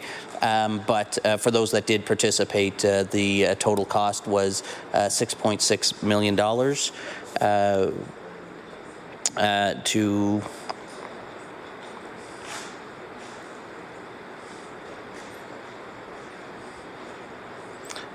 which would be about 44,000 patients for the 60% of physicians. Member for Cole Harbour Eastern Passage. So I'm confused. This is the one-time opportunity for the government to find out exactly how many people are attached to a family doctor, and yet there was only 60% participation by family doctors. Why would this not have been a requirement of every doctor to tell the government how many patients they had? The Health Minister. Sorry, I did a wrong calculation there. Numbers are magical, but they work better when you put in the right numbers. The calculation of 6.6 million at 750 per rostered patient is 880,000 patients for the 60% of physicians. And again, this was an incentive program that we negotiated with Doctors Nova Scotia. Certainly, we would prefer 100% participation participation. That wasn't achieved to mandate the physicians to participate in that program. Again, I think may have required a different approach. I think this information, although not 100% complete, is very helpful to the government. I think, again, as the member noted, herself having done research in a former career, she would recognize that really you don't need to have surveyed 100% of the population to obtain valuable data. What you need is a random sample that is reflective of the population to help really inform the decisions that you're making. So given that we have participation by about 60% of the total population, I think all probabilities suggest that the information garnered is very helpful to us in the work that we're doing to, again, attach Nova Scotians to primary care providers and respond to the needs of both patients and the healthcare providers. Member for Cole Harbour Eastern Passage. Thank you, Mr. Chair. I'm just wondering, where we all have an MSI card, are the MSI cards attached to a physician, or is that something we could very simply do? Your MSI card is attached to a physician, then we could actually count exactly how many people in the province have a family doctor. Minister of Health. Thank you, Mr. Chair. In fact, as the member would know, just as in the last question, she recognized that physicians are autonomous, independent providers of services, so our ability to mandate that they participate in an incentive program is not within our purview to be able to do that. Similarly, for patients, Mr. Chair, we're not able to force or ensure that they are restricted to only seeing one provider. So again, that notion of a health card number itself being able to flag or identify their attachment to a primary care provider. For example, when you go to a for example, Mr. Chair, when a citizen goes to a walk-in clinic, they provide their MSI number so that the physician at the walk-in clinic can provide billing. If we were to do an extraction, that patient who may have already be attached to a primary care provider would show up under two providers. And how would we know then, Mr. Chair, which of those providers the patient is attached to? Alternatively, an unattached patient could show up at a walk-in clinic, provide their MSI number. If we looked at the billing data, we would interpret that data then to say that that patient was attached when they really are not attached. So again, I appreciate the suggestion from the member. If she has more positive suggestions, I'm happy to hear them. But again, I think the data that we do have through those 60% of physicians who participate in the rostering program, plus the data that patients, citizens provide through the 811 registry, that tells us who says that they're unattached and are looking to be attached. The physicians tell us who they're already attached to. That helps us, I think, a great deal in the steps that we take to attach more patients to primary care providers. The member for Cole Harbour Eastern Passage. Thank you, Mr. Chair. One of the things that occurred to me as the minister was mentioning that is every time we go to register at a hospital or an outpatient clinic through the public health system, we are asked, who is your family doctor? So there is already that data being collected, so that may be another opportunity. But I want to move on to physicians in long-term care facilities. I mentioned earlier in a speech that I gave that Ocean View Continuing Care Centre in Eastern Passage had its two physicians indicate that they were leaving back in June of 2019. They were convinced to stay, and they did so for a short period of time because they didn't want to abandon their patients. There were actually three doing part-time work at the facility, but I've been advised by their CEO that come March, they're all gone. So what's the plan for Ocean View Continuing Care Centre if all three physicians do in fact leave? The Minister of Health.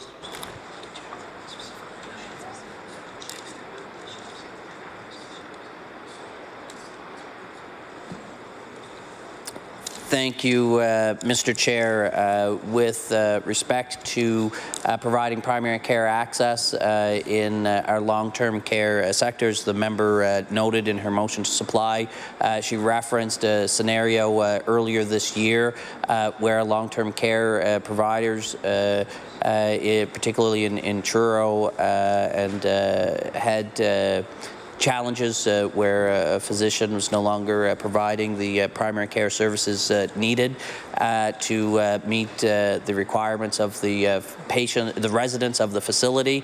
That, Mr. Chair, resulted in efforts being undertaken within the department to identify recognizing the challenge that presents if a physician chooses to withdraw services or, as in the case, retire from providing services.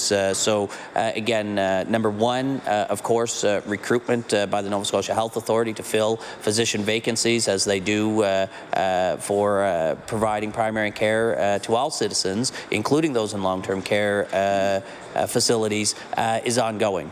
The compensation agreement and the master agreement that we entered into in the fall, I believe, is a positive means to support the recruitment and retention efforts within the province. And on top of that, Mr. Chair, recognizing that the primary care needs, the Nova Scotia Health Authority also posted and hired a couple of additional nurse practitioners that they have also been working to provide care in long-term care facilities that have been in need with not having adequate physician coverage. So again, I think the work of the Nova Scotia Health Authority to ensure that appropriate and adequate primary care services continues at Ocean View is ongoing. Again, in the event that the physicians retire before the replacement is available, I would expect that the Nova Scotia Health Authority would, as they did in Truro,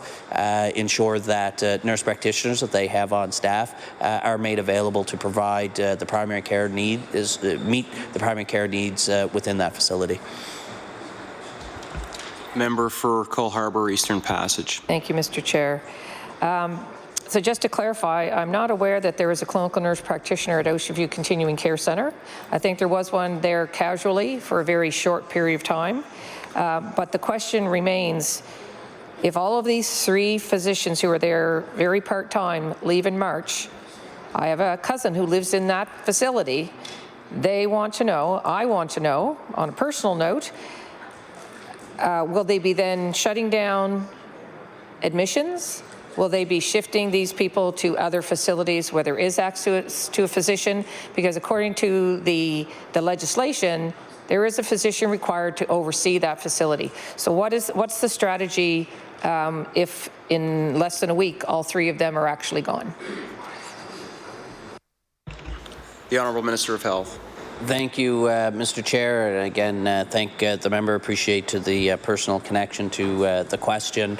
The fact, Mr. Chair, is that we, as I said in my previous response, the Nova Scotia Health Authority recognized where earlier this year there was a similar circumstance where physicians had wrapped up the services being provided, the primary care services, at a couple of locations.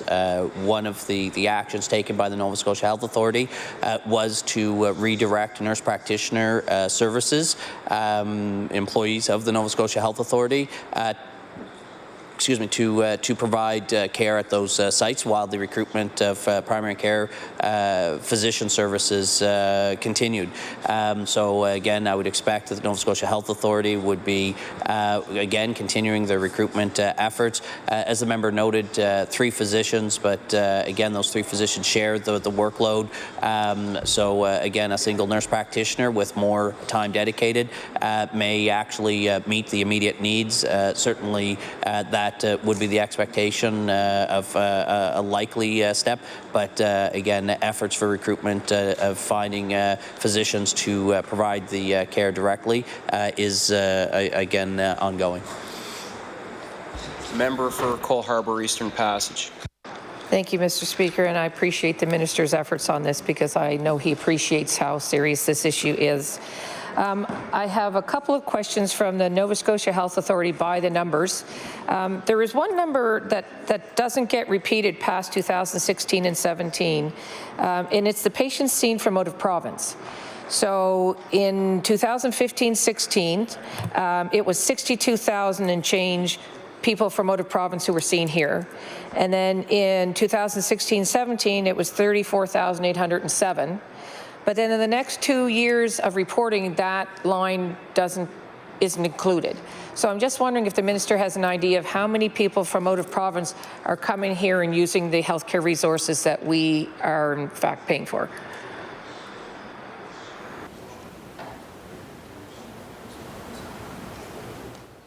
The Honourable Minister of Health. Thank you, Mr. Chair. The scenario of citizens that or individuals that use services within the province from out of province, non-residents, would vary from year to year. They may come from a number of sources. They may be visiting and require care services, or they may actually be referred here where we have really regional healthcare services serving the Maritimes and in some cases the Atlantic region here in Halifax. So it is difficult to flag exactly. I think the thing that's important to note that, again, when we're serving out of province, other Canadian citizens within our healthcare system, that is part of a national agreement, reciprocal with jurisdictions across the country, where the billing gets covered from province to province. This, Mr. Chair, happens, and I think it happens because of the agreement that when Nova Scotians go to another jurisdiction, another province, with their Nova Scotia health card, they will also receive care without being billed for it, provided it's covered by the Nova Scotia health system. I don't have the specific numbers for the current year with us here this evening, but as I said, the scenarios by which people would be coming in to receive the care, again, could be referred here for higher acuity care at the IWK or the QE2 health services, or again, you could have more primary care services or emergency services being acquired by other Nova Scotians or others that are visiting. So that's one thing. And on Ocean View, just back there, just was provided with a little additional information that, again, one of the physicians that's providing care there, I think there's still some discussions. I don't think it's necessarily a retirement, that there are some ongoing discussions. I won't get into the details of those negotiations, but there are some discussions with at least one of them who may be in a position to continue service. Member for Cole Harbour Eastern Passage. Thank you, Mr. Chair, and it's kind of ironic. I appreciate the answer. We do know that there's a physician there who's been doing a little bit of coverage, and if we had gotten the Communities, Culture and Heritage grant, we might have had the ability to actually woo that physician in a little more of an aggressive way. I am a little puzzled, though, that the statistics for patients seen from out of province were able to be collected in 2015, 16, and 17, but not 2017, 18, 19. So I'm going to encourage the government to consider putting that back on the Nova Scotia Health Authority by the numbers. Similarly, they used to report how many lab tests were done in the province, and in 2015-16 it was over 18.5 million. And then the next year it was 16.8 million, which suggests that there were fewer tests. Not saying that's bad or good, because we're trying to encourage physicians not to order tests for too many things, but it's also not reported for the last 2 years. But one of the things that is reported, and I'm struggling to understand what it means, under care delivery for the number of hospital beds, I'm assuming this is hospital beds. In 2015-16, it says there were 3,198 beds. In 2016-17, it went up to 3,503 beds. Then in 2017 and 18, it was 3,554. But then last year, it went down over 404 beds to 3,150. So I'm wondering, were those beds decommissioned? Were they closed because of lack of staffing? Why do we have almost 10% of our beds not in service in the last year?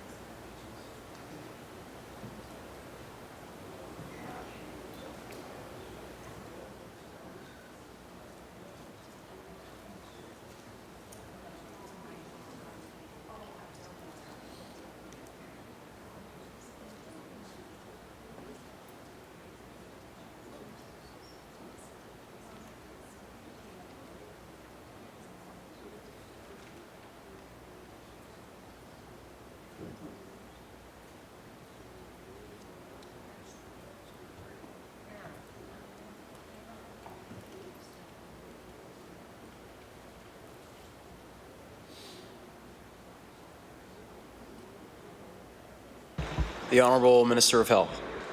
Thank you, Mr. Chair. As the members citing from a document with information from the Nova Scotia Health Authority report that they prepared and made public. I don't have that with me, and it's not a document that I reviewed in preparation, so I don't have the answer to the member's specific question. The member for Cole Harbour Eastern Passage. Okay, so well, then we'll switch over. Thank you for that. We'll switch over to mental health and addictions. We only have reporting for 2 years, the last 2 years. The number of patients that were seen in 2017-18 was 44,300. The number last year was 42,998. So we've talked a lot in this legislature about increasing investments, and yet that is, I think, 1,200 people fewer who got mental health services last year compared to the year before. So I'm just wondering how we pair that up with increasing investments when, in fact, fewer people got mental health services. The Honourable Minister of Health. Thank you, Mr. Chair, and I thank the member for the question. In fact, in this case, the members referring to the services, again, I believe from the NSHA's, by the numbers which would be reflective of the services that the NSHA was directly providing for mental health services. As we've stood, as the member referenced in her remarks in the question, that for the past number of years I've stood here to talk about the increased investment in mental health, and again the question is, so how can you spend more money and serve fewer residents? The fact is, I think that the reduction in the number of patients going to receive mental health services at the Nova Scotia Health Authority can be potentially attributed to the investments that we've been making through other partners providing mental health services. The investments that we've made in partnership with the Department of Education to expand Schools Plus and the healthcare providers in community. I think a very significant contribution, Mr. Chair, was the expansion of the when we first launched it, we called it the CAPER-based model because we were mirroring or modeling an adolescent outreach model. So clinically, it would be referred to as an adolescent outreach model. CAPER-based was a model of adolescent outreach that was already in place in Cape Breton that we identified. That program in schools, I believe, is in almost 100 schools across the province that are touched by the adolescent outreach model care. They've seen more than 25,000 visits of young people since October of 2018.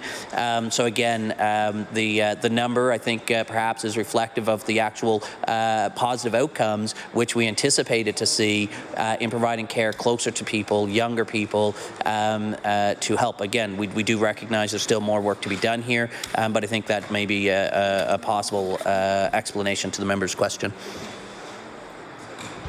The member for Cole Harbour, Eastern Passage. Thank you, Mr. Chair, and I appreciate that response because I think that's, you know, the increase in the services through Schools Plus has been a real positive change. The one thing, though, when we were in the Health Committee talking about youth mental health, we were told because Industrial Cape Breton, the wait time is up to nearly 300 days. And one of the members who was speaking said that the wait time on average for non-urgent had increased from 62 days to over 120 days. So there are people who are waiting longer, and that's always a concern. With the little bit of time I have left for now, I want to just go down to home care, because we have some serious problems in home care, especially with the number of people whose service is canceled quite regularly. And so I want to just touch base on the actual statistics. The hours of home support, and I'm referencing the Nova Scotia Health Authority by the numbers, those numbers have been reported for the last 4 years. Last year, the year before was 3,098,828. Last year, it went down to 3,063,279. So 2012 more people, or sorry, those are hours of care. So there was 2012 fewer hours of home care last year than the year before. When you look at the hours of care per home care client, 3 years ago they got an average of 106 hours of care per person. 2 years ago, they got 104 hours of care per person.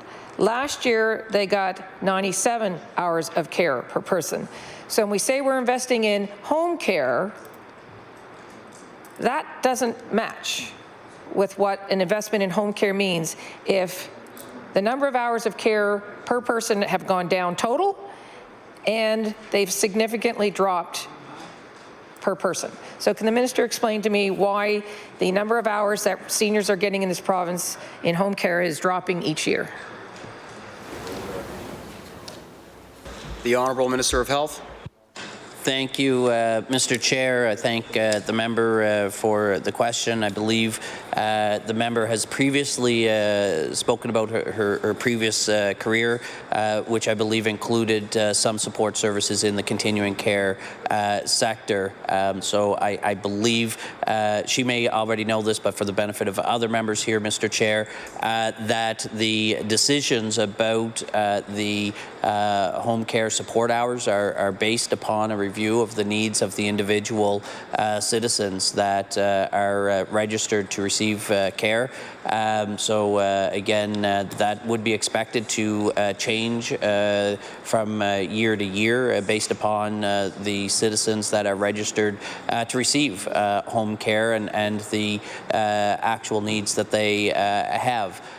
The investments, again, that we've made stem back from 2013. Heavy investments, Mr. Chair, in expanding the investments. We've seen dramatic, if you go back again to the starting place where those increased investments started from, to address the wait list and the care needs in the home care environment. They, Mr. Chair, have been realized.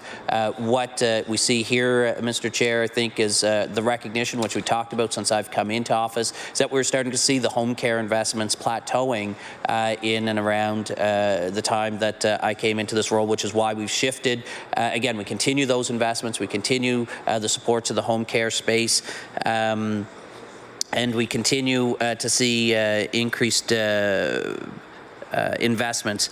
The number of home care visits, that is the absolute number of visits that are made, Mr. Chair, between 2018 was about 2,155,000.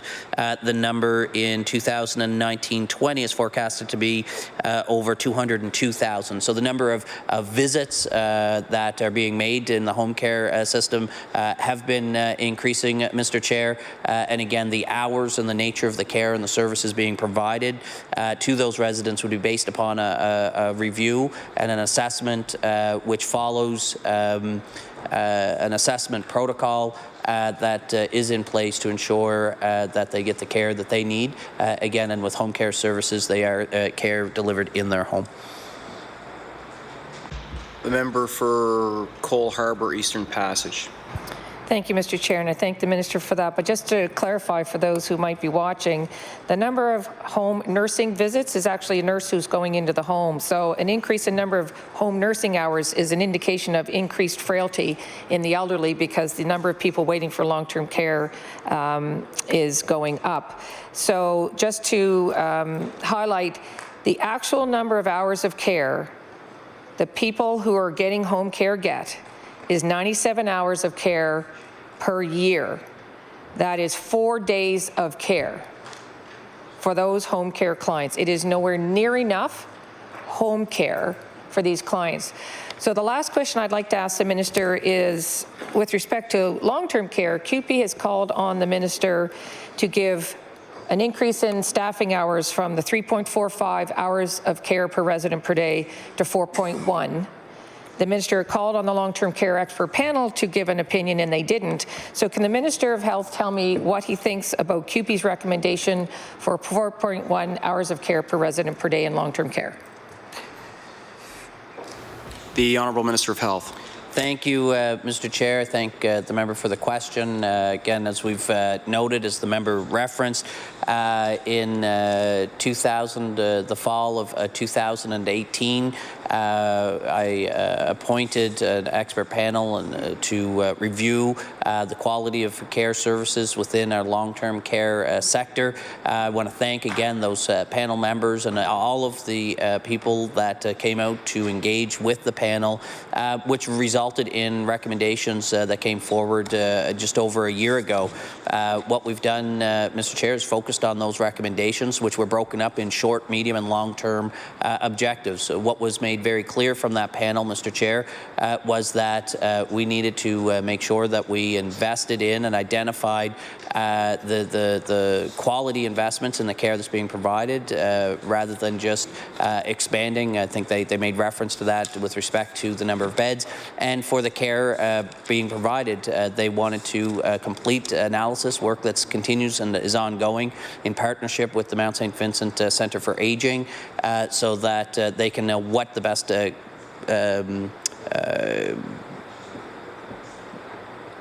collaboration, I guess, or package of care services being provided.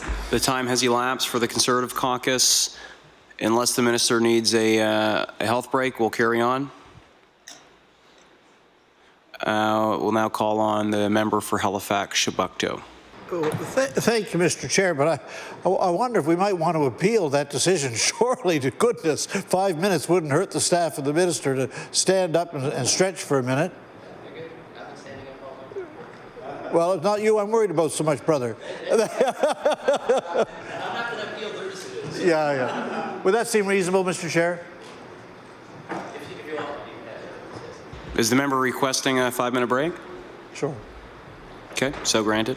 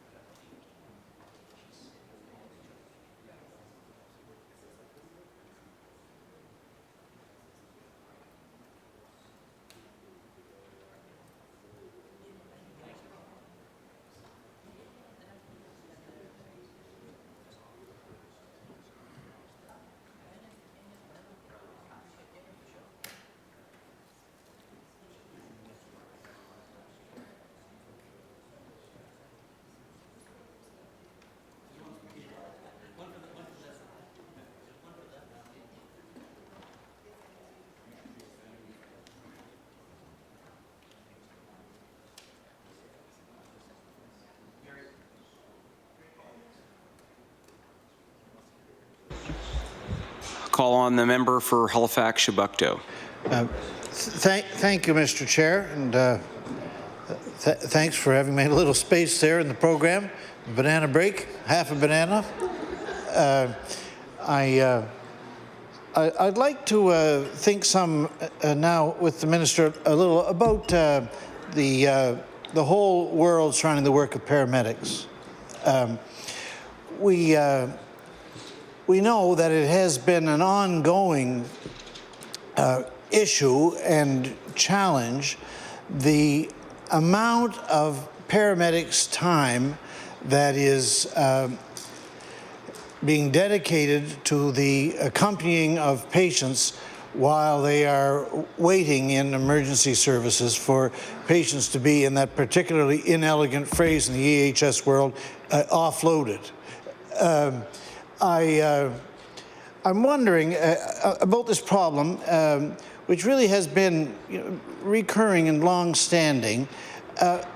If the minister could say anything about possible research being undertaken in the department about ways we're going to improve this and get down significantly more than where we are the number of our paramedics' hours that are spent in this comparatively unproductive situation.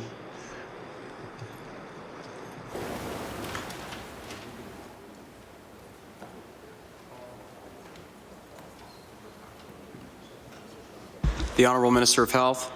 Thank you, Mr. Chair. I thank the member for raising the question. Indeed, this was an area that, particularly this time last year, was of utmost urgency and concern. It was the most common or frequent concern brought forward by the paramedics that I would speak to, including their union representatives. And in response to that, Mr. Chair, I recognized the importance of that and provided direction to the Nova Scotia Health Authority to work with EHS services to find ways to improve the situation. And I'm pleased, Mr. Chair, to recognize that we have seen improvements. I believe we've seen improvements from in the Central Zone, where I think that the challenge has been most acute. Compared to December of 2018, we were seeing offload times on average of about 90 minutes. That's been reduced by down to under 60 minutes, Mr. Chair. That does show that the work by those in the EHS and the Nova Scotia Health Authority, number one, to recognize the importance of improving that offload time, and also, Mr. Chair, that the recommendations and the investments being made and changes to process within the facilities have also been making improvement. Now, that said, those are not the times that we are satisfied with. We recognize there's still more work to be done. That's why we've, again, in this budget, targeted a position to be dedicated to, in part, focus on patient flow, access and flow within and an investment, I believe, of about $4 million, not for that individual position, but to go towards recommendations that come out of the work being done to improve both the offload times, but we also recognize that in order to have the system flow, that's again, it's access in the system and the flow throughout the hospital system to keep the whole system working efficiently. So again, about $4 million that we have invested and dedicated people focused on this exact problem of access and flow, which again is a critical part of improving the offload times for our paramedics to get them back out into the communities, and indeed some of the concerns that I've heard, Mr. Chair, get them back home at the end of their shift so they can spend the time that they need to maintain their work-life balance with their loved ones as well. The member for Halifax-Chebucto. Thank you, Mr. Chair, and thanks for that explanation. I certainly recognize the the last year has been a year when there really have been initiatives on this subject. And yet, it isn't rare when you speak to paramedics and ask them what are the top challenges at the moment. This subject always comes up. And a person certainly acquires a sense of this subject, the subject of offload times, as a very key area that paramedics identify relative to work dissatisfaction and relative to pinpointing inefficiencies in their work. So the position that the minister explained, it's clear to see how that speaks to this. But in the continuing effort to address this problem and to improve it, as we look at the budget in front of us this year, are there other areas of investment, in addition to the one that the minister has just explained, that people who have concern about this issue might be able to identify as investments that are being made to improve our position on the offload problem? The Honourable Minister of Health. Thank you, Mr. Chair. Again, that investment is, again, specifically focused at patient access and flow, which is, again, what has been identified as really the underlining root challenge that results in increased offload times. So that's why this is the initiative for this year. The work that was done last year was focused on what could be done with existing resources in changing the processes within the way that the Nova Scotia Health Authority worked with the EHS. Again, the objective there was to improve that collaboration to identify not just the pain points that could be addressed, I guess the low-hanging fruit, which was targeted to then. This investment, financial investment, is to target investments that would be needed to continue that positive work. I think given the fact that we've seen, I think as I stated before, it was about a 30% improvement here in the Central Zone. Still more work to be done, but again, if that was what could be done with the low-hanging fruit, we expect to see continued improvement with this targeted investment. And again, while not specifically related to offloads, Mr. Chair, I want to remind the member that the attention and the support to paramedics that we recognized the importance earlier this year, or actually I forget the date, if it was in the fall or earlier in January, Mr. Chair, where we announced the expansion of power stretchers to be made available in our ambulances across the province. That, Mr. Chair, is another investment, not specifically to offload times, but to help with the health and safety of paramedics so that we can reduce their injuries and, again, keep them working in the job that they love and, again, keep them safe in the work that they do so that they can, again, have a healthy, productive work environment so they can have a healthy and productive personal life as well. Member for Halifax Shubucto. Thank you, Mr. Chair. So I was speaking about things that paramedics identify as challenges and areas where they see problems in the work. But I want to say that when you ask, just anecdotally, paramedics about things where they see improvement, one of the things that people speak about is the installation in the last recent period of those power stretchers and load systems. Always injuries related to lifting are a big concern for everyone in this field, and everyone speaks about this as a real material improvement in their working circumstances. My understanding is that it's somewhat less than half of the trucks in the province have been equipped with this. It sounds as though the logic for the ones that have been equipped for them to have this, having been equipped, is all foolproof and very sound. So I wonder, what do we see in the budget in the way of investments to extend this power stretcher load system to the ambulance we have at the moment that still don't have it? The health minute. Hold on.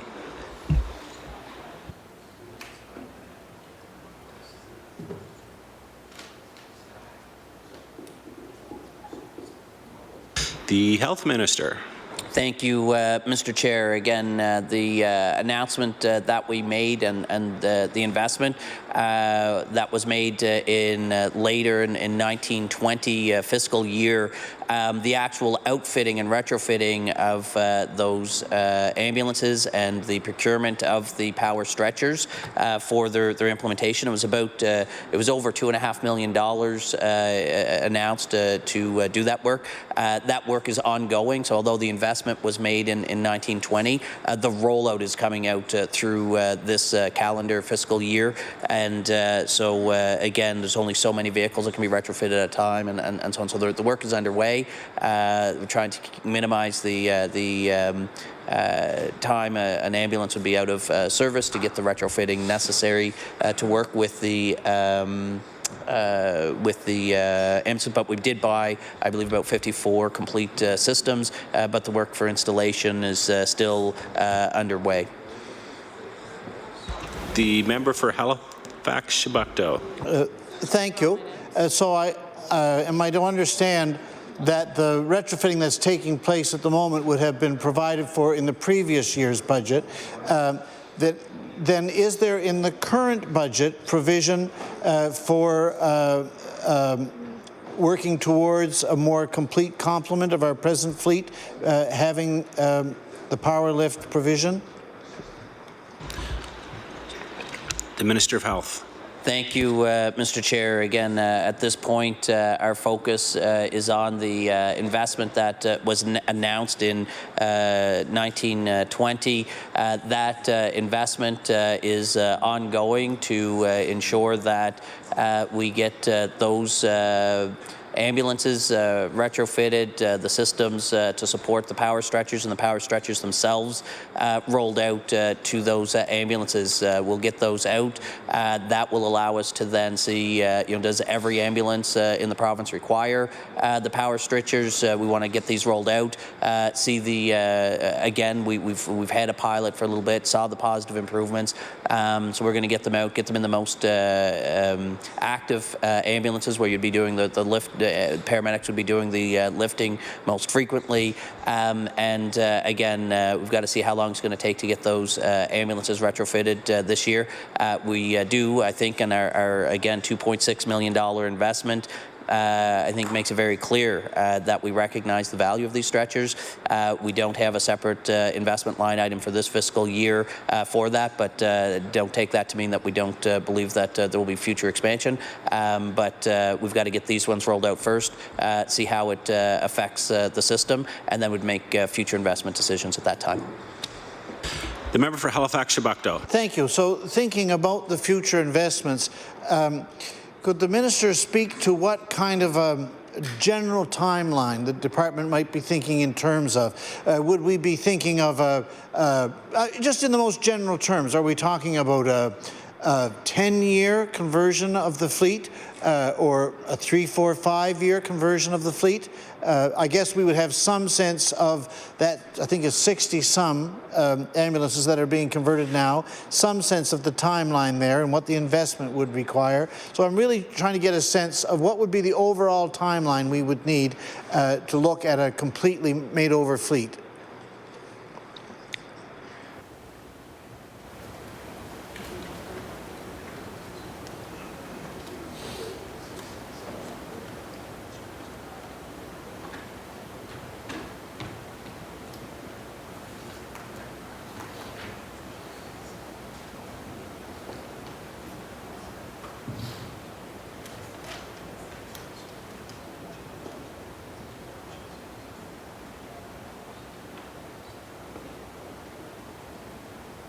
the Minister of Health. Thank you, Thank you Mr. very Chair. Again, as the member noted earlier, with the investment that we're making and the conversions that are ongoing, I think we're looking at just about half of the fleet being converted and having these power stretchers within this year. So again, the conversions can happen relatively quickly when we have the investment available. We'll get these on the system and in the system this year, and again see about what comes on stream the next year. Again, it can't forecast what next year's budget will look like, but again, look forward to getting the half of the fleet thereabouts rolled out this year, so that we can get the benefits on those ambulances, and again anticipate that the positive results in that half of the fleet will continue, and then we'll see again if the analysis indicates that every vehicle in the fleet needs to be retrofitted, or if there are scenarios where sometimes they may not. That's the data that we need to collect and verify to determine if we need 100% of the fleet or if it's some other number. But again, we do know we needed this investment. That's why we made it and are moving forward with it. Again, the member mentioned 10 years. Again, I wouldn't think it would take that long if the final analysis determines that we're going to be doing the full fleet. I think it would certainly be expected to be done in less time than that. The member for Halifax-Shabukto. Yeah, I think there will be a lot of people very glad to hear that. Thank you, Mr. Chair. Just wanting to think with as much precision as possible about this, is it fair to say at this stage that there is not yet within the department, or not at this point, a timeline then for conversion of the entire fleet? Or is it fair to say that the minister is trying to say that thinking about a timeline at this point is premature? The Minister of Health. I think, again, it's that I think those of you who would know me, I'm not apt to make absolute statements in advance of. So any, I guess, kind of future projection would be dependent on future budgets that come to the floor of the legislature. So if we were to set that aside and just think practically, operationally speaking, I think operationally, it's been suggested that somewhere in the 3 to 5 year range for conversions might be reasonable, but again, all of that would be subject to budgets, and again, seeing the final recommendation if it's 100% of the fleet or some variable less than that. The member for Halifax-Shabukto. Yeah, thank you for that answer. I was in fact really just wondering about a general framework that people might be able to look forward to. Thinking more about paramedics and the issues about the healthcare system that they bring forward, of course, you can't talk about this subject without talking at some point about remuneration. This is a subject that paramedics raise routinely as an object of dissatisfaction and frustration, comparing paramedic remuneration in our province to elsewhere in the country. And many people speak, it seems to me reasonably for them, to speak about how this is a serious issue for us from the point of view of recruiting and retaining paramedics here in Nova Scotia. That an improvement of remuneration for paramedics is something that we need to have in order to do the best that we can on the retention and recruitment front. So I want to just ask the minister about what part of the budget, or is there a part of the budget that is dedicated to improving retention and recruitment, particularly of paramedics, and I'm wondering within that, particularly on the front of remuneration.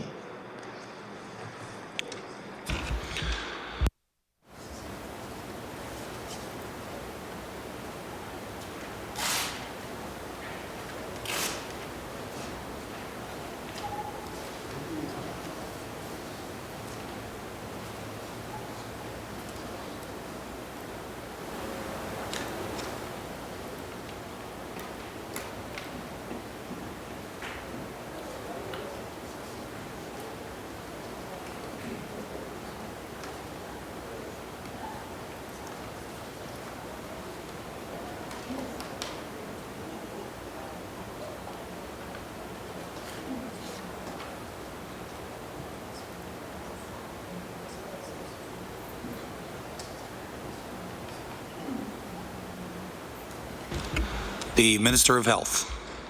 Thank you, Mr. Chair. Welcome to the seat. Mr. Chair, I thank the member for the question. Indeed, I can appreciate the challenges and frustrations for paramedics, but again, I believe that the parties negotiated many aspects of their collective agreement over the past period of time. It is an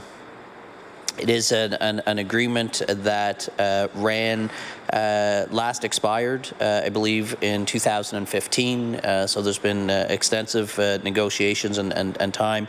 Many aspects were negotiated and concluded by the parties at the negotiating table, but the final aspects of that agreement went to an arbitrator, and I believe just recently a decision was issued by that arbitrator, Mr. Chair. What I think you see here is the wage base and the benefits for that bargaining unit works out to about $77 million. I think, if you note that the agreement expired in 2015. The compensation of this particular agreement runs from that date until October 31st of 2023. So the increases that are received, they will be receiving again, as this contract gets implemented, as per the negotiated and final stages arbitrated decision. And so there will be increases to their compensation. I believe that likely has already been communicated to them from their union. I don't want to get into the specifics here in case that hasn't been done, because again, the ruling just happened about 10 days ago. The member for Halifax-Shipbuckdo. Yeah, thank you, Mr. Chair, and thanks for those explanations about the whole world of work of paramedics. I appreciate them, and I wonder if we could change gears a little to think some together about long-term care. The minister was speaking earlier in response to questions from the Conservative Party about that landmark expert panel and its recommendations and all of the conversations that took place around that. And core to the discourse and work of the expert panel was the question of the adequacy of the staffing complement on the floors of the facilities of the province, particularly RNs and LPNs, but particularly the discussion has centered on the work of continuing care assistants. And one of the things that came to the fore in the course of the discussion around the report of the expert panel was the fact that the government provides financial support to long-term care facilities to support now a staffing minimum of 2.45 hours of direct care per resident per day.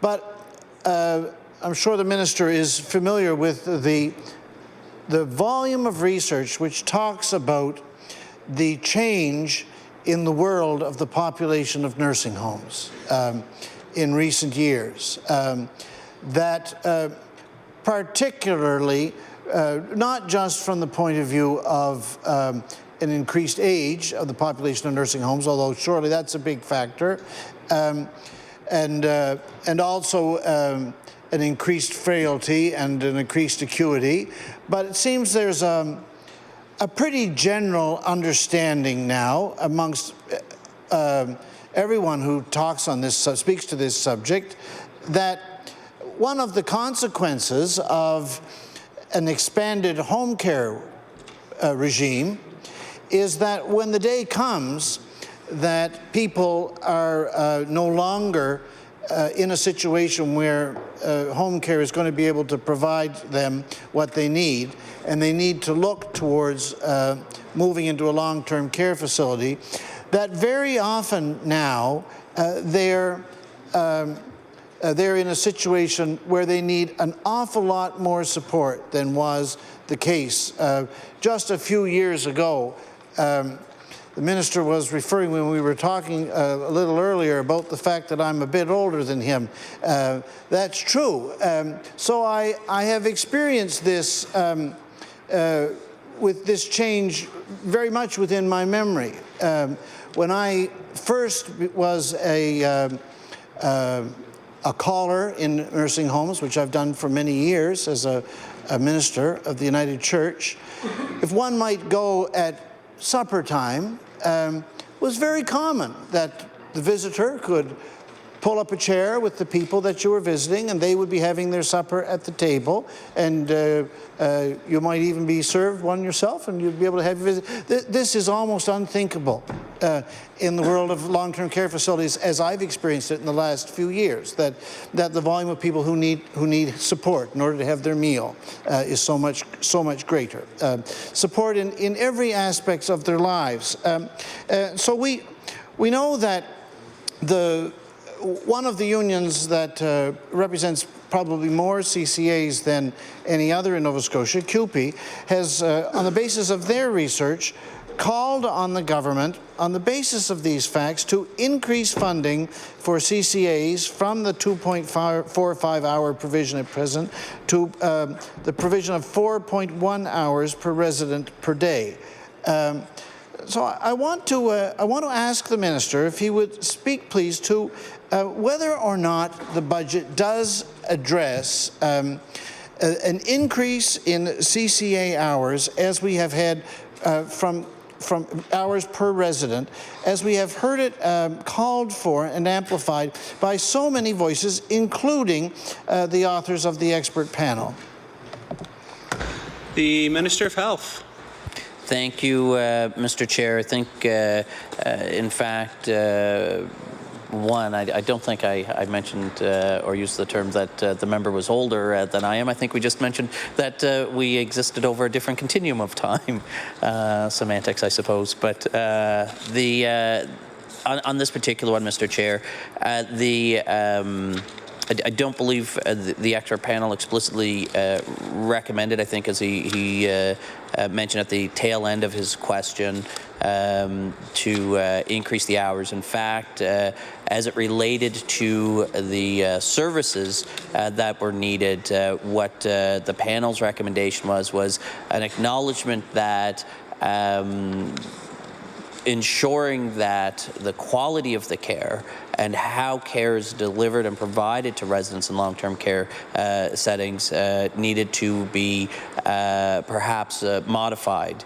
That in the short period of time that the panel had to dig in and research in this space, they did not feel they had adequate time to come up with a detailed recommendation, but rather recommended that we pursue more research to identify the recommendations. And some of what the recommendation was, just to the member's point, Mr. Chair, was the recognition that the care needs do vary, and they vary from facility to facility or community to community, but also within a community or a facility, the care needs of the population of the residents may change over time, becoming more or less acute depending on the population of residents at any given time.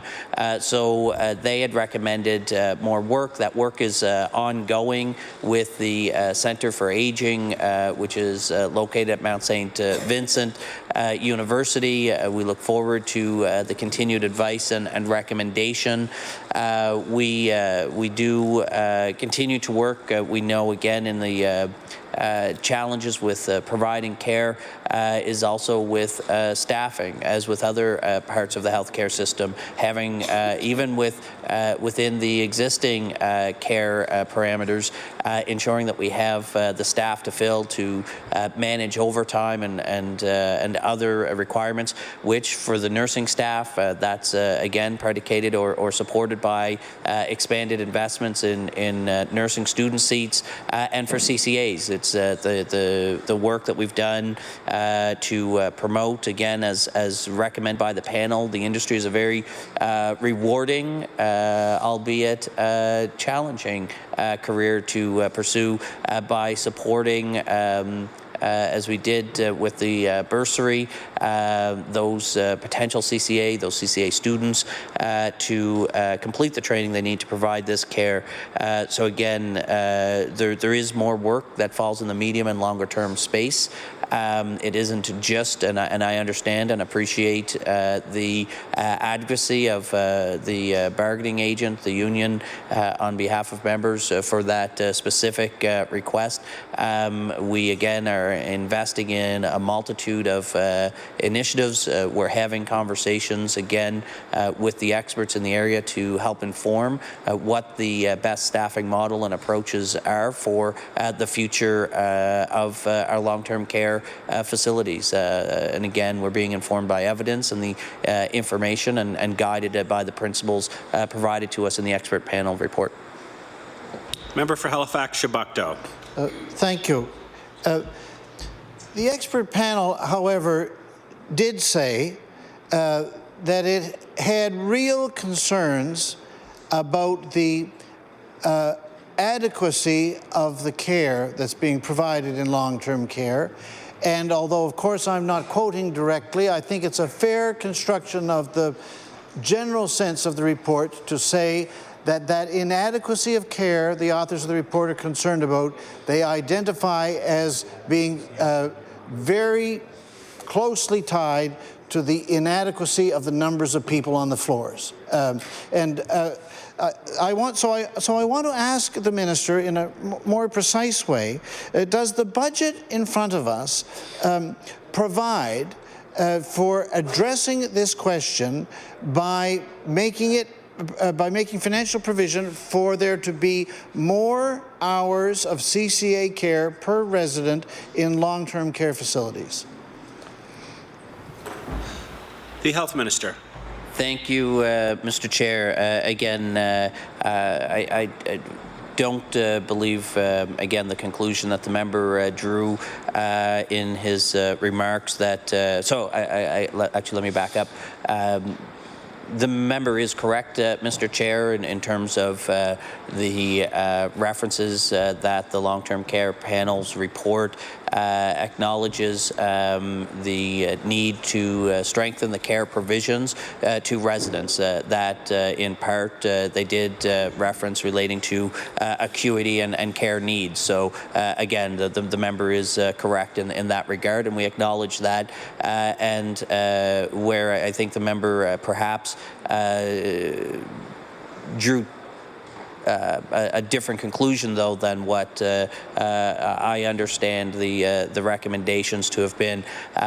They did not explicitly conclude that it was about hours. In fact, when they released the report, they made it clear that that wasn't where the primary focus needed to be at the front end, that the focus is on ensuring that those providing care are providing it the appropriate care, providing it to the full scope of their practice, doing increased capacity with those providing care, and the potential value add of different providers, so allied health care providers, the potential for expanded recreational opportunities that can have other benefits that can reduce the acuity needs and demands on the existing staff complement. It's coming to that better understanding of what those other programs and services that may not currently be in our long-term care setting environment that might actually provide better outcomes within the long-term care sector that the panel was directing us towards.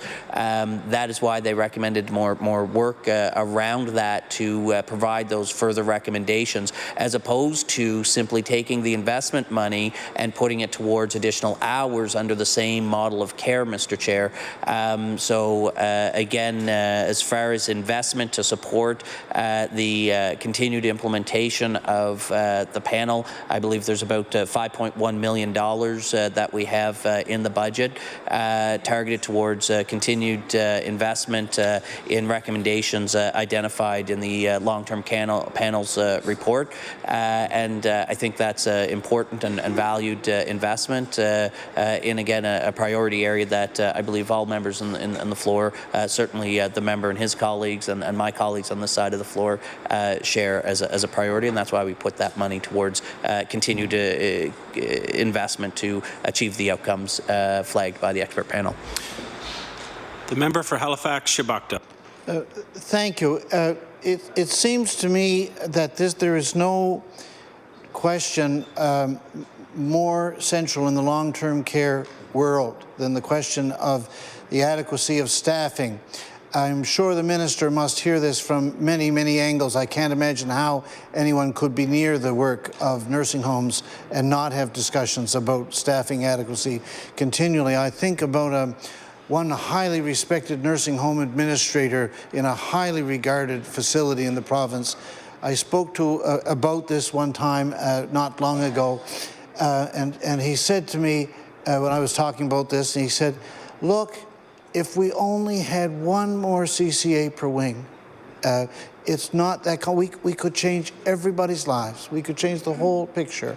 When a person speaks to CCAs about their work and how they find it, I'm struck. I bet the minister is too. I am struck by the quality of the motivation of CCAs. I mean, people go into CCA work in nursing homes almost uniformly. When you ask how did you go into this work, they say, I love working with old people. And when you talk to people about their work, if I find very commonly in the last couple of years, people speak about how they went into the work out of that altruistic motivation, but they're not enjoying their work like they did when they started. They're finding it hard going. And when you ask, well, why is that? They say, well, we used to be from time to time, we had to work short. Everybody does that in their job, but we work short all the time. As a result, we're getting hurt more than we used to. And besides that, that's not the big thing. The big thing is, for myself, I've so many people said this. I don't feel I'm doing my job at the level that I would be able to do it. So I don't think there's any more pressing matter before long-term care provision in the department than seeing that we have got an improved number of particularly CCAs on the floors. So I want to ask the minister to speak to this in a little more detail, if he will. Where in the current budget do we have the matter of the adequacy of the CCA complement on the floors of the nursing homes of the province addressed?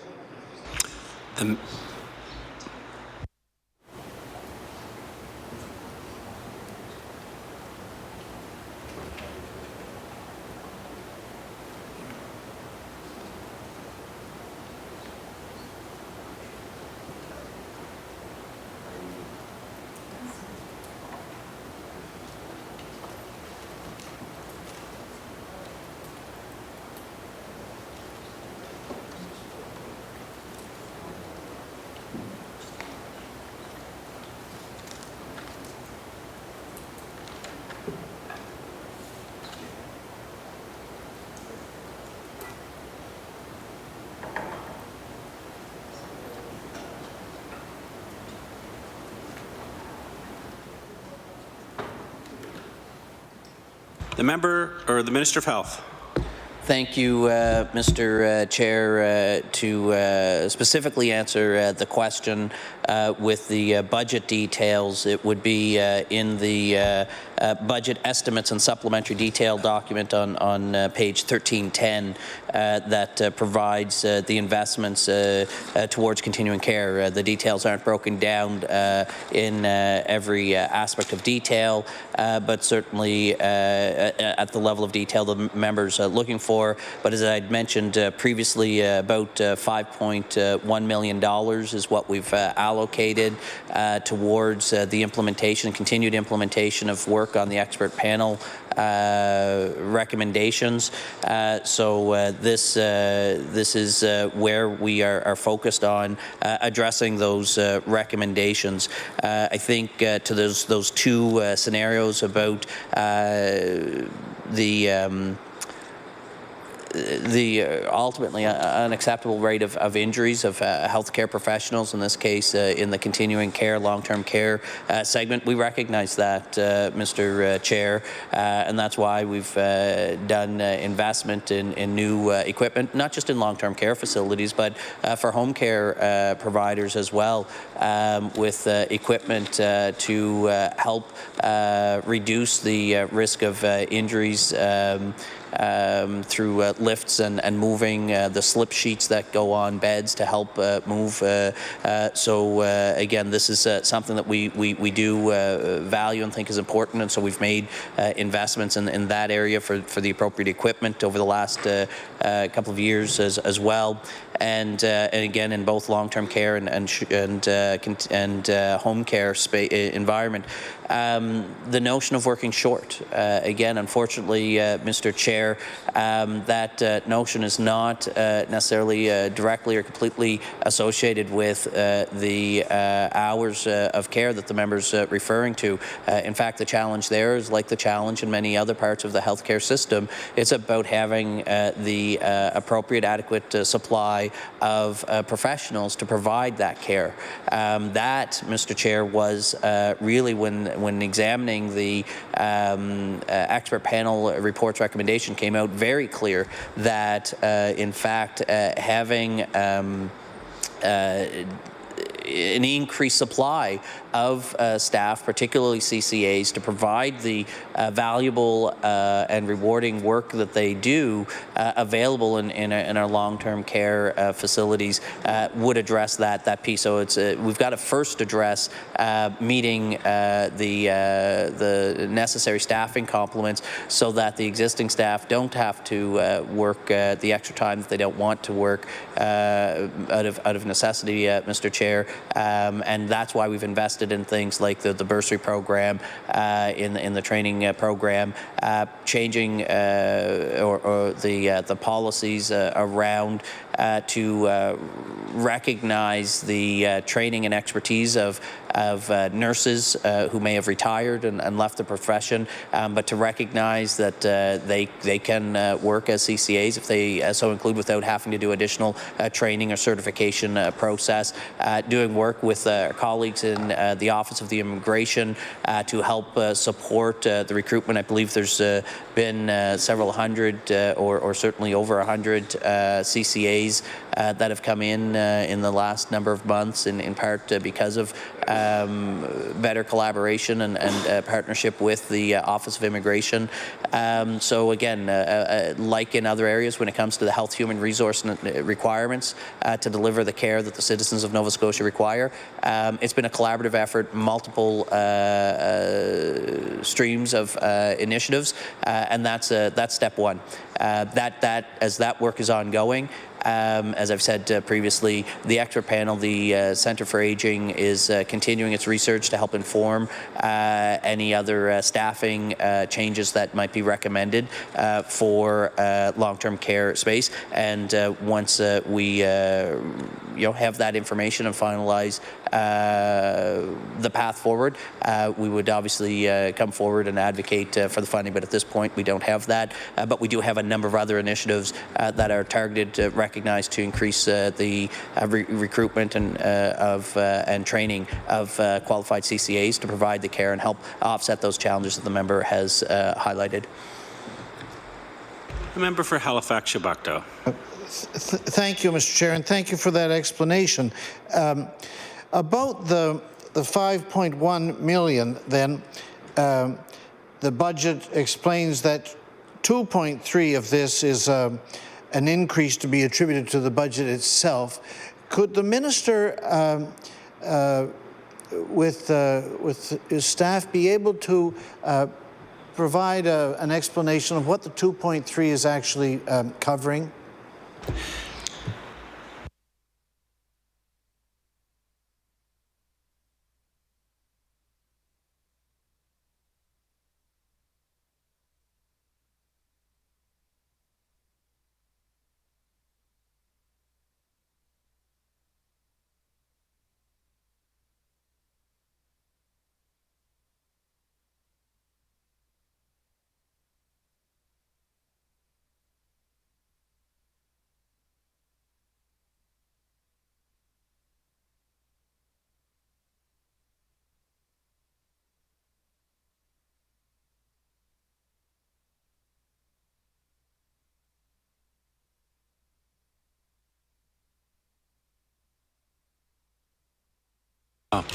The Minister of Health.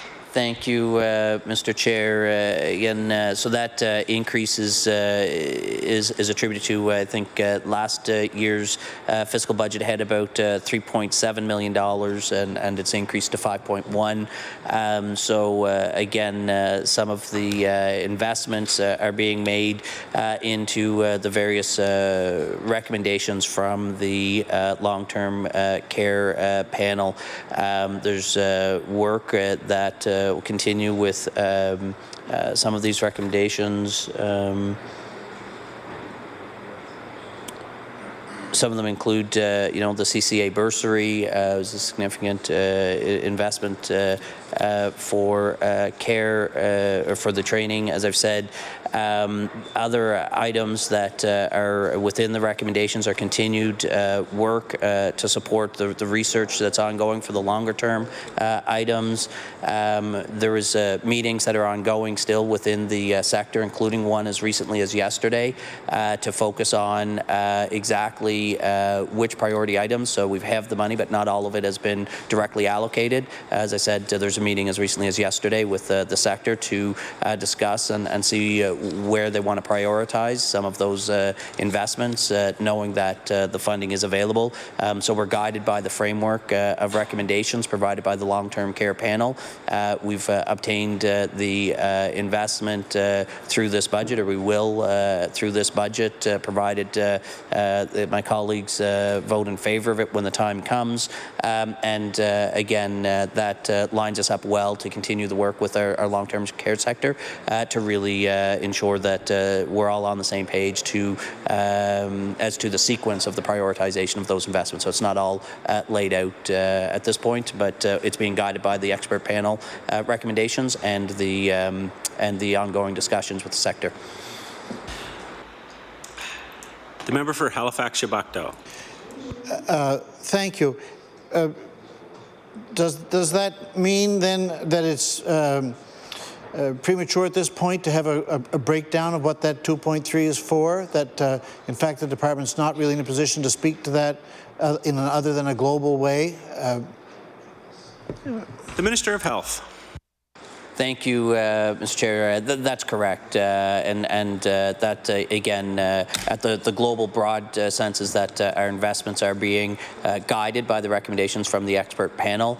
We have a number of items that have been completed, others that are in progress, some that require a bit more research and some funding for the actual implementation.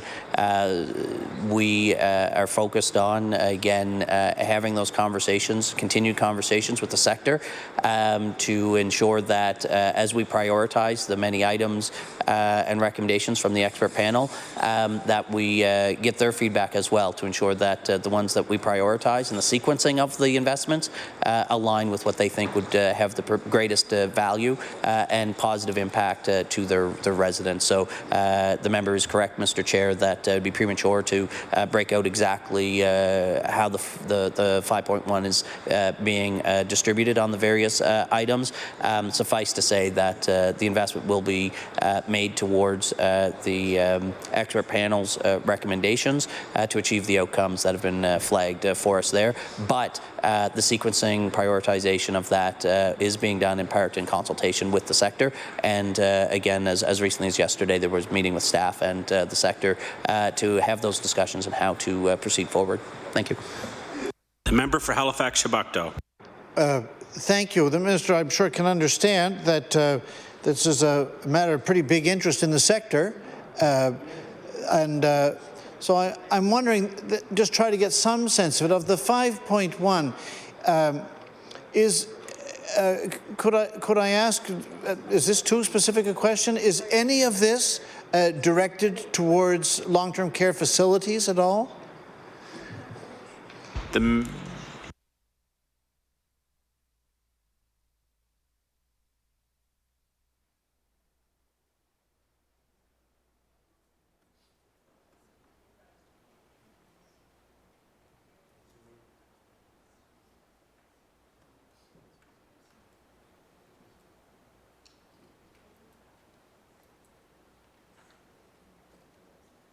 Minister of Health. Thank you, Mr. Chair. I guess just for clarity on the question, when the member refers to long-term care facilities, if he means physical infrastructure within the facilities or with facilities for implementing some of the expert panels or achieving the expert panel's recommendations. The member for Halifax-Shabukto. Thank you. Well, of course, I'm not talking about capital spending. I'm talking about operational spending, and the context is thinking over the history of cuts there have been to operational spending in the last 6 years to nursing homes. The question of what this $5 million might represent for the lives of those who live in nursing homes is significant.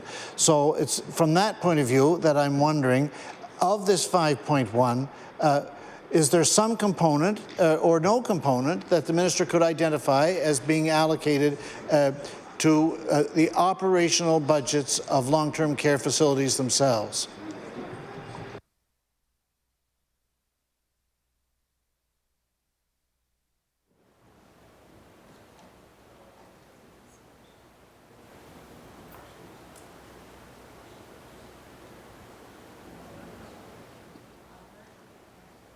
The Honourable Minister of Health.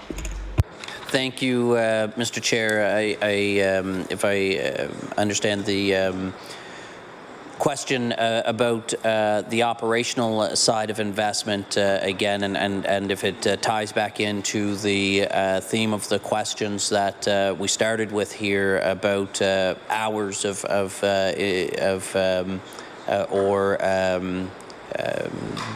kind of dedicated operational funding and the per diem rates being provided. That's not the area that, and if the member refers back to the expert panel's report, you would note that that's not the nature of the recommendations. Now, that said, the value of the investments are targeted broadly towards the sector. The value is targeted towards, in some cases, research that will help inform future policy investment decisions. Some of it is invested in equipment, so there may be some equipment purchased to support the sector in some areas. Much of it is, and much of the challenge that was identified, a significant number of the recommendations were about actually the training, recruitment, retention of workers for the continuing care sector. That's really more on the training preparation side of the equation that they've been focused on in the recommendations, as well as some other areas of unique and new types of care and support. So I guess it's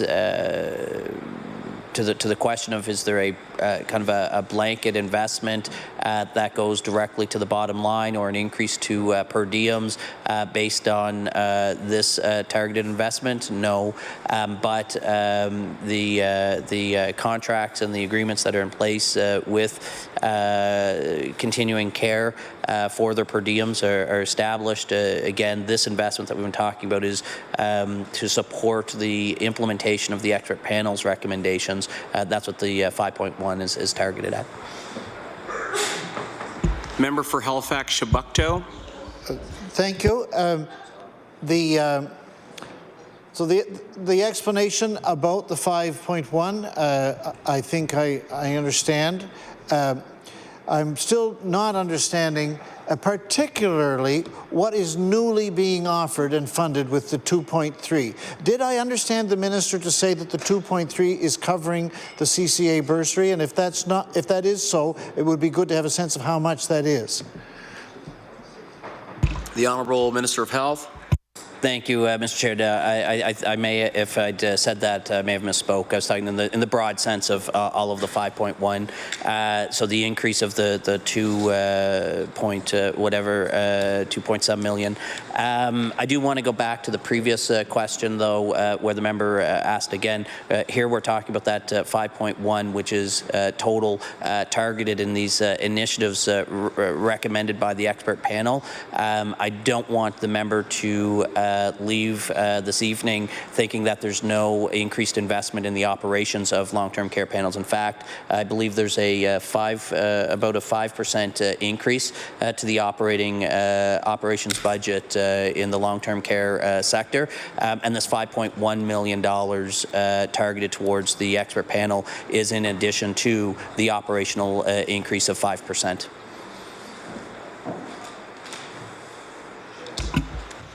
Member for Halifax Shabukto. Thank you. Then could the minister give an indication of roughly how much of the 5.1 million is taken up with the CCA bursary component?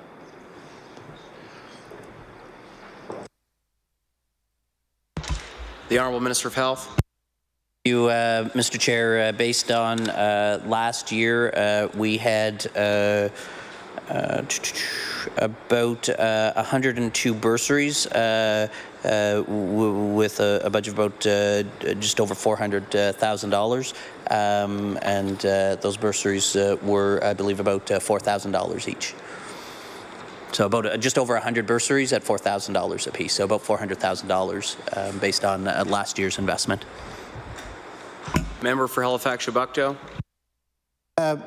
Then outside of that 400,000 in the 5.1, are there any other particular envisioned expenditures for CCAs?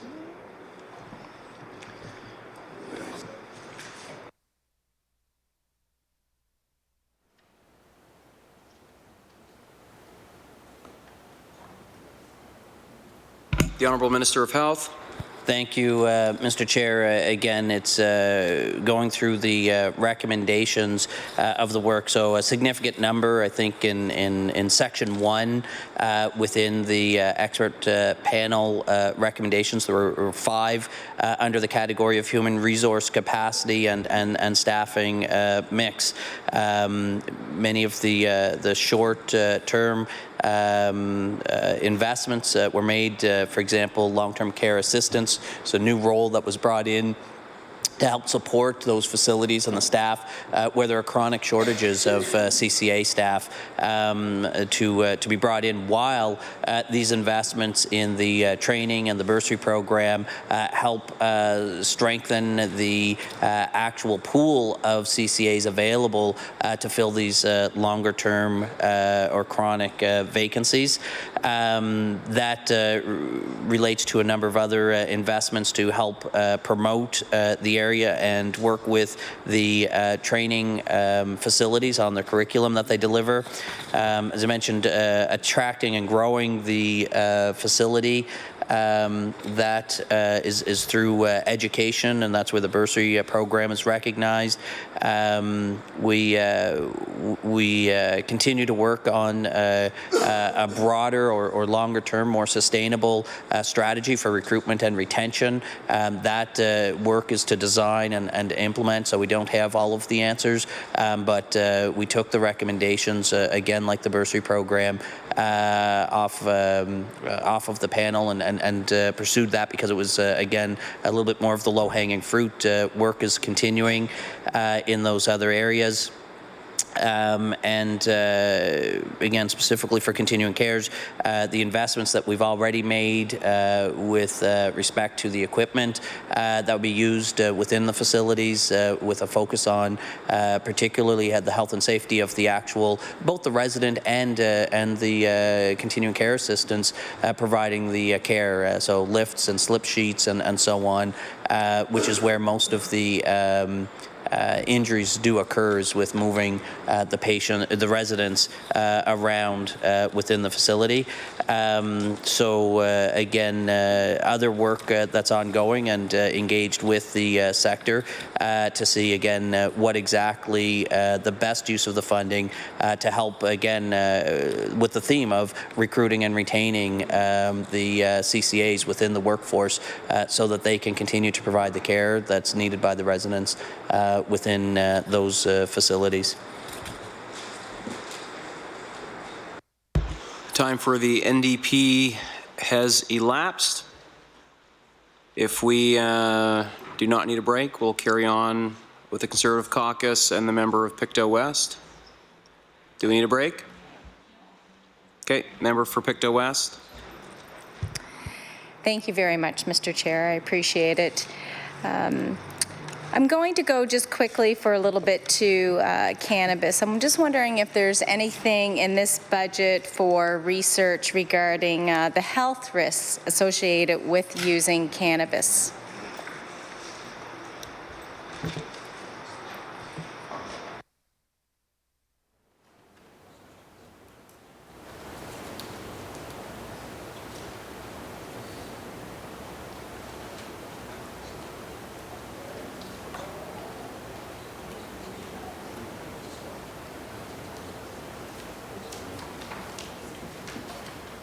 The Honourable Minister of Health.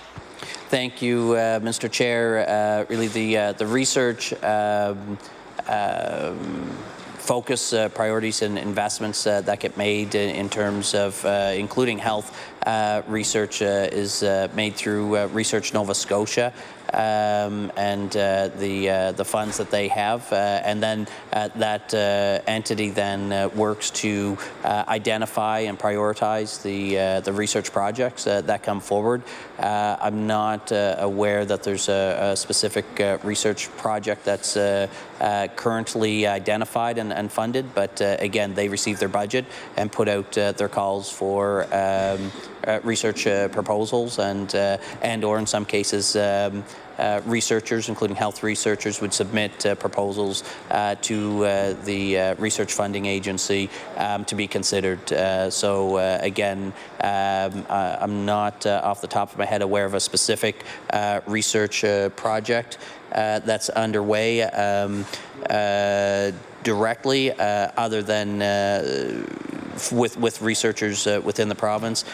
We do have some collaboration with our federal partners looking at research to better understand the harms and potential medical benefits and establish some data standards within the area of cannabis.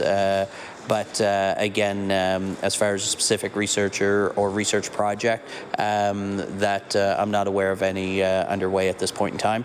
But again, funding exists for research programs broadly, which if there's a researcher in Nova Scotia pursuing that, again, through Research Nova Scotia is where that research grant money would be. Member for Pictou West. Thank you, Mr. Chair, and I thank the Minister for his answer. So what is the financial investment out of your budget, or is there anything in this budget that goes to those researchers? And while I'm asking the question, perhaps I will frame it as well around what kind of investment, or if there's anything in this budget that's going towards applying researchers to investigate further into vaping and e-cigs as well. The Honourable Minister of Health. Thank you, Mr. Chair. I think the contribution that we're making, I don't have the number right here with me, but I guess off the top of our heads, it's somewhere in the $4 million range from the department's budget to Research Nova Scotia. Again, the nature of research around the research for e-cigarettes, again, much like the cannabis question, Mr. Chair, again, researchers that have the interest in that space would approach Research Nova Scotia for funding grant opportunities, as well as other federal granting agencies and programs. Member for Pictou West. Thank you very much. So out of that figure that was given, is that the same fund where there would be money given to Dalhousie for research, or is that separate?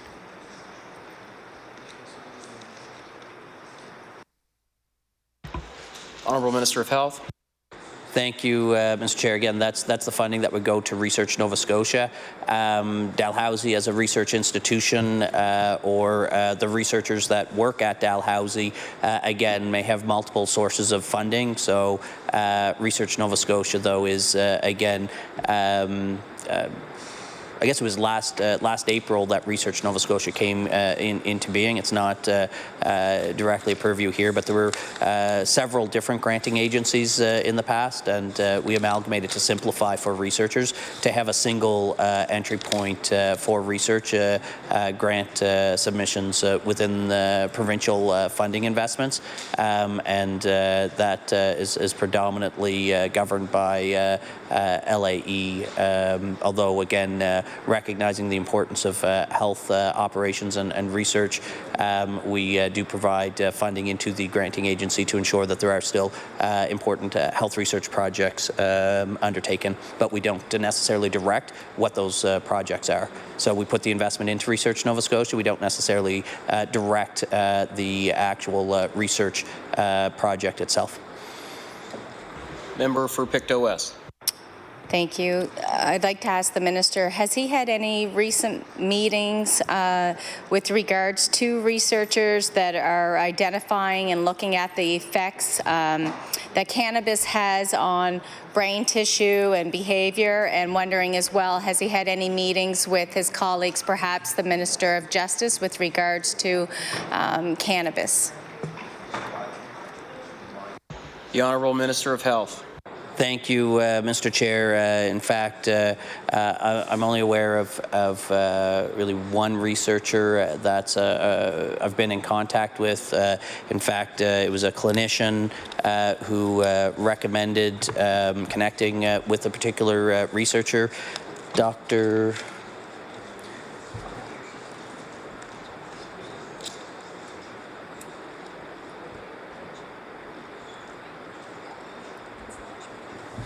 I believe it was Dr. Mary Lynch. I believe is her name. She's a pain researcher and a clinician who had an interest in having some research suggested connecting with her. I did meet with her about a potential research project, advised the various avenues to look at pursuing funding. I have not heard that funding application had been submitted or not, but I've also not had any, they hadn't followed up to express any concern.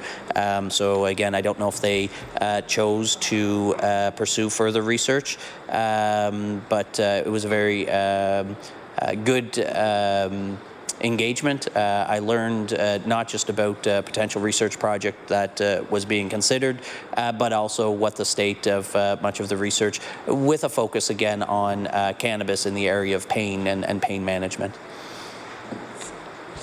The member for Pictou West. Thank you, Mr. Chair, and I thank the Minister.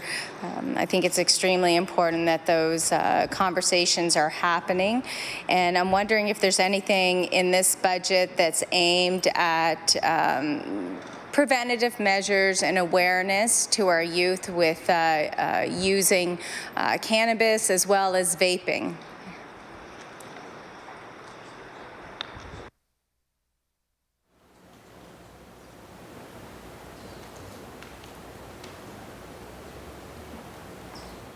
The Honourable Minister of Health. Thank you, Mr. Chair, and again, in terms of research, Nova Scotia Research, so I'm going to go there just for 1 second. On their website itself, actually, there is indication about Nova Scotia Research are connecting cannabis and mental health. Again, clearly there is work being undertaken, in part funded by Research Nova Scotia, so researchers are aware of that as a funding source, and obviously, again, that's an example of a connection being made. As it relates to efforts to reduce youth consumption, I think just earlier today I tabled a piece of legislation that is targeted exactly at reducing youth consumption of e-cigarette vaping products. That builds upon the earlier regulatory changes that were announced in December that are set to go into effect April 1st, eliminating flavors, putting a ban on flavors for e-juices. So again, we continue to make strides to promote and support a tobacco and nicotine-free province, and we take these steps very seriously, and I think we will have deeper discussion on the floor with that particular piece of legislation, I'm sure, but that's separate from estimates. The member for Pictou West. Thank you, Mr. Chair. And since the Minister has brought up that piece of legislation, I would like to ask what consultations took place in order to arrive at that piece of legislation.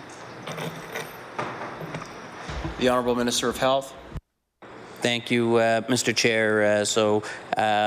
Work that was underdone within the department, they would have engaged and certainly engagement, number of stakeholders that like Smoke Free Nova Scotia, the Lung Association, Cancer Society, and have certainly made it very clear recommendations, some provincially, some nationally, and then within our staff doing an assessment and some recommendations for us to do some work. Again, we take all of that information. There's a significant amount of correspondence that has also come in from people across the province. It was no secret that we were pursuing additional legislation coming forward based upon my public comments in the fall, that we would be making the flavor ban through regulations and further legislative changes. So there was a lot of correspondence that came in to the department as well, making recommendations. I think where you see a lot of consensus, again, one of the biggest things is moving on restricting the nicotine content. That certainly showed a lot of consistency, both with advocates who supported vaping in general, making recommendations to reduce or restrict the nicotine content, put maximum caps on nicotine content. Even those who were perhaps otherwise supportive of the vaping industry that submitted correspondence to me as Minister were noting that if we're going to do something, that's something we should be doing. And that also lined up with recommendations from those other stakeholders who broadly were not supportive of the vaping industry or vaping products. Member for Pictou West. Thank you. And I believe the minister may have just answered my next question, but I wanted to ask if he specifically met with those that own and operate vaping stores within the province, and if he actually held a separate meeting for them to be able to speak on this piece of legislation as well. The Honourable Minister of Health. Thank you, Mr. Chair. I did not meet with separately with any representatives of the tobacco or vaping industries. That was something we had announced in the fall. I believe the Premier made statements in the fall when this was actually perhaps during the last sitting of the legislature. The topic came up and made it clear that we would not. That said, certainly again, unsolicited correspondence did come in to me at my ministerial account that I read the information and take that information in, but I did not have a meeting. But I do believe that their positions were articulated through that correspondence. Member for Pictou West. Thank you, Mr. Chair. Moving along here to coronavirus. There's a lot of global media attention about coronavirus, and it has caused a lot of worry and anxiety among many Nova Scotians, particularly since the World Health Organization has designated the virus as a public health emergency of international concern. The virus may be considered low risk currently in Nova Scotia, but because the virus is contagious when it's actually in its incubation stage, our ability to act preventively and reactively will determine if Nova Scotians' lives are really at risk for this virus. So I'm wondering if the minister can provide information on our ability to handle a potentially significant strain on the lives of Nova Scotians, as well as can our healthcare system actually survive such a virus? The Honourable Minister of Health. Thank you, Mr. Chair. Again, I think very timely inquiry given the developments over the last 2 months or so. This is a situation, as the member rightly noted, of international concern, and I believe it's getting the attention that such a concern warrants. Public health officials within the province, led by our Chief Public Health Officer, meet on a very frequent basis with counterparts. There'll be teleconferencing, of course, with colleagues across the country. They have access to international information as well. The World Health Organization obviously coordinating and disseminating information and recommendations out to international jurisdictions. So again, that filters down at a national level for what steps we need to take. The member's correct. By and large, the risk identified for Nova Scotia, particularly when internationally the outbreak was largely contained to the China and regions within China as being quite low.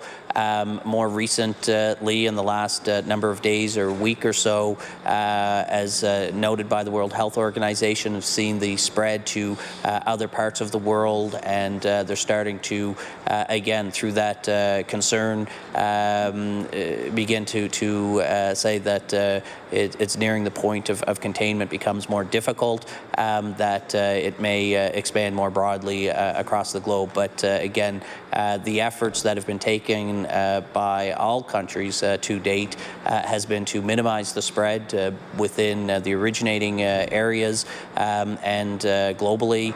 In a Nova Scotian context, we have had no cases identified. There have been, I think, about half a dozen individuals that have been identified as worthy of being tested based upon their circumstances, and all were deemed negative. This, however, does not stop the planning and the work of public health officials and our health system. Again, the work and the approach that's taken, the elevation of actions being taken is informed by an ever-changing environment. The spread of the virus across jurisdictions, again, not heavily present in the North American context at present, but health officials do continue their planning.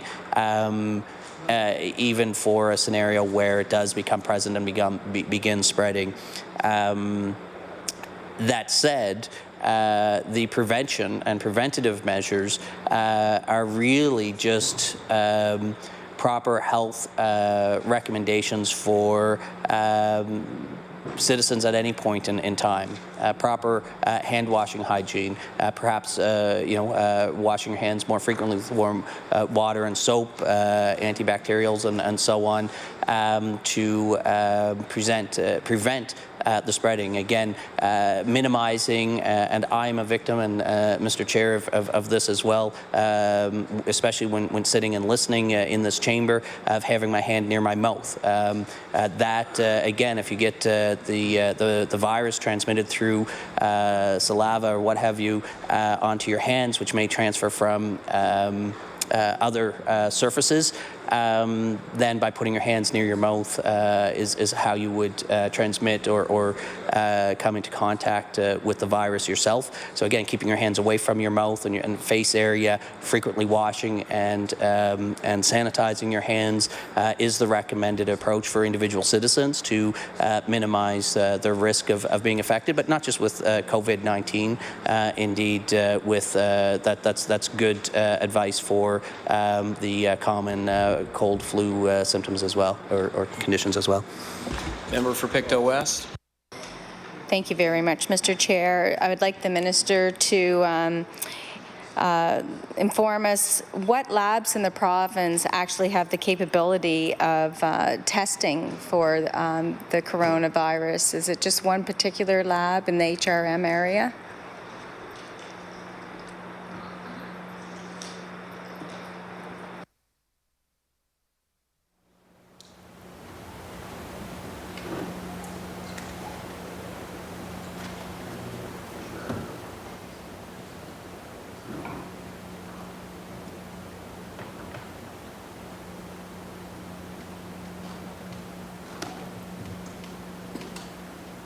The Honourable Minister of Health.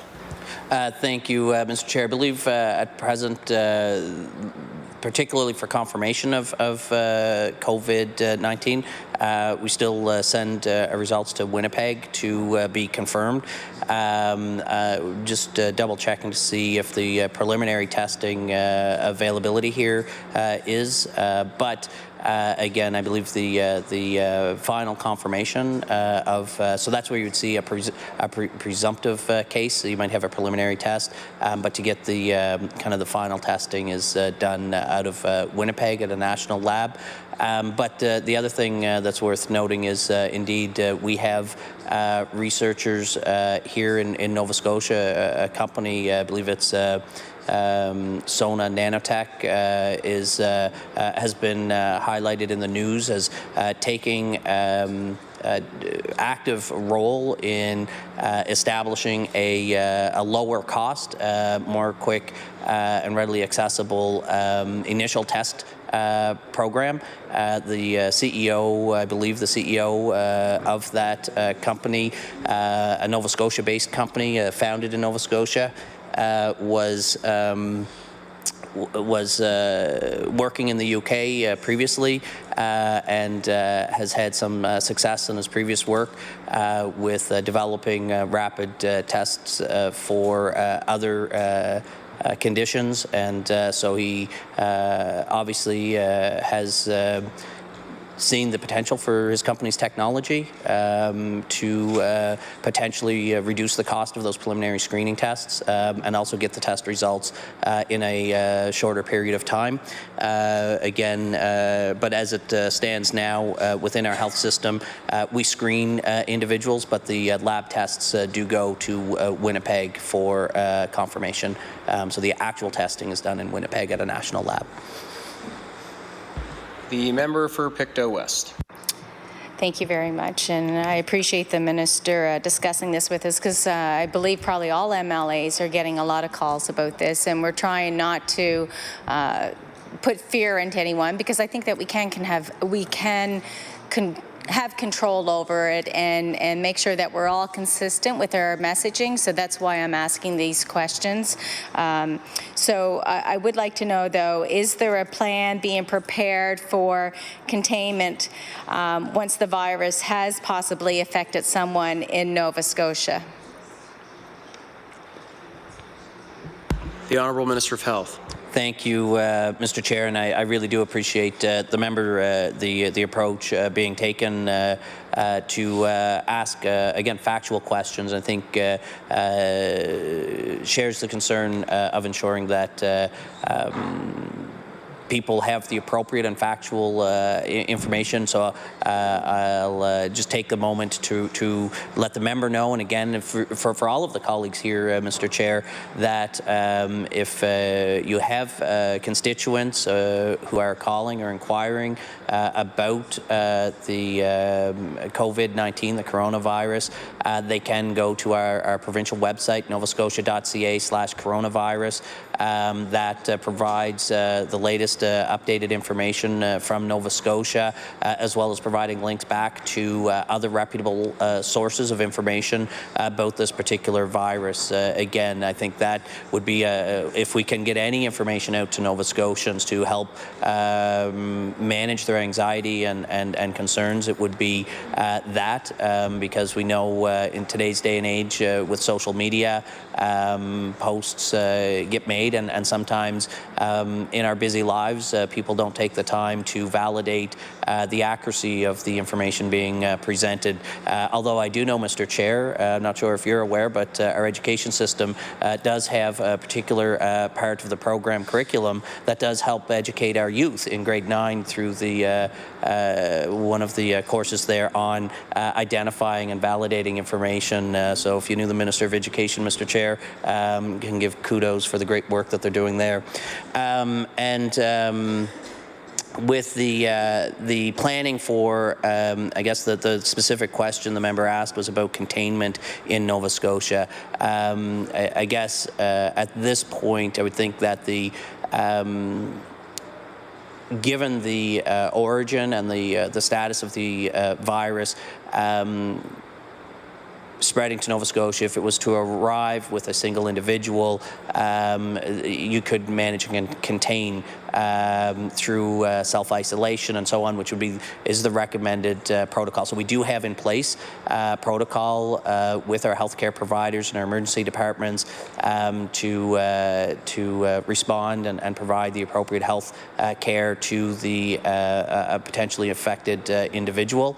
But if so, that's in that case that protocol rolled out several weeks ago, as it did following similar approaches in other jurisdictions in Canada.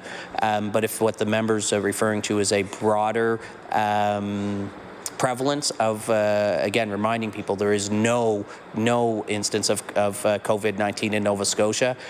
So if the member's referring to, what if scenario that globally it becomes a pandemic and begins establishing itself in Nova Scotia in a broader sense. I think at that point, from public health officials' perspective, it's no longer about containment. You wouldn't, at that stage, you wouldn't be able to contain. It's about managing the spread of the virus and managing and minimizing the impacts. And again, at this point, preventative is still remains the #1 recommendation.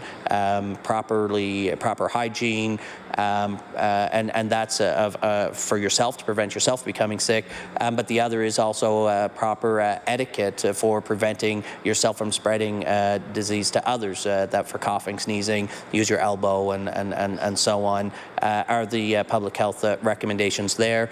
And again, as far as a broader response, if necessary, again, we developed protocols in public health and with our partners following H1N1 SARS, and they get refined each time we have a situation like this occur. So we're executing in our public health offices with our partners in the health authorities, and based upon that, and as the information and the status of the COVID-19 virus globally and nationally and locally evolve, the various stages of that planning get executed. So again, the planning is there, more detailed planning, because we're seeing the spread go out. That means we're moving up the scale in the execution of the work that we're doing in our public health offices here in Nova Scotia and across the country as well. The member for Pictou West. Thank you, Mr. Chair, and I thank the Minister for that. And just one more question on this subject, and I believe that Nova Scotians have a right to raise their concerns and ask us questions, and that we have a plan prepared, and let's hope we will not have to use that plan, and let's take a reasonable approach to this.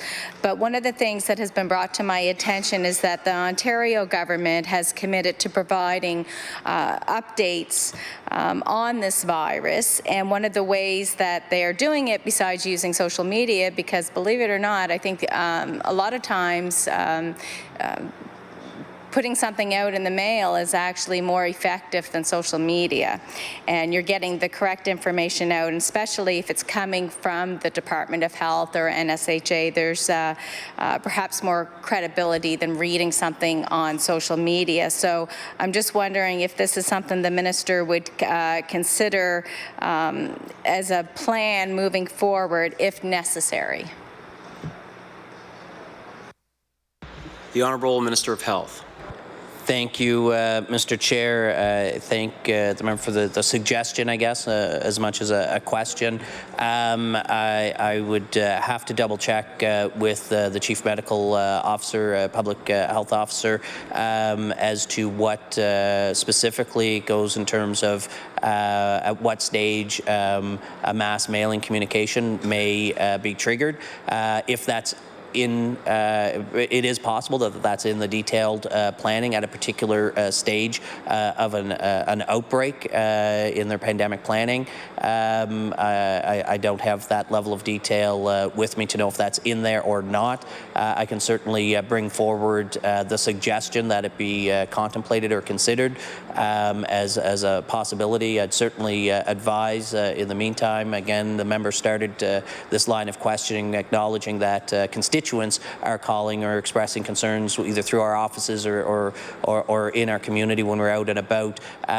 What perhaps as an interim measure, what I'll commit to the member is I'll go back and engage my public health officials and pull together a fact sheet that we'll distribute out to the 3 caucus offices and the independent members so that each of us as MLAs have in our offices as well, and we can use our communication, which may be newsletters or others, as well as our own social media or other online communication channels, and if nothing else, at least our assistants in our offices in our communities will have the information to support Nova Scotians as well.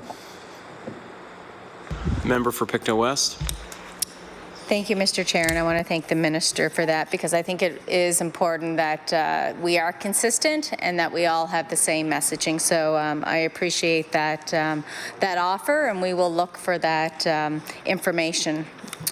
So I'm going to move on to oral health care, and this is this is very important to me. I think I've mentioned once here in the House that we have wine snobs, but I'm a dental floss snob, and I totally believe that we underestimate the value of proper oral health care, and starting at a really young age.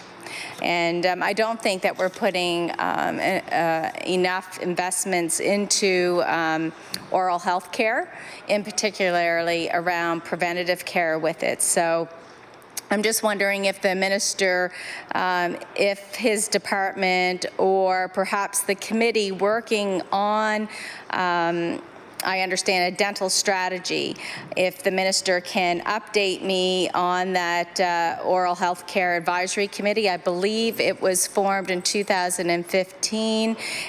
So just looking for an update on that committee.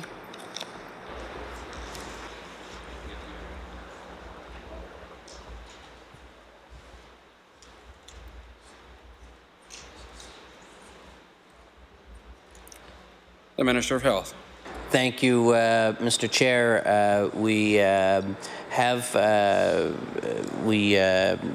I believe last year, about a year ago,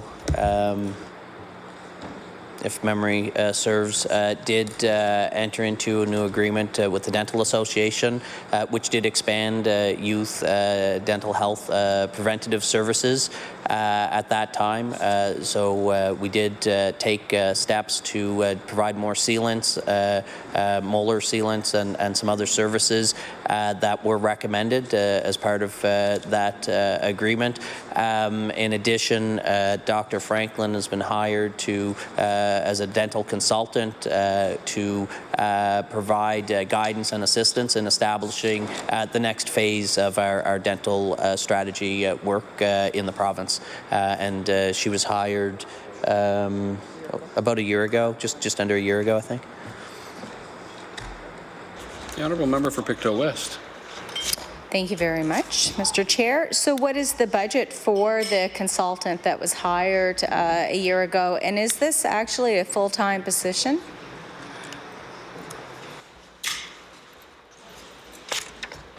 The Honourable Minister of Health.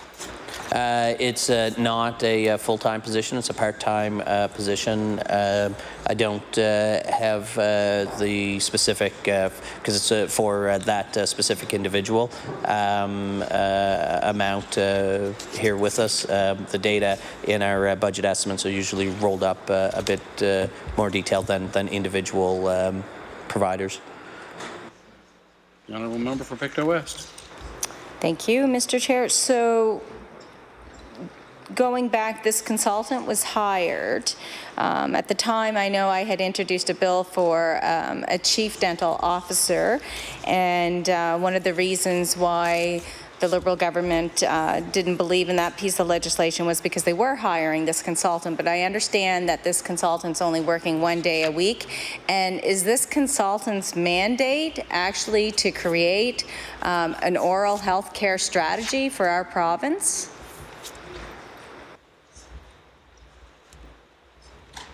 The Honourable, the Minister of Health. I think I said Franklin earlier. It's actually Craigland. Not Franklin. I apologize to her as well as the members for that mistake. She is a dental consultant who, again, as a consultant, is providing the advice and recommendation, the guidance to department staff as they perform this work.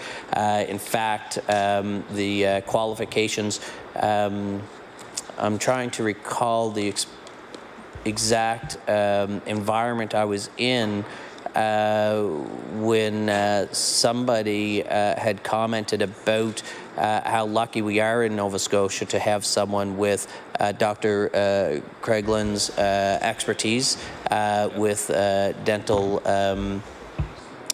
health for within Nova Scotia, because she has some training around dental health and kind of like public health space.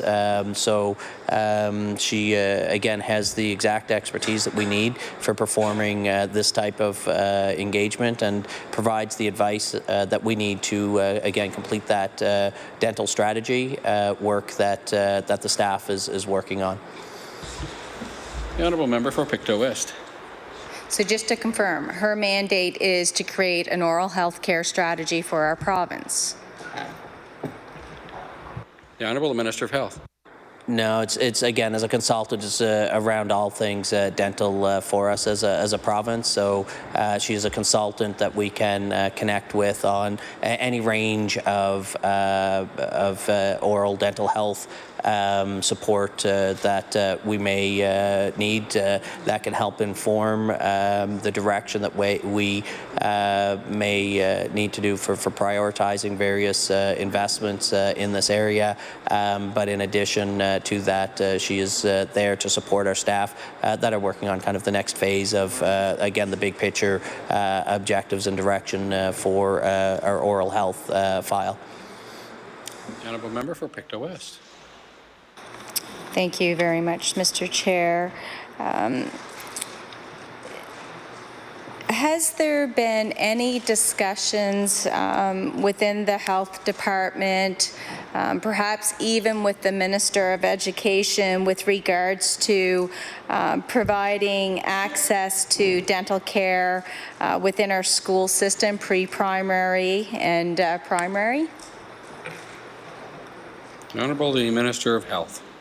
Thank you, Mr. Chair. I've not had discussions with my colleague about expanding and providing dental health services at that stage. I believe there are some fluoride provisions provided still in the school systems, though.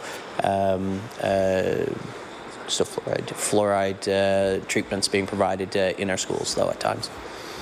The honourable member for Pictou West.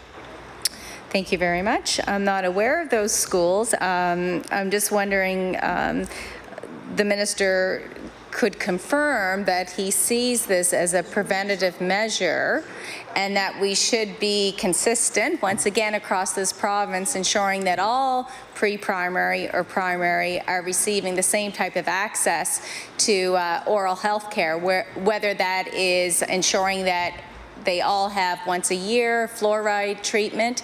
I'm looking for the minister to endorse that he believes that that is a preventative measure that this province, this government should be taking.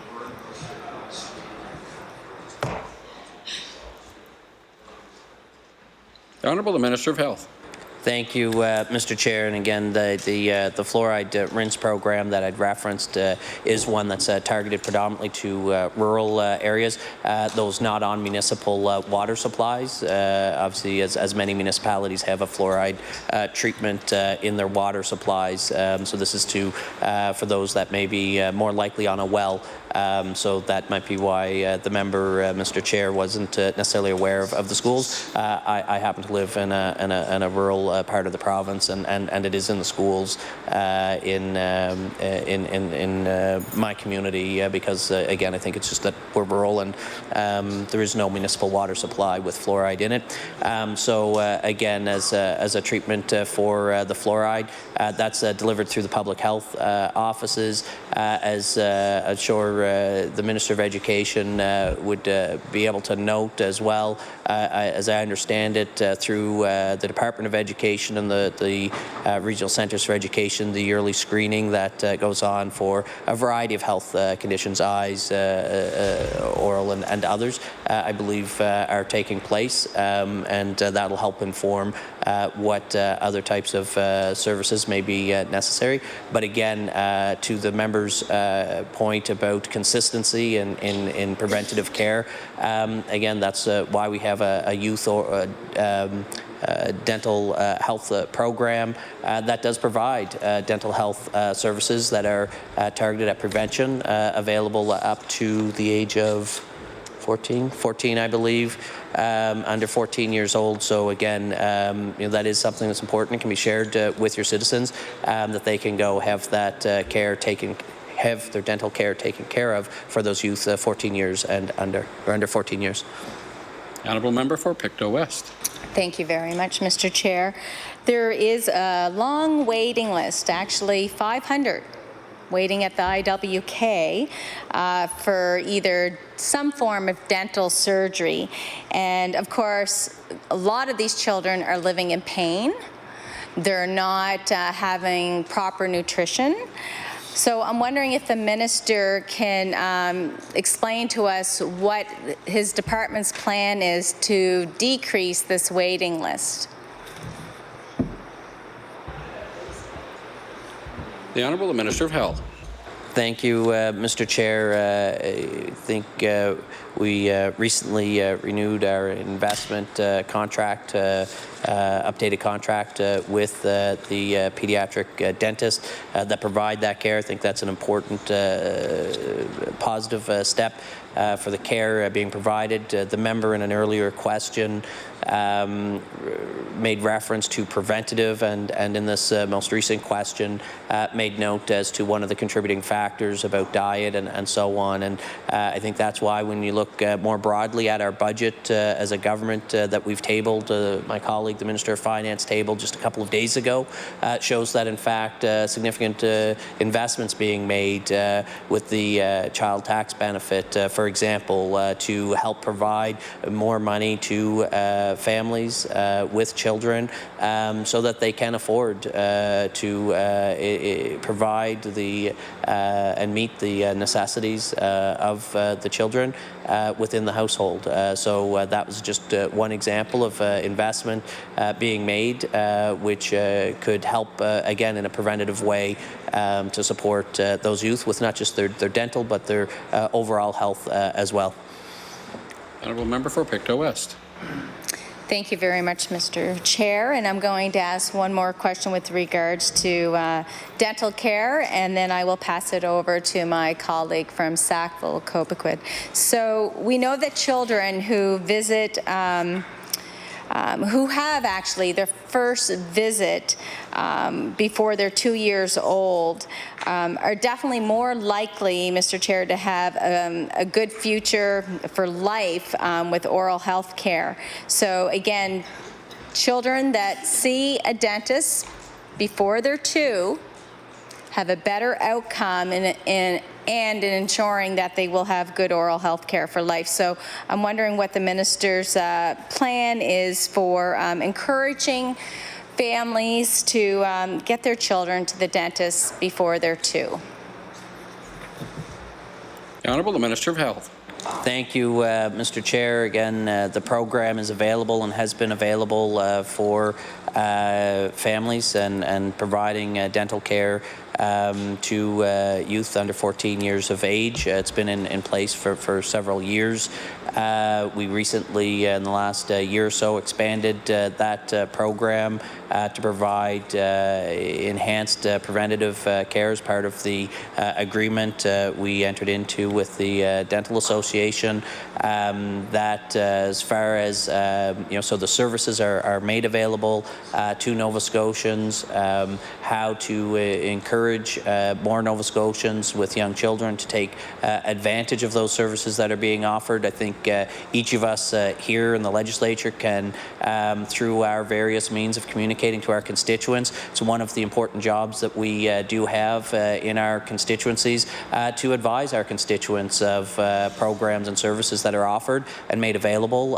So I encourage and hope that my colleagues across the province will take the opportunity. So again, I thank the member for raising these important questions. It's a great opportunity to remind and perhaps for some of our newer colleagues who may not have been aware that these programs existed, to be aware of them.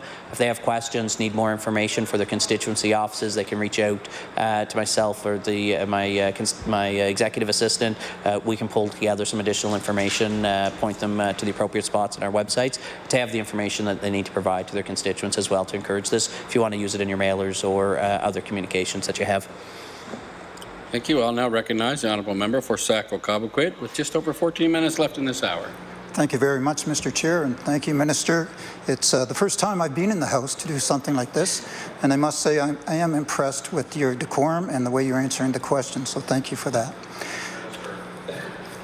Right off the top, coming from Sackville-Cobequid, we have the Cobequid Community Health Centre, which in fact was previously called the Cobequid Multi-Service Centre. Shirley Ferreira was part of the organization that set that up initially. So it's been a long history of growth and providing incremental services throughout not only Sackville, but the broader HRM community. In fact, we have a cancer care centre there where people come from the Maritimes. So my question right off the top is, are there any plans to expand the services at the Cobequid Community Health Centre in Lower Sackville?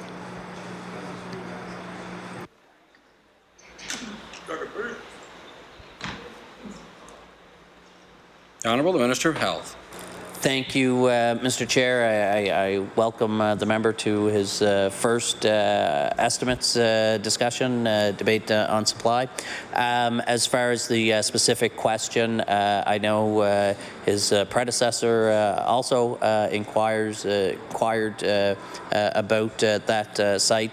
Off the top of my head, I'm not aware of any substantive changes to that particular site, Mr. Chair. But again, it is operated by the Nova Scotia Health Authority as part of their operational work, as they would with all of their sites. They evaluate, and as there's changing needs within communities and so forth, they look to the resources that they have, which includes their infrastructure resources, to align that to optimize the care for patients within the community and surrounding catchment areas. So again, unfortunately, not off the top of my head, I'm not aware of. That doesn't mean that the Health Authority doesn't have some plans that they're working on that they can execute within their budget that doesn't require notification directly back to me. Member for Sackville-Cobequid. Thank you, Mr. Chair. So now I'm going to focus on 1310. That's the page I'm going to focus on, which is continuing care for the remainder of my time. So continuing care provides funding for eligible Nova Scotia citizens who need care outside of the hospital in their home and community, and it looks at adult protection services. It also looks at home care and long-term care. The proposed 2021 estimates are $3 million for adult protection, $283 million for home care, and $612 million for long-term care. The full-time equivalent is constant at 25. I wonder if you could just briefly, and please do not go into math, but just broad strokes, is there 5, and 10 in those particular areas of adult home care and long-term care FTEs? Roughly, where are they?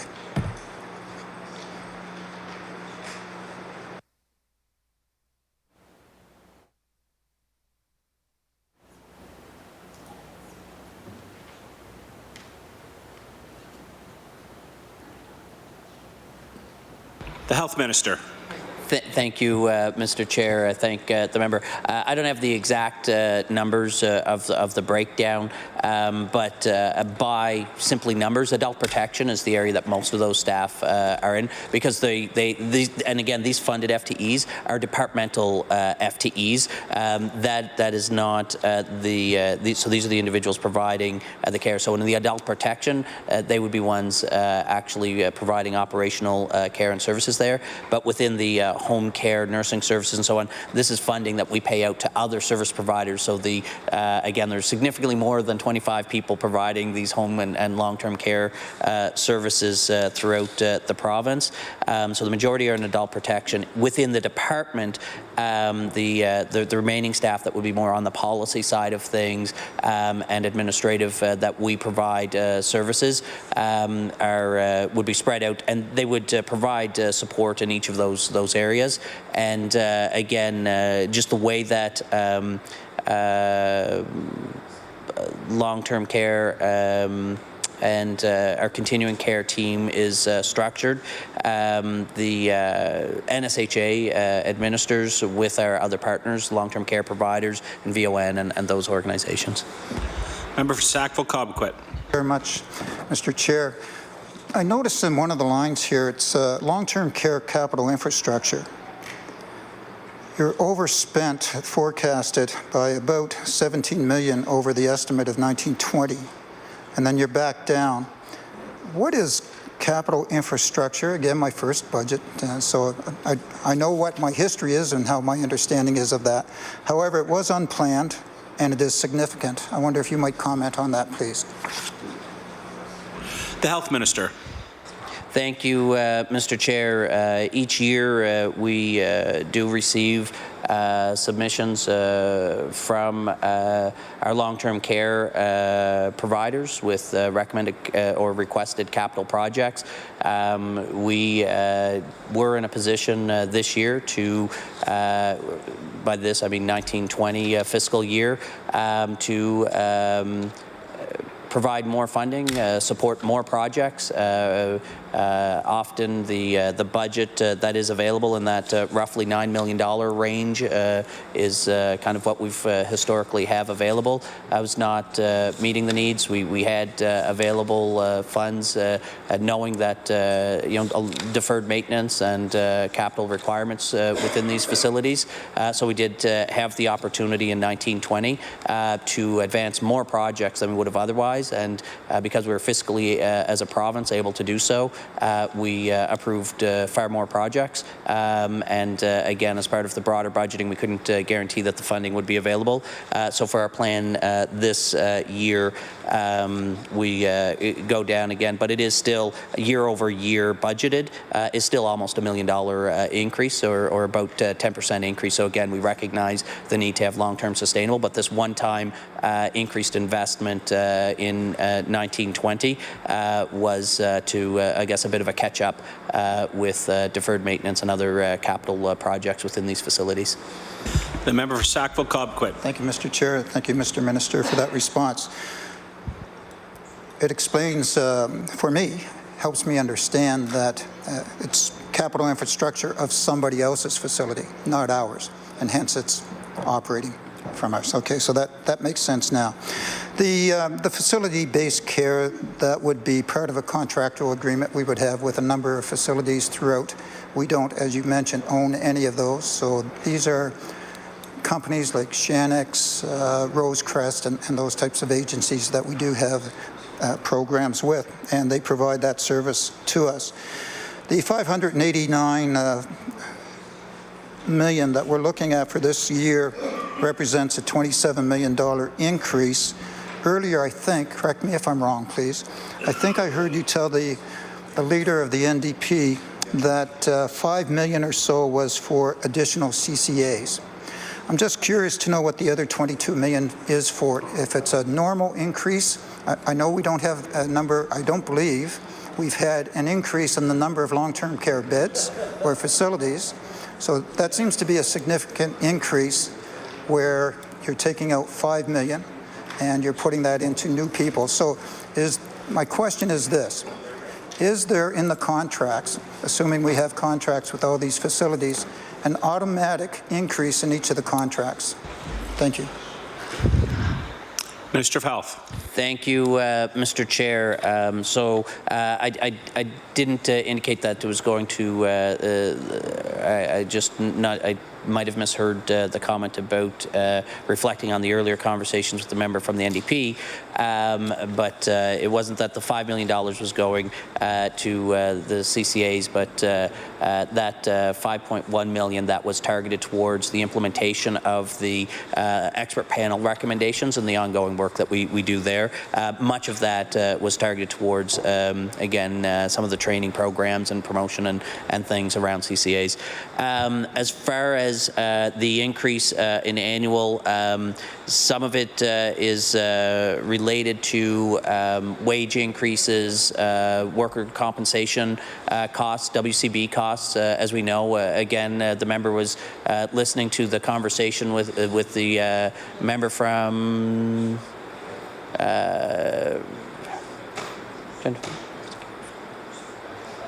Halifax Shabukto, when he was inquiring, Mr. Chair, about the the investments, so wage increases. The member from Halifax-Chebucto also at one point talked about injuries. So we do recognize this. This is reflected in WCB rates, which within the healthcare sector and in particular the continuing care sector are some of the highest as far as an industry goes. So there are growing cost pressures there. But in addition to that, we have about I believe $1.3 million going towards the operations of 30 new nursing home beds here in Halifax. That is the previously announced conversion of 30 RCF beds to nursing home status at Melville Gardens in the HRM area. So again, there's a few other things, but wages is over $20 million for wage increases within the sector. The member for Sackville-Cobequid. Thank you, Mr. Chair, and through you again to the Minister. In those facilities, the contract seems, by your remarks, that we would automatically include wage increases and other staffing costs. I'm assuming that's written into the contracts with those organizations. My question is, how many of those organizations have unionized staff?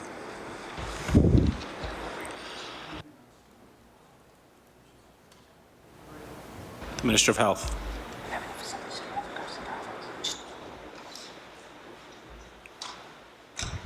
Minister of Health. Thank you, Mr. Chair. I think we have, I believe, if memory serves, over 130 odd facilities across the province. Those facilities have a wide-ranging scope. I don't know off the top of my head. It's not the way I've sliced the data to have with me about what the unionized status may be of the staff provide within those facilities. I'm sure, again, if we looked through each of them, we would be able to track that down. But again, suffice to say that, again, the evolution, I guess, of the long-term care sector, you know, in many instances, they've grown and were established before government played a role in providing this type of care. They were sometimes community organizations. In my own community, the Sisters of St. Martha's role, working with municipal the municipalities to establish a long-term care sector. And then when the province got involved, they transitioned and we started funding those existing operations. And then subsequently, as there's been expansions, there have been other contracts established. As the member, Mr. Chair, had referenced some of the perhaps for-profit organizations that provide these services. So there is because it's been around so long, it has a long history, it's a very, the circumstances of the facilities are very different throughout the province, and I believe almost all of the facilities do have unionized staff. Member for Sackville-Cobequid. Thank you, Mr. Minister, for that. I don't have any more questions at this time. I just want to leave you with a comment that there's a very good chance that I am older than the leader of the NDP in this room. And I find, again, you don't have to be old to do a good job. Thank you very much, Mr. Chair. Thank you, Minister. The Honourable Health Minister with 44 seconds. You think you could fill that? Mr. Chair, I'm not sure if that's adequate time, but I have some practice in question period. Although I might be a little bit rusty, I haven't had quite as many questions this session thus far. So limiting myself to 45 seconds, as you know, is challenging. But to the member, I do appreciate the time he's taken to ask some very thoughtful questions, both for his own constituency, but also he's obviously taken time to understand this sector of the continuing care segment, because he asked some very poignant and direct questions about the budget, and I hope he again adequately responded to those questions for him. Time has expired for the Conservative Party. We now are back to the NDP party, and the member for Halifax-Shabocto, you want to go? Okay. Thank you. Excited. Thank you, Mr. Chair. I'll be waiting for a parallel soliloquy of appreciation at the end of our period.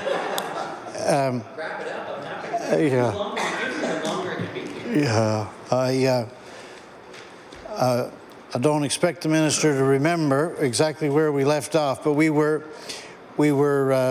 exploring the ramifications of the budget for long-term care in nursing homes, and in particular for CCAs.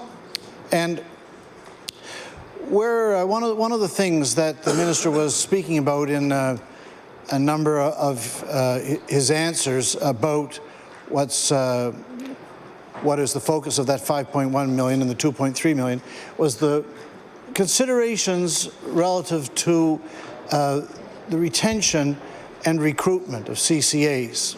But I want to go back to this for a moment, because it seems to me that retention and recruitment of CCAs is a different kettle of fish in some ways than it is with other healthcare providers, particularly in that CCAs are so, at least in my view, dramatically underpaid,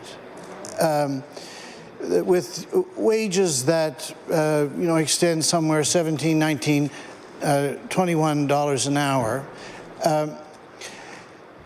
I want to ask the minister, does it not seem to him that this problem identified by the expert panel of the recruitment of people to the continuing care vocation, that the way to address this is to invest in something near reasonable salaries for people who take up this important vocation. And this is the line of reasoning that I've been pursuing in asking about the 5.1 million, since it does seem to me that this is so critical to speaking to the crisis in long-term care. I want to ask where in the fiscal planning of the department does this question fit of making some serious improvements in the remuneration for CCAs as we look at the retention and recruitment question? Minister of Health. Thank you, Mr. Chair. Thank the member for the question. As per the previous line of questioning from the PC caucus, Mr. Chair, it was noted that the service providers who are the employers of the continuing care assistants in the long-term care sector. They are the employers who negotiate the compensation with their CCAs and the other staff within their facilities. So they do that negotiation. We have contracts that establish the rate that we pay for per diems that cover the services provided. I believe the member, the leader of the NDP, in previous questions made reference or noted the fact that it has both protected and operational unprotected, protected with the medical and health services, and operationally unprotected envelopes. So it is a formula and analysis that's done with our service providers, that we provide funding to them, and they negotiate and establish the distribution of wages throughout. But I believe within, again, we have about a over $20 million investment increase in the long-term care service provisions, and that 20 some million dollars, 22 I believe, receive towards specifically wage increases, which is about a 2% wage increase for the 2021 fiscal year. So there's, again, as I said, an investment of, again, over $20 million, about 2% for wage increases specifically within the long-term care sector. Member for Halifax, Shabukto. Thank you.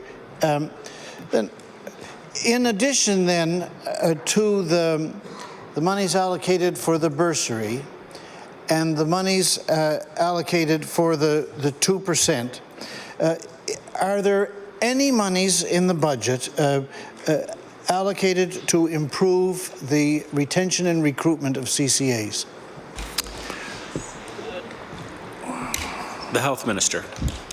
Thank you, Mr. Chair. I think, again, it goes back to our previous conversation that the investments targeted around the recommendations from the expert panel in long-term care, they flag initiatives and program areas or research that they believe will help improve the overall environment of care within the long-term care setting.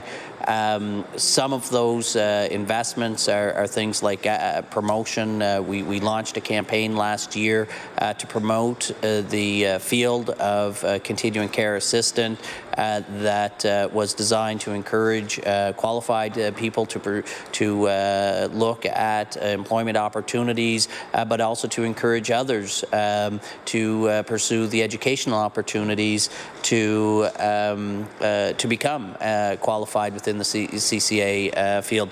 In addition, Mr. Chair, some of the challenges with retention are not, as the member said, the challenges are not necessarily the same as in other parts of the healthcare system. In fact, as I've mentioned in one of the previous responses, the fact is that injuries and the prevalence of injuries in the workplace within the continuing care sector is one of the highest risk industries for injury in the workplace. That is concerning to us. It's reflected in the growing cost of WCB, workers' compensation insurance costs for employers funded by the government, but more concerning than those dollars being spent on the workers' compensation insurance and the fact that that money could be redirected elsewhere to care if we bring the prevalence of injuries down is the fact that when an injury occurs that that individual employee is unable to perform the work that they are so passionate about. You don't, for anyone who's been in a long-term care facility or has met a CCA or nurse or administrator in a continuing care, long-term care facility, it is a labor of love, love of the work, love of, in particular, the residents that they serve. And so when an injury occurs that takes a person out of their workplace, that increases the pressure then on the remaining workforce while they recover. That is something we want to avoid. That's why we've had other investments around and strategies targeted towards improving the safety in our continuing care, both in the long-term care and home care sectors, because we believe that that will help ensure that the CCAs that are working are able to continue working and not become injured, both in the short and longer term of their careers. Member for Halifax, Shabukto. Thank you, and I'm sure the minister would want, as I want, for the record of our exchange on this, to show that when we're talking about CCAs, we don't in any way mean to leave out the motivation of all or the contribution of all those who work in departments like environmental and laundry and dietary. What I said earlier about the the striking altruistic motivation and commitment of people that I've experienced working in nursing homes is not just a matter of the people doing patient care, it's a matter of people that work across the board. I'm sure the Minister shares this view. But thinking about the particular difficulty that we face with retention and recruitment of CCAs and these problems that we have been speaking about, injury proneness, the relative, I think it's fair to say, inadequacy of CCA's pay, the intensification of work in terms of working short. I want to ask the Minister, has the government, in addition to the expert panel, is the department undertaking any or envisioning undertaking any research into the well-being and preventing the burnout of CCAs? And is there any initiatives along this line that the Minister could speak to us about? The Minister of Health. Thank you, Mr. Chair. Again, I think in that, first, it's great at estimates that we have opportunity to come to points of agreement, and to the members' comments about, of course, recognizing all of the employees throughout the continuing care sector and our long-term care facilities, as well as other areas. Of course, anyone who's involved, they're providing care to some of our most vulnerable citizens, our loved ones, our family members and community members, and indeed we appreciate the work that they do, as we do for the work of all of our healthcare professionals throughout the province. And again, that does extend to those who support those healthcare professionals in all of the support roles, as the member mentioned.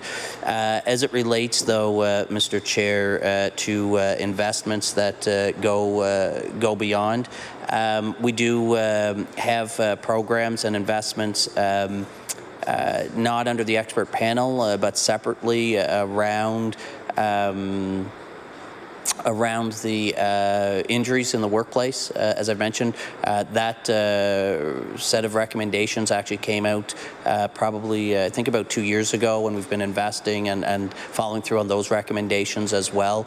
And so that helps, I believe, I truly believe, helps with burnout. Again, when you have those issues with injuries, the investment in equipment, again, I think, so that the care providers, when they have the right equipment, to know that they can perform their service to the residents, can do so safely, not just for themselves, because again, as the member mentioned, Mr. Chair, many of the care providers are altruistic, and part of the reason I believe it's been suggested that leads to some of the injuries is because they're so altruistic that they sometimes perform tasks that should be done with 2 people, and they're doing it themselves. And that's where the investments in additional lifts, the slip sheets, and the equipment necessary for them to provide the care, so they know that they can provide the care safely, again, for the resident and for them themselves.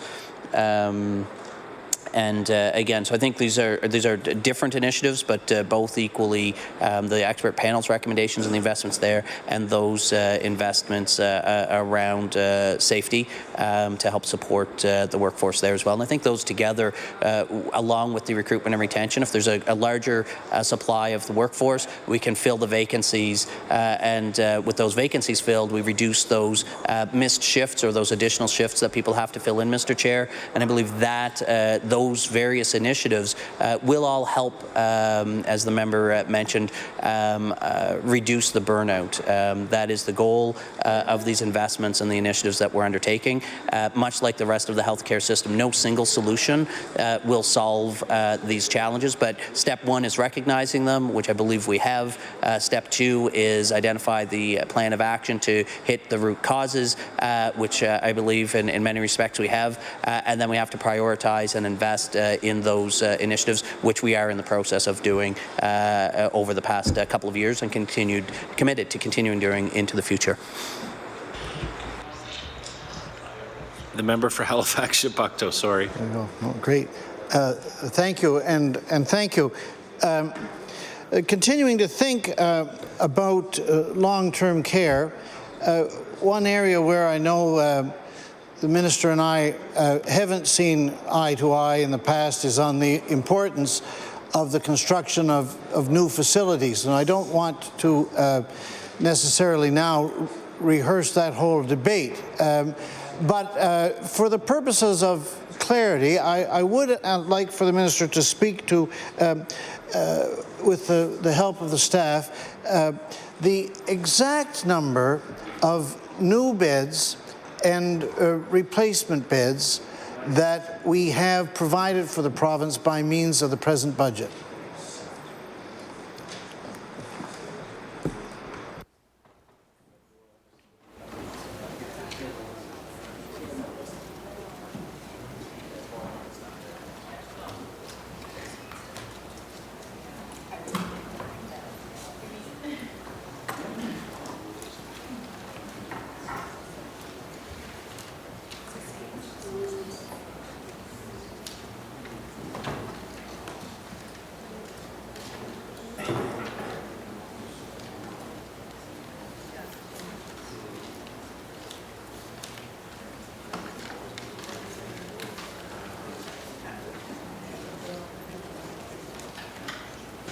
The Health Minister. Yeah, I'm looking for the actual beds. Thank you, Mr. Chair. Again, I guess first the commitments that we've made and announced for new beds in the province is 162.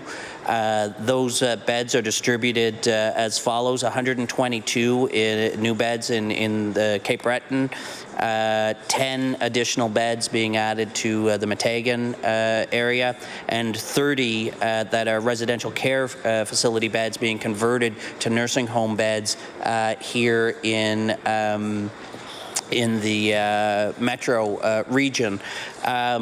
The member's specific question was how much is allocated specifically, or how many beds have funding specifically in this budget.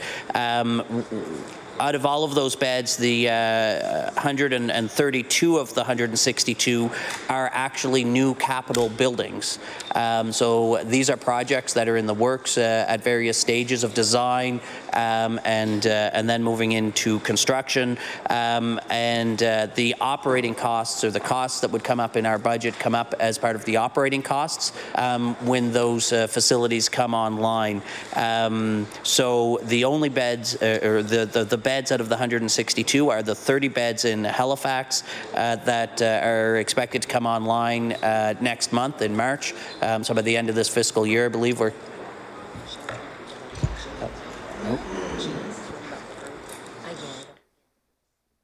Okay, late breaking. I guess there's been some delays in the work on the construction. The intended come on stream was by the end of fiscal. It looks like the renovation work is taking a little bit longer, but certainly within the first quarter, we're still expecting the 30 conversion beds in Halifax to come on stream, and we have the operational budget set aside to fund the operation of those 30 additional beds here in the Halifax region.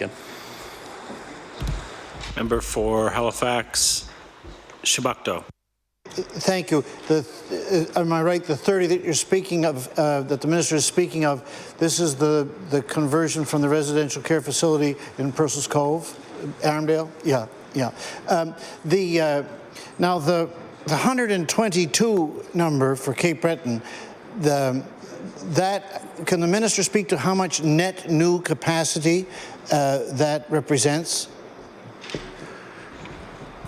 Minister of Health. Thank you, Mr. Chair. That is the net new. 122 net new. So in North Sydney, with the beds being there, there'll be 38 new beds. In New Waterford, there'll be 36 new beds, and in Eskasoni, there's a 48 bed facility being developed. So net to the provincial long-term care beds, 122 once those 3 facilities come online in Cape Breton. The member for Halifax, Shabukta, with 1 minute. But net new in this sense does not take into account, am I not right, the alternate level of care beds at the moment in the Northside General and the New Waterford Hospital? The Minister of Health. With respect to the overall redevelopment, I was referring to net new beds with respect to long-term care, actual long-term care beds. So these are new long-term care beds being added to the facility. I'll cross-reference. I assume with 20 seconds left, we'll be continuing this conversation tomorrow, and I will be sure to more fully and directly bring that answer to the question that the member has raised in the context of the broader hospitals and not just long-term care specific beds. That was the question. Order. The time allotted for the consideration of supply today has elapsed. I want to thank both the NDP and the Conservative Party and the Minister. I recognize the Honourable Government House Leader. Thank you, Mr. Chair. I move that you do now rise, the committee do now rise, and that you report progress and beg leave to sit again. Motion is carried. The committee will now rise and report its business to the House.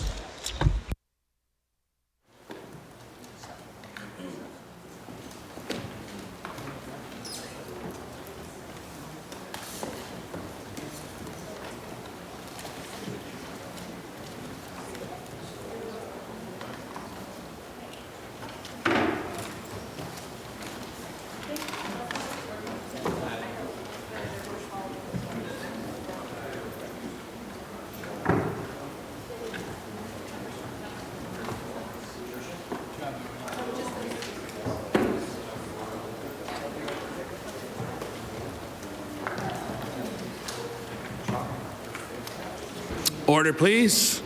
The Chair of the Committee of the Whole House on Supply will now report that the Committee of the Whole House on Supply has met and made progress and begs leave to sit again. Thank you. Just before we go over to the Government House Leader, I'd like to draw everybody's attention to the Speaker's Gallery, where I have a guest here this evening. Visiting us from Windsor is my old university school friend, Chris Stricky, and his daughter, Julia. So I'd like the House to give them a warm welcome.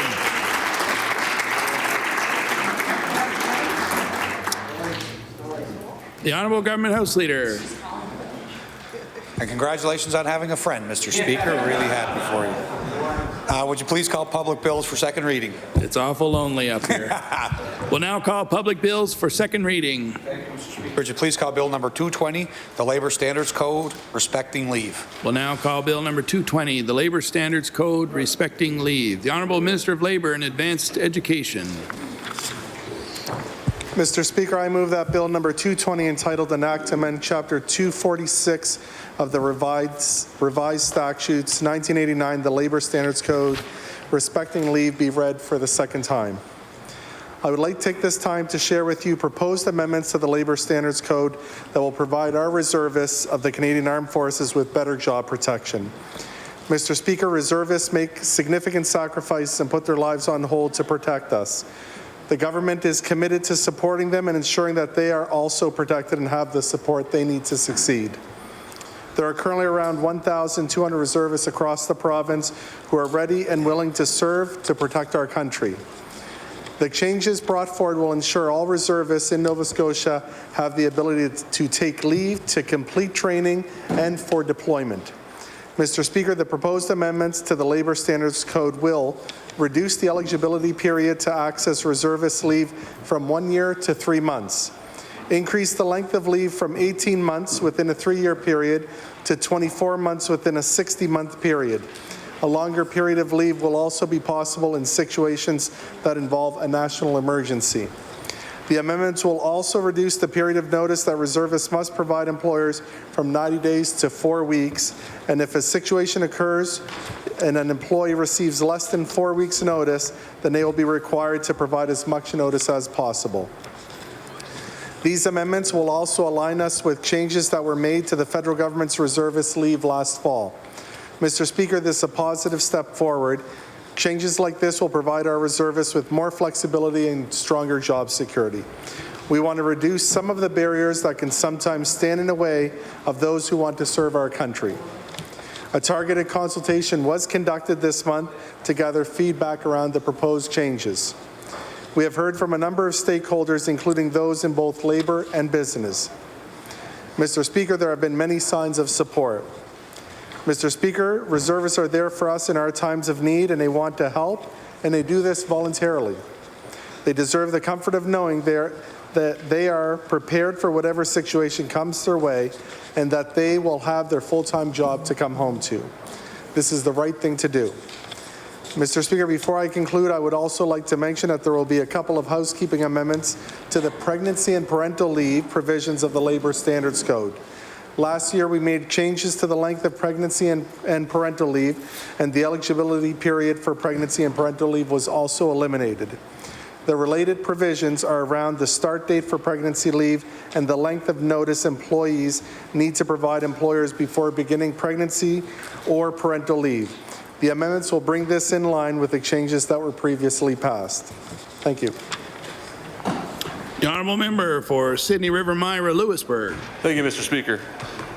Thank you for the opportunity to speak on Bill number 220, Labour Standards Codes for Reservists. I would just like to acknowledge the tremendous contribution that Nova Scotia has provided to the Canadian Armed Forces over the last number of years. I would thank the Minister for introducing this bill. From the research that I've done in discussions with his department, it increases alignments with federal legislation, reduces the eligibility, which could be beneficial in the state of a national emergency or something of a pressing nature. I'm just curious, maybe the Minister can clarify. I think there was only about 2 weeks ago consultations were done. I'm just wondering why such a short time frame. So maybe you can clarify that. And this caucus will support this bill. Thank you. The honourable member for Dartmouth North. Thank you, Mr. Speaker, and I'm also pleased to speak to Bill number 220 and also acknowledge the terrific contributions the members of the Canadian Armed Forces make to our province and our country. And reservists are a special breed of members of the Canadian Armed Forces. My sister was a reservist in the Navy Reserve for 25 years, and through her I got to know a number of amazing, mostly women reservists who are her dear friends, and I know how hard they work and how much they care for the country. So I'm happy that this bill is coming forward. We agree, of course, that their leave should be protected, as should the interests of their employers. And we're also particularly glad to see that the definition of service has been broadened in this bill, particularly related to mental health. It's important that we provide support for more components of the service process, including all deployment, training, travel time, and treatment. Undoubtedly, broader support for the reservists will positively contribute to their overall service, and that will be good for them and for our country. And while I understand that the government has been consulting with reservists as well as other stakeholders, interesting question brought by my colleague from the Conservative Party. Great question, but why the consultation only took place this month, but happy that it took place at all, Mr. Speaker. We're looking forward to hearing from the public at law amendments. Thank you. And recognize the Honourable Minister of Labour and Advanced Education. It will be for second reading of Bill number 220, the Labour Standards Code, respecting leave. The Honourable Minister of Labour. Thank you, Mr. Speaker. The consultations just recently happened. The federal changes actually just happened in the fall. We flagged it when we saw those changes come through the department. We actually just did some quick consultations around it, made sure that business could voice their concerns. As well, we spoke to the Brigadier General here locally to see if there was anything other than what the federal changes were that could be advanced in it. Since the only changes brought forward were alignment with the federal government, it actually was a pretty simple bill being brought forward. And again, there was strong support across the business community with our long history around the armed forces, around the Navy in this city. It's no surprise that Nova Scotians were behind us. Mr. Speaker, with those few words, I rise to close debate on Bill number 220. Motion is for second reading of Bill number 220, the Labour Standards Code, respecting leave. Would all those in favour of the motion please say aye. Aye. Contrary-minded, nay. Motion is carried. Bill number 220, an act to amend Chapter 246 of the Revised Statutes 1989, the Labour Standards Code, respecting leave. Ordered that this bill be referred to the Committee on Law Amendments. The Honourable Government House Leader. Thank you, Mr. Speaker. Would you please call Bill number 221, the Labour Standards Code? We'll now call Bill number 221, the Labour Standards Code. The Honourable Minister of Labour. Mr. Speaker, I move that Bill number 221, entitled An Act to Amend the Labour Standards Code, be read for the second time. I'd like to take some time today to share proposed changes to the Labour Standards Code, changes that will help address Nova Scotia's gender wage gap. Women currently make up 49% of our workforce, Mr. Speaker, and they play a vital role in our economic growth. And as we continue this economic growth, we're seeing important progress. For example, more women in careers where they're typically underrepresented, such as skilled trades. But despite this progress, there are still areas of significant concern. The gender wage gap is a major issue facing women today. And on average, women are still being paid less than their male counterparts for the same working jobs across the board. There are a number of ways to measure the gender wage gap, but when we look at the average employment income of all workers in Nova Scotia, women earn 73 cents for $1 that a man earns, and this is unacceptable. That's why we are proposing changes that will strengthen the province's labour legislation and help to narrow the gender wage gap in Nova Scotia. Mr. Speaker, these changes are rooted in a simple concept of equal pay for equal work, which is already in our Labour Standards Code. The amendments will prohibit employers from asking job applicants and current employees about their previous salaries. This is because sometimes when your previous salary is lower, it follows you throughout your career. They will also prohibit employers from banning employees from discussing or disclosing their own wages to other employees within an organization or wherever they choose to. Mr. Speaker, research has shown us that the greater transparency in wage information leads to a smaller gender wage gap. These changes will help bring more transparency to the salary of both women and men in the workplace. They will also help to ensure that employees are paid a wage that reflects their qualifications, experience, and value. Mr. Speaker, women should be paid what they deserve, not what they feel they need to accept. Additionally, these changes will expand the equal pay provision currently in the Labour Standards Code to employees who do not identify exclusively or at all as men or women. They will also allow government to expand through regulations the equal pay provisions to employees who possess certain characteristics, such as those related to race and ethnicity. These are important steps to ensure our regulations reflect our diverse workforce. We need to continue advancing gender equality so that all Nova Scotians have the opportunity to grow and thrive in our province. Mr. Speaker, as Nova Scotians, we stand for many of the same values like fairness and equality. Together, these amendments set the foundation for a stronger and more fair and just workforce in Nova Scotia. Thank you. The Honourable Member for Sydney River, Myra, Lewisburg. Thank you, Mr. Speaker. I think this idea is a great first step in addressing this issue. I think like what the minister said, the 73 cents for every dollar that a man makes is simply unacceptable. I know in Nova Scotia and across the country, this problem has been painfully slow to correct over the last number of years in this country. So I think this is a strong idea. I do have a couple questions for the minister that he might be able to clarify for myself and my colleagues. I'm just wondering for clarification of what these administrative penalties are, what they look like, and how they would be enforced in the workplace, and what supports would be offered to women to come forth and feel comfortable enough to voice their concerns with their employers. There's also a question I would have about how small businesses throughout the province would be educated on how to significantly and efficiently implement this policy, I guess you would say. This is a large employer as opposed to a small business with 3 or 4 employees may need a significant different approach. And I think that's like I said, that's a great first step, and we would support this bill. Thank you. Yeah. The Honourable Member for Dartmouth North. Thank you, Mr. Speaker, and I am happy to rise and speak to Bill 221.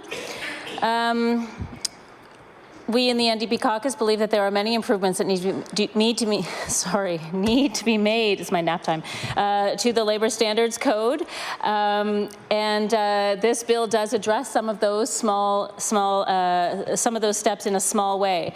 Some of the things that I think are positive about this bill that it addresses the fact that not everyone identifies as a man or a woman, and that it has space for gender non-binary or non-conforming people, which I think is a really important change. We do know that the wage gap is remarkably high in Nova Scotia, 73 cents on the dollar, and we need strong legislation with real teeth in order to address it. There are real systemic issues that impact the wage gap in Nova Scotia that need a broad approach from this government, including the fact that Nova Scotia still has the highest poverty rates in the country. We also need to consistently be talking about the fact that the wage gap is much worse for racialized women. The NDP has continually pushed for improvements to the Labour Standards Code, such as paid sick days and stronger stolen wage protections, and we would have hoped that this opportunity to make changes to this Act would have included some of these measures. Of course, I also want to take the opportunity to mention the pressing need for a higher minimum wage, a $15 minimum wage at minimum as well. So while I appreciate some of the changes coming forward, I am concerned with that many of the details in the Act are forthcoming in regulations, and that there is a real risk that this is, frankly, a toothless piece of legislation without real change in the piece of legislation itself. Nonetheless, of course, we welcome any forward movement on the pay equity issue, and we look forward to hearing from stakeholders at law amendments. Thank you. Trying to recognize the Honourable Minister of Labour. It will be to close second reading of Bill number 221, the Labour Standards Code. The Honourable Minister of Labour. Thank you, Mr. Speaker. Just a couple questions from our Progressive Conservative side. The gender wage gap and equal pay, regardless of your sex or your race, is already in the code. So if a complaint would come in, our officers would go out and investigate. What our hope on this bill, it's putting a spotlight on it. It's also giving us another avenue of allowing workers to have more information amongst their co-workers and within their organization. And our experience has been, Mr. Speaker, that businesses do want to they do want to pay their employees fairly and equally, but a lot of times, like the example we gave, and there's well-documented proof of it, when an employee starts earning less, that lower salary follows them through their career. So that's part of what this bill is addressing as well. We also have a provision in the bill that as we start getting more and more cases in, that through regulations we can also look at any punitive measures for those few and far between companies that are actually doing this in a manner where it's not unintentional and it's more of an intentional, and in those instances, we would be stepping in and, essentially having a fine, which could be monetary, or, enforcing other things under the Labour Standards Code. Thank you, Mr. Speaker. And with those few words, I rise to close debate on Bill number 221. Motion is for second reading of Bill number 221, the Labour Standards Code. Would all those in favour of the motion please say aye. Aye. Contrary-minded, nay. Motion is carried. Bill number 221, an act to amend Chapter 246 of the Revised Statutes 1989, the Labour Standards Code. Ordered that this bill be referred to the Committee on Law Amendments. The Honourable Government House Leader. Thank you, Mr. Speaker. Would you please call Bill number 223, the University Foundations Act? We'll now call Bill number 223, the University Foundations Act. The Honourable Minister of Labour and Advanced Education. Mr. Speaker, I move that Bill number 223, entitled An Act to Amend the University Foundations Act, be read for the second time. I'd like to take some time today to share proposed changes we're making to the University Foundations Act. Mr. Speaker, universities play an important role in Nova Scotia's economic growth. As they advance education and research across the province, we want to ensure that their operational needs are supported and that we help to reduce any regulatory burdens. That's why we're making amendments to the University Foundations Act that will allow the universities who no longer wish to operate their foundations to dissolve them. Mr. Speaker, the Act currently requires all 10 universities to operate a foundation and to report on them. We've heard from our universities, and for many of them, there is no longer a need to operate a foundation. At the time the Act was established in 1991, there were tax advantages associated with donations to Crown foundations. However, these tax advantages no longer exist. The proposed amendments will help ensure the legislation reflects the current university landscape, as well as support our universities by allowing them to streamline administration. Mr. Speaker, in addition to dissolving the foundations for universities who no longer wish to operate them, the additional amendments will add transitional provisions to transfer all assets, properties, liabilities, and obligations associated with the dissolved foundations to the affiliated university. As well, outline that any outstanding gifts or bequests to a dissolved foundation would go to the affiliated university. Remove the requirement for the minister to table the annual report of each foundation before the legislature, and add that the minister can require that additional information be included in a foundation's annual report. We will update the name of the minister and include an amendment to the University Pension Plan Transfer Act to remove reference to the University Foundations Act. While some of these changes are housekeeping in nature, they'll also help our universities in making their operations more efficient. Mr. Speaker, most importantly, these amendments align the government's broader commitment to reduce regulatory burden. Thank you, Mr. Speaker. The honourable member for Sydney River Myra Lewisburg. Thank you, Mr. Speaker. Thank you for the opportunity to speak on Bill number 223. I have spoken to the chair of the Council of the Nova Scotia University Presidents, as well as all the other stakeholders involved in this legislation, who are all highly supportive. Based on my own research, this appears to be administrative housekeeping, so it makes easier for universities to receive donations, and I would support this bill. Thank you. The honourable member for Dartmouth North. Thank you, Mr. Speaker. I'm also glad to stand and speak to Bill number 223. We are glad to see that the government is listening and adopting these changes that were asked for by some of the universities. They seem like logical and important changes to reduce red tape and to streamline administrative processes. And we look forward to hearing any other feedback at Law Amendments Committee. Thank you. If I'm to recognize the Honourable Minister of Labour and Advanced Education, it will be for second reading of Bill number 223, the University Foundations Act. The Honourable Minister of Labour and Advanced Education. Thank you, Mr. Speaker. I rise to close debate on Bill number 223. Motion is for second reading of Bill number 223, the University Foundations Act. Would all those in favour of the motion please say aye. Aye. Contrary-minded, nay. Motion is carried. Bill number 223, an act to amend Chapter 8 of the Acts of 1991, the University Foundations Act. Ordered that this bill be referred to the Committee on Law Amendments. The Honourable Government House Leader. Thank you, Mr. Speaker. Would you please call Bill number 226, the Companies Act? We'll now call Bill number 226, the Companies Act. The Honourable Minister of Service, Nova Scotia. Thank you, Mr. Speaker. Mr. Speaker, I move that Bill number 226, the Companies Act, be read for a second time, and I look forward to hearing comments from members opposite. The Honourable Member for Halifax Needham. Thank you, Mr. Speaker.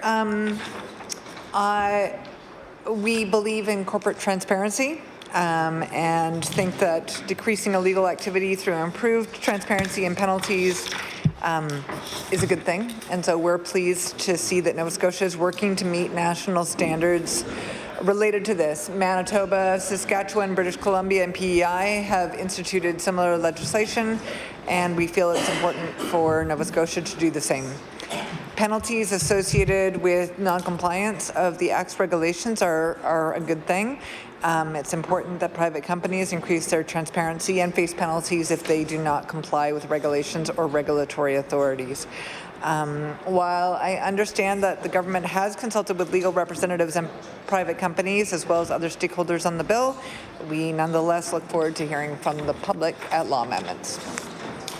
The Honourable House Leader for the Official Opposition. Speaker, that speech was so quick by the minister that I didn't have a chance to get up. I know we're doing sort of things in a bit of a different order here, so than numerical. So, Mr. Speaker, this legislation looks positive. It's important that there's protection for consumers out there.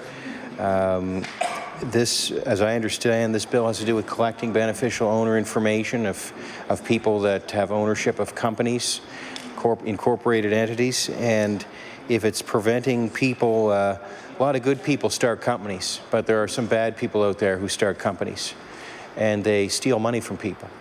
They steal money from the government. So if this bill helps to prevent tax evasion and money laundering and other illegal activity, we're fully supportive of that. Thank you, Mr. Speaker. Time to recognize the Honourable Minister of Service, Nova Scotia. It will be for second reading Bill number 226, the Companies Act. The Honourable Minister of Service, Nova Scotia. Thank you, Mr. Speaker, and I'd like to thank the members opposite for their support of this bill. As my colleagues did state, the amendments that we're making and that we're introducing today are put in as safeguards to prevent money laundering or illegal activities surrounding private and public businesses in Nova Scotia. We're following federal guidelines, working with our federal and territorial and provincial counterparts to make sure that moving forward, access to information on beneficial ownership is easily accessible for law enforcement and for tax purposes. I appreciate that we're going to have more consultation moving forward, and I look forward to hearing any comments from Law Amendments Committee. And with that, I close second reading of Bill number 226. Motion is for second reading of Bill number 226, the Companies Act. Would all those in favour of the motion please say aye. Contrary-minded, nay. The motion is carried. Bill number 226, an act to amend Chapter 81 of the Revised Statutes 1989, the Companies Act. Ordered that this bill be referred to the Committee on Law Amendments. The Honourable Government House Leader. Thank you, Mr. Speaker. Would you please call Bill number 228, the Housing Nova Scotia Act? We'll now call Bill number 228, the Housing Nova Scotia Act. The Honourable Minister of Housing, Nova Scotia. Mr. Speaker, it's a pleasure to rise and move second reading of Bill number 228, an act to amend the Housing Nova Scotia Act. Thank you. The Honourable Member for Sackville-Cobequid. Thank you, Mr. Speaker. Anytime we can come up with more tools in our tool chest to help provide affordable, sustainable, safe housing is a good day. This is one of those things where we expand the objects and powers of Housing Nova Scotia to include the provision of financial assistance directly to Housing Nova Scotia's clients. Looking forward to seeing the regulations. That's where we'll see, hopefully, a reflection in the budget and the estimates we're going through now. And if we can get that later, when we go through the estimates to see where it would be applicable to that bill, that would be very helpful. We have no questions over here, and the Progressive Conservative caucus members are supportive of this bill. Thank you, Mr. Speaker. The Honourable Member for Halifax Needham. Thank you, Mr. Speaker, and I too am glad to see that we are making some small step towards facilitating greater development of affordable housing. As we have spoken to many times in this legislature, there are many things that need to be done on this file. And certainly getting out of the way of municipalities taking some action on this is good sense. I would say that it's wholly inadequate given the challenge that we face, but I'll look forward to hearing more about this at Law Amendments. Time to recognize the Honourable Minister of Housing, Nova Scotia. Will be to close second reading of Bill number 228, the Housing Nova Scotia Act. The Honourable Minister of Housing. Thank you very much, Mr. Speaker, and I appreciate the comments from members opposite, and we'll move to close second reading of Motion Bill number is for 228. second reading of Bill number 228, the Housing Nova Scotia Act. Would all those in favour of the motion please say aye. Aye. Contrary-minded, nay. Motion is carried. Bill number 228, an act to amend Chapter 213 of the Revised Statutes 1989, the Housing Nova Scotia Act. Ordered that this bill be referred to the Committee on Law Amendments. The Honourable Government House Leader. Thank you, Mr. Speaker. Would you please call Bill number 230, the Municipal Government Act, an act to amend, and the Halifax Regional Municipality Charter? We'll now call Bill number 230, the Municipal Government Act, the Halifax Regional Municipality Charter. The Honourable Minister of Municipal Affairs. Thank you very much, Mr. Speaker. Again, I'm pleased to rise and move second reading of Bill number 230, an act to amend the Municipal Government Act and an act to amend the Halifax Regional Municipality Charter respecting ministerial approvals. Thank you very much, Mr. Speaker. The Honourable Member for Sackville-Cobequid. Thank you, Mr. Speaker. Thank you, Minister.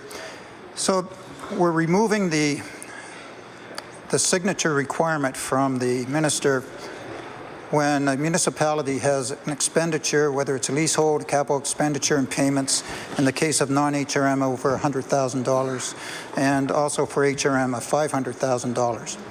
That's a good thing. The concern I had was associated with the auditability of that and to ensure that the monies were being correctly spent. However, I do know that municipalities do have their own audit procedures, and they'll be looking at this, and also too at a higher level, it could be captured in some particular audits that we do. So I'm not too concerned about that. We are not. And of course, the Clause 2 removes the approval of the Minister of Municipal Affairs and Housing, where another minister has a signature that's required too.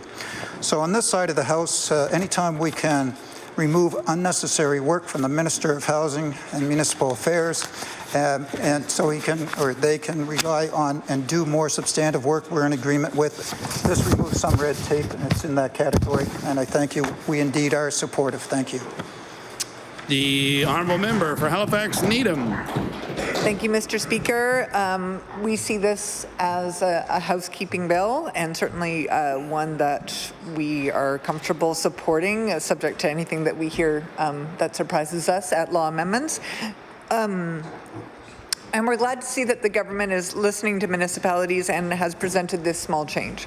However, we can't help but think of all the missed opportunities to address the many other changes that have been asked for by municipalities and, in many cases, by our caucus. Things such as inclusionary zoning, voting rights for permanent residents, local power over speed limits on local roads, and revisiting the municipal funding formula. So may this set a precedent of working collaboratively with municipalities across Nova Scotia, and in the meantime we will look forward to hearing from stakeholders at law amendments. I recognize the Honourable Minister of Municipal Affairs. It will be for second reading of Bill number 230, the Municipal Government Act, Halifax Regional Municipality Charter. The Honourable Minister of Municipal Affairs. Thank you, Mr. Speaker. And again, I appreciate the comments from members opposite. As the member for Sackville-Cobequid has pointed out, there's certainly an audit process in place by the municipal units for those practices that we are removing there, and certainly around the ministerial approvals, it is indeed a duplication, and it can slow things down. So this is making things more progressive as we move along here, Mr. Speaker. We constantly regardless of what people might think, we are constantly working with our municipal partners on many fronts, even though some members may not think that.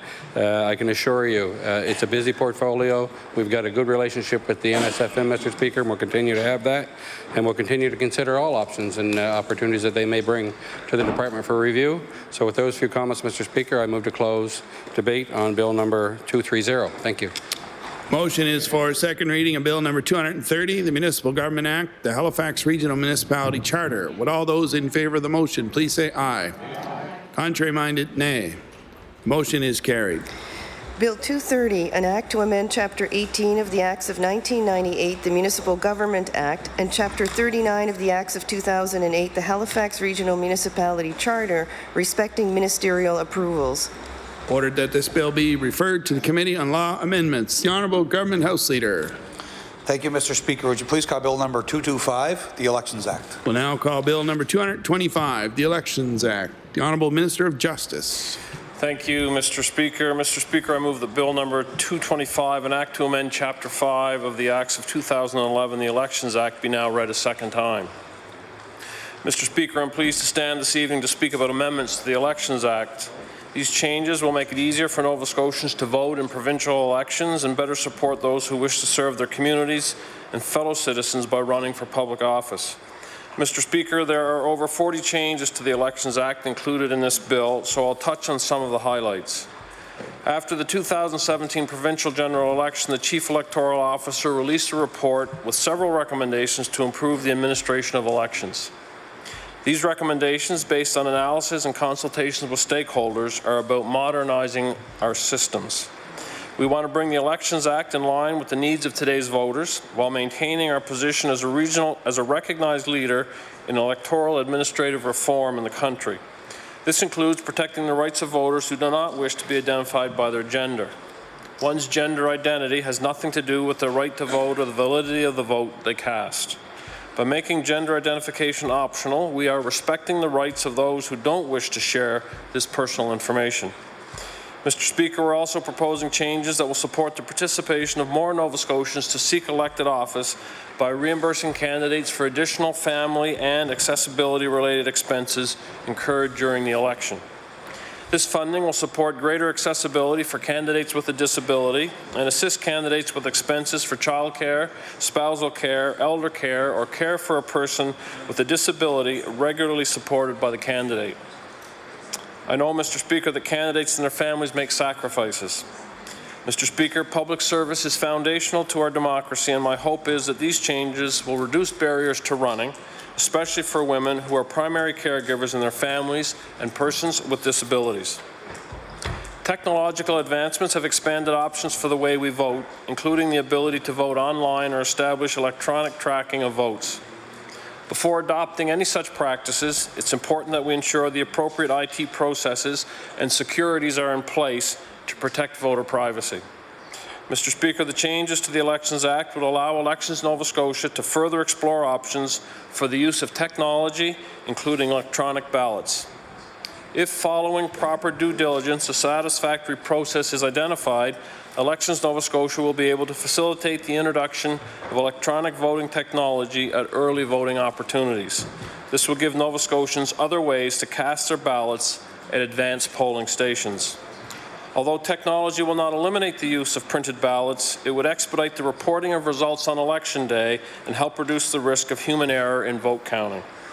Mr. Speaker, the amendments will also grant authority for Elections Nova Scotia to work with the Canadian Armed Forces on the potential future use of online voting for members who are stationed out of province. In the last provincial general election, only 10 of the 200 eligible members posted overseas who applied to vote actually cast their ballots. This was due in large part to the time it takes to reach them with vote-by-mail write-in ballots. The introduction of online voting will remove this barrier and better support Nova Scotians who serve in the armed forces. Those who serve in uniform make tremendous sacrifices to protect and defend our democracy, and these changes will strengthen their democratic right to vote while serving overseas. Mr. Speaker, we're also making changes to address the confusion that arises when a candidate withdraws or if a party rescinds their endorsement after the nomination close. Under the current legislation, the candidate's name and party still appear on the ballot. This is confusing for voters and results in an unnecessarily large number of rejected ballots. We're also making changes to better protect electoral information and improve accountability by requiring not only candidates but also registered parties to destroy their list of electors and to report having done so to the Chief Elections Officer. In fact, Mr. Speaker, these changes would also allow the Chief Elections Officer to impose fines if a candidate or registered party does not destroy their electoral list or if registered parties do not submit legislated financial reports. The Chief Electoral Officer can withhold funds owed to candidates or registered parties if fines are not paid. Mr. Speaker, the amendments will also eliminate the need for witnesses when counting votes, provided at least 2 elections officials are present at the count. This will improve efficiencies while maintaining the integrity of the counting procedure. Mr. Speaker, this is all part of our approach to support a more accessible, transparent, strong, and honourable democratic system that better serves Nova Scotians' needs and wishes of Nova Scotian voters. With those comments, Mr. Speaker, I look forward to the comments of my colleagues opposite. The Honourable House Leader for the Official Opposition. Mr. Speaker, many of these recommendations have been hanging around since 2017. Now that they've come to the legislature, maybe there's an election coming soon.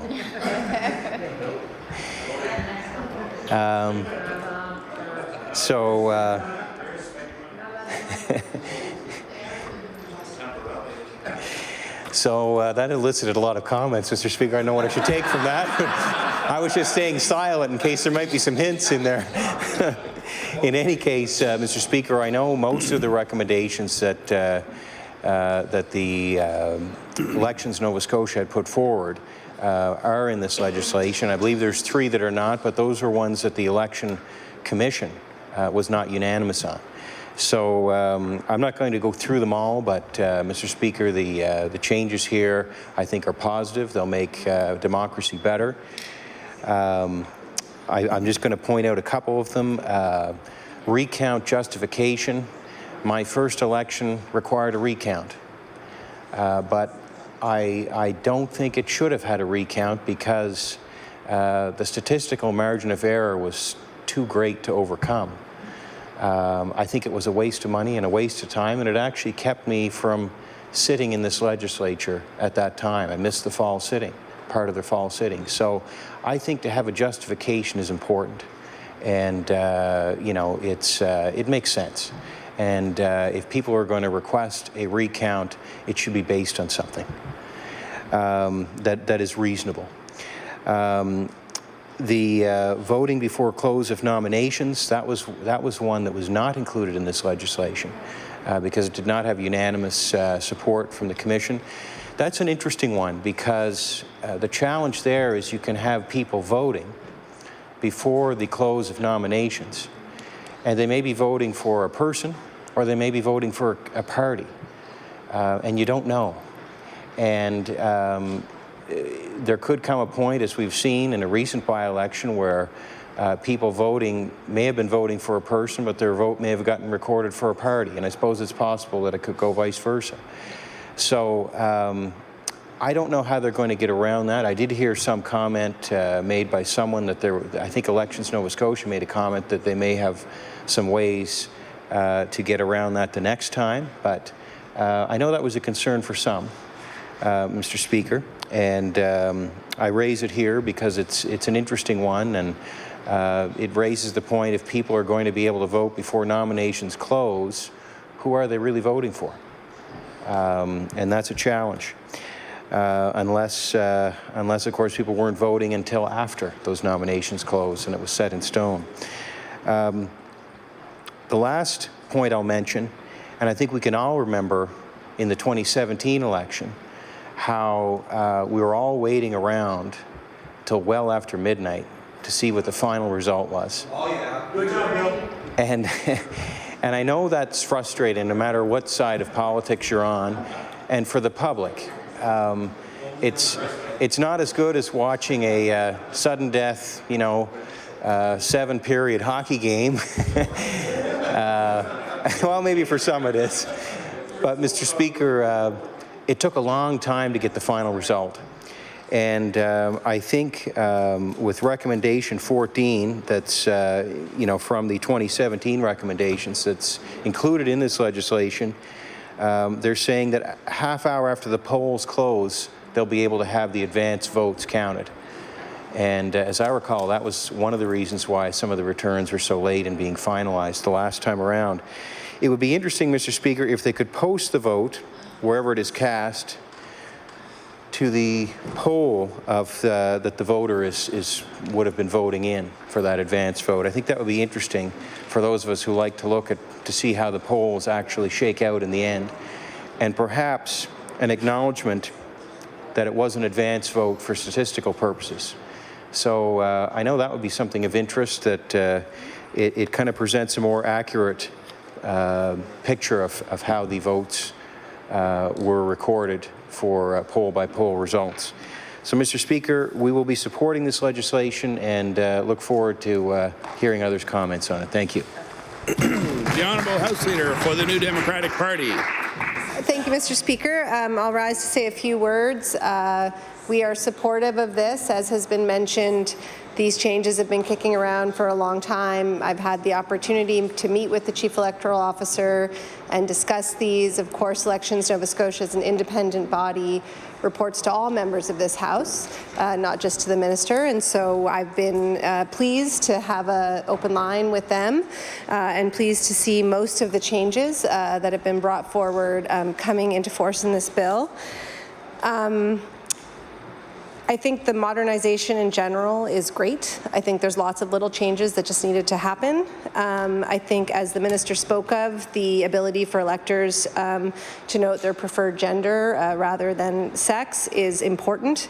And this is a positive change that we're seeing across legislation and that I think is going to be a meaningful change for many Nova Scotians. We're very pleased to see campaign expenses expanded to include elder care, child care, and accessibility. We have lots of questions about how that will be enacted, how that will be calculated, how that will be rebated at the federal level. It's a separate rebate. I don't know what that will look like, but we're certainly eager to see it. Perhaps we'll hear something at law amendments about how that might come forward and be codified. And I really like my colleague's suggestion that we could tie advance votes to a poll and mark them as advanced. I think statistically that would be a helpful thing in the political process as we move more and more to continuous polling and advance voting. That's likely something that may or may not have been discussed, but I think it's something that makes eminent sense. And as far as the advance votes, I confess that I actually fell asleep before my district was called. It was so early in the morning. And so I think that is a welcome change, that people will have more certainty over the outcome of the ballot that they cast earlier in the evening this time.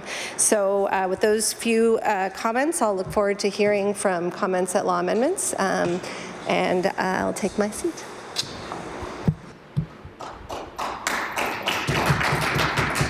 The honourable member for Cape Breton Richmond. Sorry, Barbara. Thank you, Mr. Speaker, and it's a pleasure to rise today to give a few words here on Bill 225, an act to amend the Elections Act. This bill, overall, I'm very supportive, obviously, of the modernization that is proposing. I think it's really important that in our democratic process that we obviously have an election that's as fair and as accessible and that's presented obviously to the voting public with as much integrity as possible. And I know Elections Nova Scotia does an extraordinary job in doing that. I too had the pleasure of being able to speak with the Chief Electoral Officer with regard to these changes, and also had a few questions myself about some things that are not reflected in some of the amendments that are in this bill. So, you know, overall, the support, as some of my colleagues have mentioned, with reimbursing families and those with accessibility issues, I think is wonderful. It opens up the possibility for more people to put their names forward to represent their constituencies, and again, that increases fairness and it increases inclusion. Also, I had some questions around, because I think when we see electronic voting or internet voting, you know, many people have concerned, obviously, around, you know, hacking issues or issues around making certain that nobody tampers, obviously, with votes between when they're cast and when they come in to be, you know, basically read or accounted for within the Elections Nova Scotia process. But as I understand, it's only open or going to be open right now to members, military members who are deployed. And obviously we want, again, to be able to give equal access to everyone, especially those who, you know, are away defending our country on our behalf.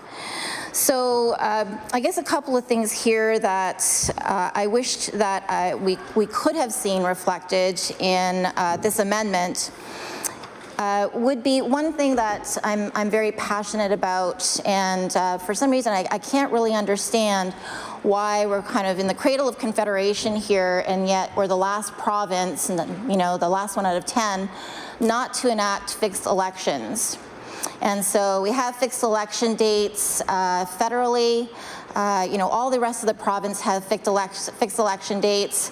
The Premier himself, I believe back in 2013, tabled legislation or tabled a bill to try and enact fixed election dates, so obviously he was supportive of it at the time. We have the NDP that are on record in support of fixed election dates, and we have the former leader of the Progressive Conservative Party who also tabled the identical legislation for fixed election dates, as did the Premier in 2016. So I'd have to ask, and I would ask the Minister if he could please comment, perhaps in a closing remarks, why, if the Premier himself, and we have the opposition parties on record and on board for fixed election dates why this legislation hasn't been enacted. And I know that it was a recommendation put forward by Elections Nova Scotia, and yet it seems to still be kind of tucked away, tucked aside. And again, you know, I'm very proud here in Nova Scotia that you know, we're in the middle, we're in the home place of where, you know, Confederation started, basically, and yet we're still standing off on making this legislation, putting this legislation through. So with the changes in the boundaries happening, we're going from 51 constituencies to 55. We need more chief electoral officers, obviously, to be put into place, or returning officers rather, to be put into place in these constituencies. There's a lot of work to be done. There's a lot of work to be done to prepare for a general election. These are really expensive. This is a really huge expense to the province. I think the last two elections, general elections, cost the province more than $9 million each, and the next general election is going to be approximately $12 million to this province. It's a huge price tag. So I believe that in fairness and wanting to be inclusive and wanting things to be as equitable as possible to the people that we serve, but also to all members in this House, in order for them to become prepared, and also all those people that may want to put their name forward to run in elections. I think it's really important to try and level the playing field, that we don't want to see the continuation, or I would not want to see the continuation, that it's just the majority government that's in power that gets to call basically the election. If we knew when an election was going to happen, we could all better prepare, and Elections Nova Scotia could better prepare as well. As I understand, they've pushed their election readiness date back to April 1st, 2021. So again, I guess, there's a couple of other things here too. The fixed election dates obviously is one. The other thing as well is, my member here from Inverness had mentioned, I think, about the close of nominations, and so the early voting that goes in prior to nominations closing. It seems to be kind of a gray area and a loophole here, and if we're looking at wanting to make certain that we do fairness and we have a system that has the highest integrity, I would hope that we would want to make certain that any votes that went towards a particular candidate while they were a member of a particular party is dealt with in the fairness way possible if that candidate is removed from, as a nominated candidate from that party just at the 11th hour before nominations close. So as I understand, of the 132 votes that had been cast up in Northside Westmount, there's like 97 that went to the party and 10 to the candidate.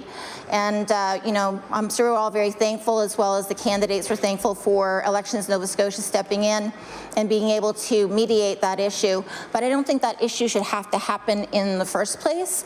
I believe that there's no reason why we can't wait for early voting to happen after nominations close, that when candidates go and they cast their ballot, they know exactly who it is and where it is that their votes are going to be going. The other aspect of this is that I'm sure most Nova Scotians are aware, and we're very aware in this House, that we've had a lot of our colleagues who have left either for illness or have gone on to put their name forward for federal nomination. Now, if somebody obviously leaves their post as an MLA for health reasons, my heart goes out to them. But MLAs that leave midterm or halfway through a term, we've made a commitment when we put our name on a ballot to be here and represent people. It's cost this province $1.2 million. It's $200,000 approximately per by-election. It's a huge amount of money to put a by-election on. And when you're looking at it, it's that, Elections Nova Scotia, they, I believe that they budget for at least one by-election a year, but we've had 6 of them this year alone. And, this could be kind of a blip in the system with so many people going on to federal politics. But again, should we be looking at that and seeing what can be done to assure that taxpayers aren't on the hook quite so much when a member decides to move on to either federal politics or another position of some sort? The other aspect, and it's the last one, would be I guess the last thing that I would want to say here is that, again, from all things considered, we want to make certain that taxpayers are protected as much as possible. We want to make 100% sure that Nova Scotians have equal access to be able to have their voice not only represented in this House, but obviously represented when they go to cast their ballots. I'd really appreciate if the minister would take in consideration some of the things that I've put forward here today, especially the fixed elections. And with that, I will take my seat and I look forward to who comes forward in law amendments. Thank you. The Honourable Member for Cole Harbour Eastern Passage.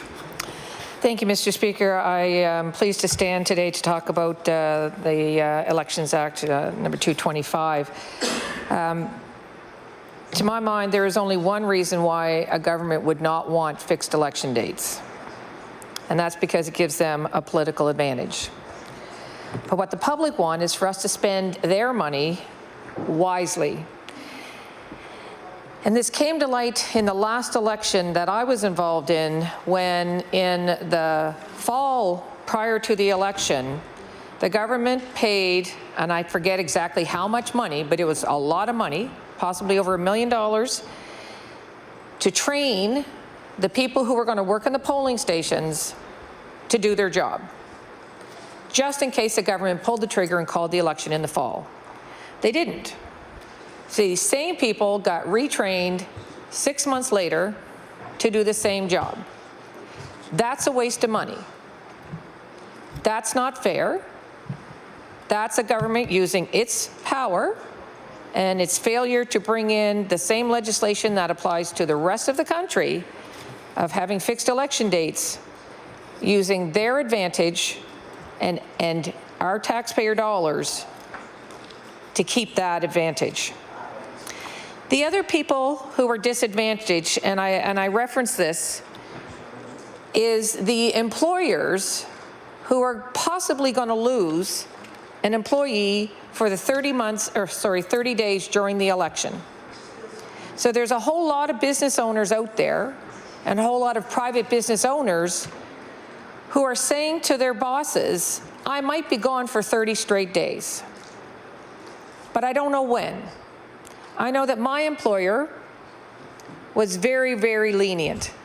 I was running a home care, physiotherapy, and OT company, and I had to say to them, I might be disappearing on you at a moment's notice. There are 20 people whose jobs depended on me doing my job, and now I'm putting their jobs at risk because I'm going to take off and they're not going to have anybody to replace me, because if I lost, I was coming back. That's not fair. We can do better if we have fixed election dates. There are also people who might be in the military who want to run in an election, and we have a huge military presence in Nova Scotia. But you can't run in an election while you're still an active member. You have to take a leave of absence. So you can imagine how happy the military is to have a member say, I might need a leave of absence. I might be in the middle of a deployment. Now you've messed up with somebody's possibility of promotion because they want the right to run in an election. We want the most diverse candidate pool possible. It will be a whole lot easier if there were fixed election dates in order for that to happen. The final group that we need to show respect for is the family that supports us while we are here. There are people who are literally holding off on pregnancies because there may be an election call. There are people who are holding off on vacations that they need for their mental health because there might be an election call. I personally get to miss out on a trip with my friends every year because we're, sitting in the legislature. That's my sacrifice. But the sacrifice of our family members needs to be accounted for too, because some of those family members are going to need to go back to work while we're taking a leave of absence from our jobs so that they can still pay the bills. Because if we want to support people who are less economically strong as some of the candidates who run, single women, people who have only one person at home who can look after the children, and they're going to need a babysitter the whole time they're out door knocking, we must do everything we can to make this election process as attractive as possible. So I will ask during the minister's comments that if he's not in favor of fixed election dates, he can explain to Nova Scotians why they spent that extra money to train people when they didn't really need it, just in case they pulled the trigger. And if he can explain to Nova Scotians why he is disadvantaging the business owners and the businesses who have to let go of somebody at the last minute, or perhaps he would be willing to amend his own legislation and to include fixed election dates. Thank you, Mr. Speaker. I recognize the Honourable Minister of Justice. It will be for second reading of Bill number 225, the Elections Act. The Honourable Minister of Justice. How much time do I have, Mr. Speaker? 30 seconds. Mr. Speaker, I thank my colleagues for their comments, and we will allow the legislative process to run its course, and I know these items will come up in law amendments and most likely third reading. But I would say this very quickly. Appreciate the comments from my colleagues, recognizing the work that Elections Nova Scotia has done in bringing these recommendations forward. Mr. Temporelli and his team have done a tremendous amount of work since the last election in their review of those election results and activities to advance the recommendations that they did. And I want to take this opportunity to thank them for that work, as well as my colleagues in Department of Justice who worked very close with Elections Nova Scotia in the preparation of the bill and the resulting discussions that landed us where we are today. I'm going to make one quick comment, Mr. Speaker, on fixed election dates, and this discourse can play out, dialogue can play out through the process, but quite frankly, Mr. Speaker, fixed election dates don't work. It's been seen where that they're not applied, Mr. Speaker. Nova Scotia doesn't have to be a follower, Mr. Speaker, just because every other province does this. We look at them, Mr. Speaker, we give it a good analysis, and quite frankly, there have been situations where fixed election dates are not adhered to. Mr. Speaker, around the extra cost to train, I thank my colleague for bringing that matter forward. That's been a topic of discussion, and she's quite right that in the past money has been expended to train, and that was the argument that we advanced, Mr. Speaker, in discussions in this legislature and outside this legislature around prudent fiscal management and the appropriation of funds to Elections Nova Scotia. So I want to thank my colleague for reinforcing the point that I have publicly taken in the past. Mr. Speaker, with those few comments, again, want to thank my colleagues for their comments and look forward to further dialogue through this legislative process. With those, Mr. Speaker, I rise to close debate on Bill 225, the Elections Act. Motion is for second reading of Bill number 225, the Elections Act. Would all those in favor of the motion please say aye. Aye. Contrary-minded, nay. Motion is carried. Bill number 225, an act to amend Chapter 5 of the Acts of 2011, the Elections Act. Ordered that this bill be referred to the Committee on Law Amendments. The Honourable Government House Leader. Thank you, Mr. Speaker. Would you please call Bill number 227, the Legal Aid Act? Would we now have Bill number 227, the Legal Aid Act. The Honourable Minister of Justice. Thank you, Mr. Speaker. Mr. Speaker, I move that Bill number 227, an act to amend Chapter 252 of the Revised Statutes 1989, the Legal Aid Act, be now read a second time. Mr. Speaker, I'm pleased to stand this evening to speak to amendments to the Legal Aid Act.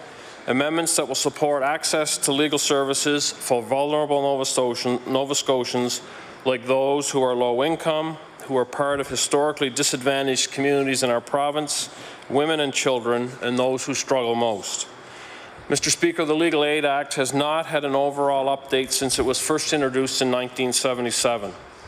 And we all know the value of legal aid services and the fact that they are evolving to be so much more than free legal representation to low-income Nova Scotians. Mr. Speaker, there is a growing realization, not only here but internationally, that legal aid services have enormous value, both socially and economically, that can extend beyond legal representation.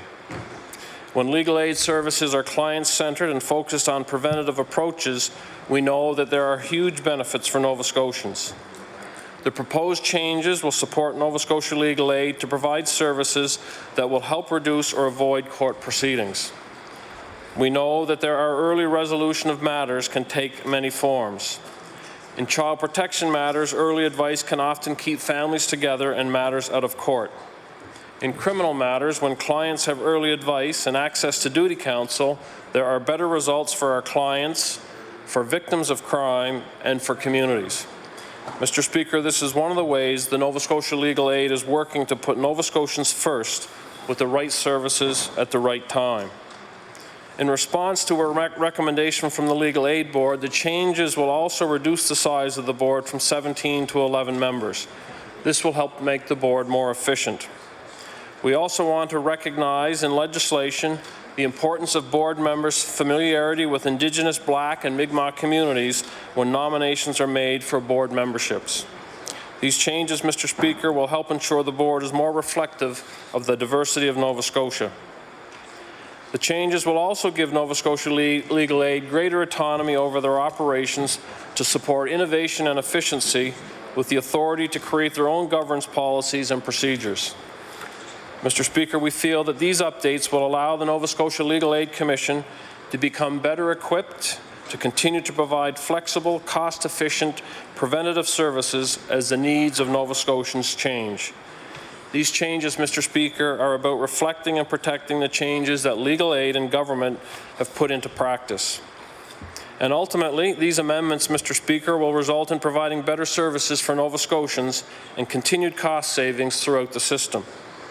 Our goal is for legal aid to be able to be responsive to the needs of people they serve now and into the future. These changes are about putting Nova Scotians first. Mr. Speaker, this is all part of our approach to improve access to justice for Nova Scotians, especially for our most vulnerable communities. And I look forward, Mr. Speaker, to hearing from my colleagues in opposition. The Honourable Member for Queens Shelburne. Thank you, Mr. Speaker. I'm pleased to rise to speak to Bill 227, the Legal Aid Act. Mr. Speaker, Nova Scotia Legal Aid offers invaluable services to Nova Scotians. Being involved in a situation where you need a lawyer can be very intimidating. But Nova Scotia Legal Aid is accessible and provides legal services to people facing a range of issues. I note the changes contained in Bill 227 are endorsed by the chair of the Nova Scotia Legal Aid Society. He has indicated these changes will improve access to justice for marginalized Nova Scotians. And anytime we can increase access to justice, it's a good thing, Mr. Speaker. The PC caucus supports the changes like the one in Bill supports changes like the one in Bill 227. We support innovation and modernization and that strengthen the Nova Scotia Legal Act. Thank you, Mr. Speaker. The Honourable House Leader for the New Democratic Party. Thank you, Mr. Speaker. As my colleague said, our caucus is also very supportive of the work done by Legal Aid. We've been happy to see the gradual expansion of responsibility of Legal Aid in the last few years in particular, particularly where it helps address access to justice issues, which we know are many. And in particular, the changes that are in this bill that help Legal Aid to address issues of income security and housing are very welcome, especially at this moment. We know that the work that these frontline providers, as with many, is becoming more complex and more difficult. And I think the more that we can make that work effective and support it, the better. And I think that this bill, as far as we've been able to see, does just that. So we're pleased to offer our support. We're happy to see the endorsement of Legal Aid. And the only one comment I would have is that I would hope that the funding offered to Legal Aid is commensurate with the additional responsibility that it continues to acquire as its scope expands. But with that, I will look forward to hearing the comments of folks at Law Amendments, and I'll take my seat. Fine to recognize the Honourable Minister of Justice. It will be for second reading of Bill number 227, the Legal Aid Act. The Honourable Minister of Justice. Thank you, Mr. Speaker. I want to take this opportunity to thank my colleagues for their comments.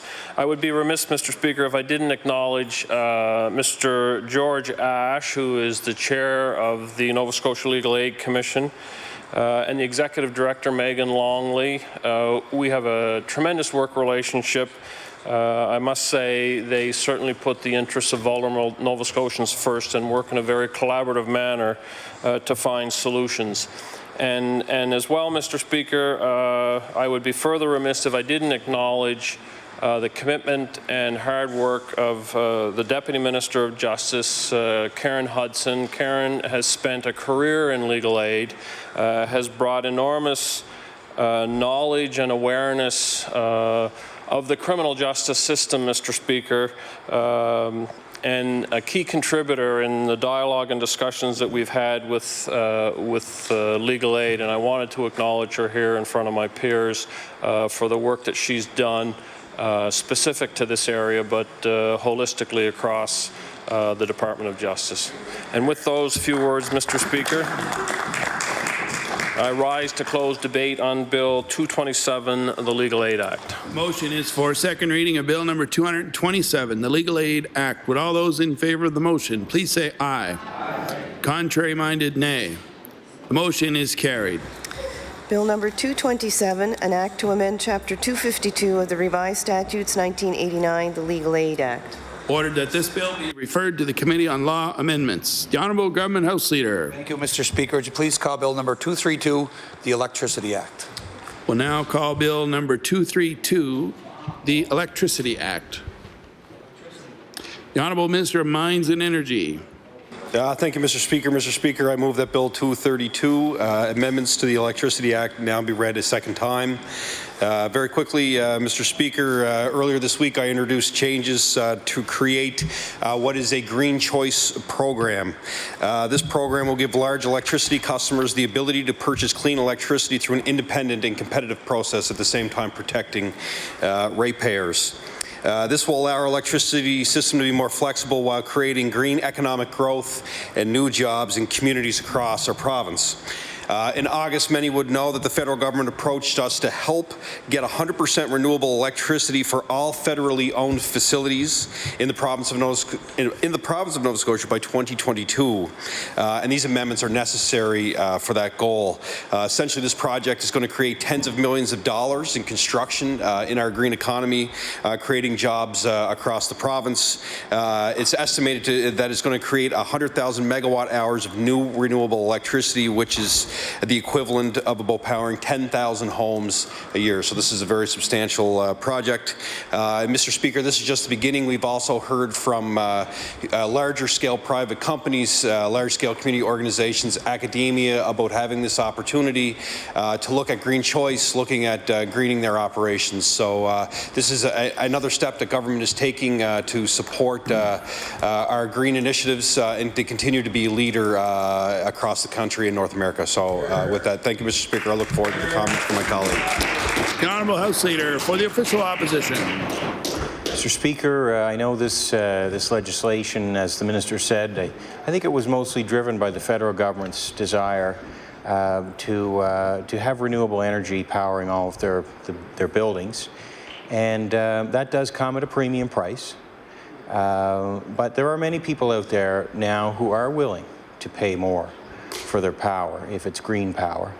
And, you know, if you can give them the option to do that, all things being equal, if it's not hurting somebody else, you know, I think that's a good thing. Let people choose. In this case, the federal government is choosing for taxpayers. I guess one could say that I don't know if it would be a popular vote, majority of Canadian taxpayers would support that, but they certainly won the last election in terms of seats. But that is one distinction I'd like to make, Mr. Speaker, that is the federal government is making that decision for people. On the day that of the announcement of this legislation, I believe the government mentioned something about large power users would have some ability as well. And I've been kind of exploring that, but I haven't really uncovered a lot in my research on what opportunities might lie ahead there, and maybe they're very in early stages of development. But that's something I'm keeping my eye on. Mr. Speaker, I guess the one caution and the one question I would ask, what is the impact of more renewable energy? And this is where I think it's important because there's a great popularity now to be supportive of the environment and to focus on renewable energy. But let's make sure that decisions that are being made by governments are ones that result in improvements and protection for the environment. And I'm going to raise a couple of questions here. And maybe there are things that the minister can address in future remarks. I wouldn't expect him to address them tonight. One thing I think about is, and I've toured Nova Scotia Power's operations facilities, and you can see how they were balancing. When the wind stops blowing, they've got to ramp up their power plants that are often burning coal in this province. And if you're going to, it's a delicate balance, because if you don't ramp up the plant quickly enough as the wind drops, you could have blackouts technically. That exists in some parts of the world where they probably don't have the infrastructure as advanced as we have here, but you get blackouts, and I know people would not want that. We know what it's like when we lose power for a few days here with the last hurricane, what was it? Hurricane Dorian, and how much angst that caused for people. I'm glad I forgot the name of it because I don't want to remember that one.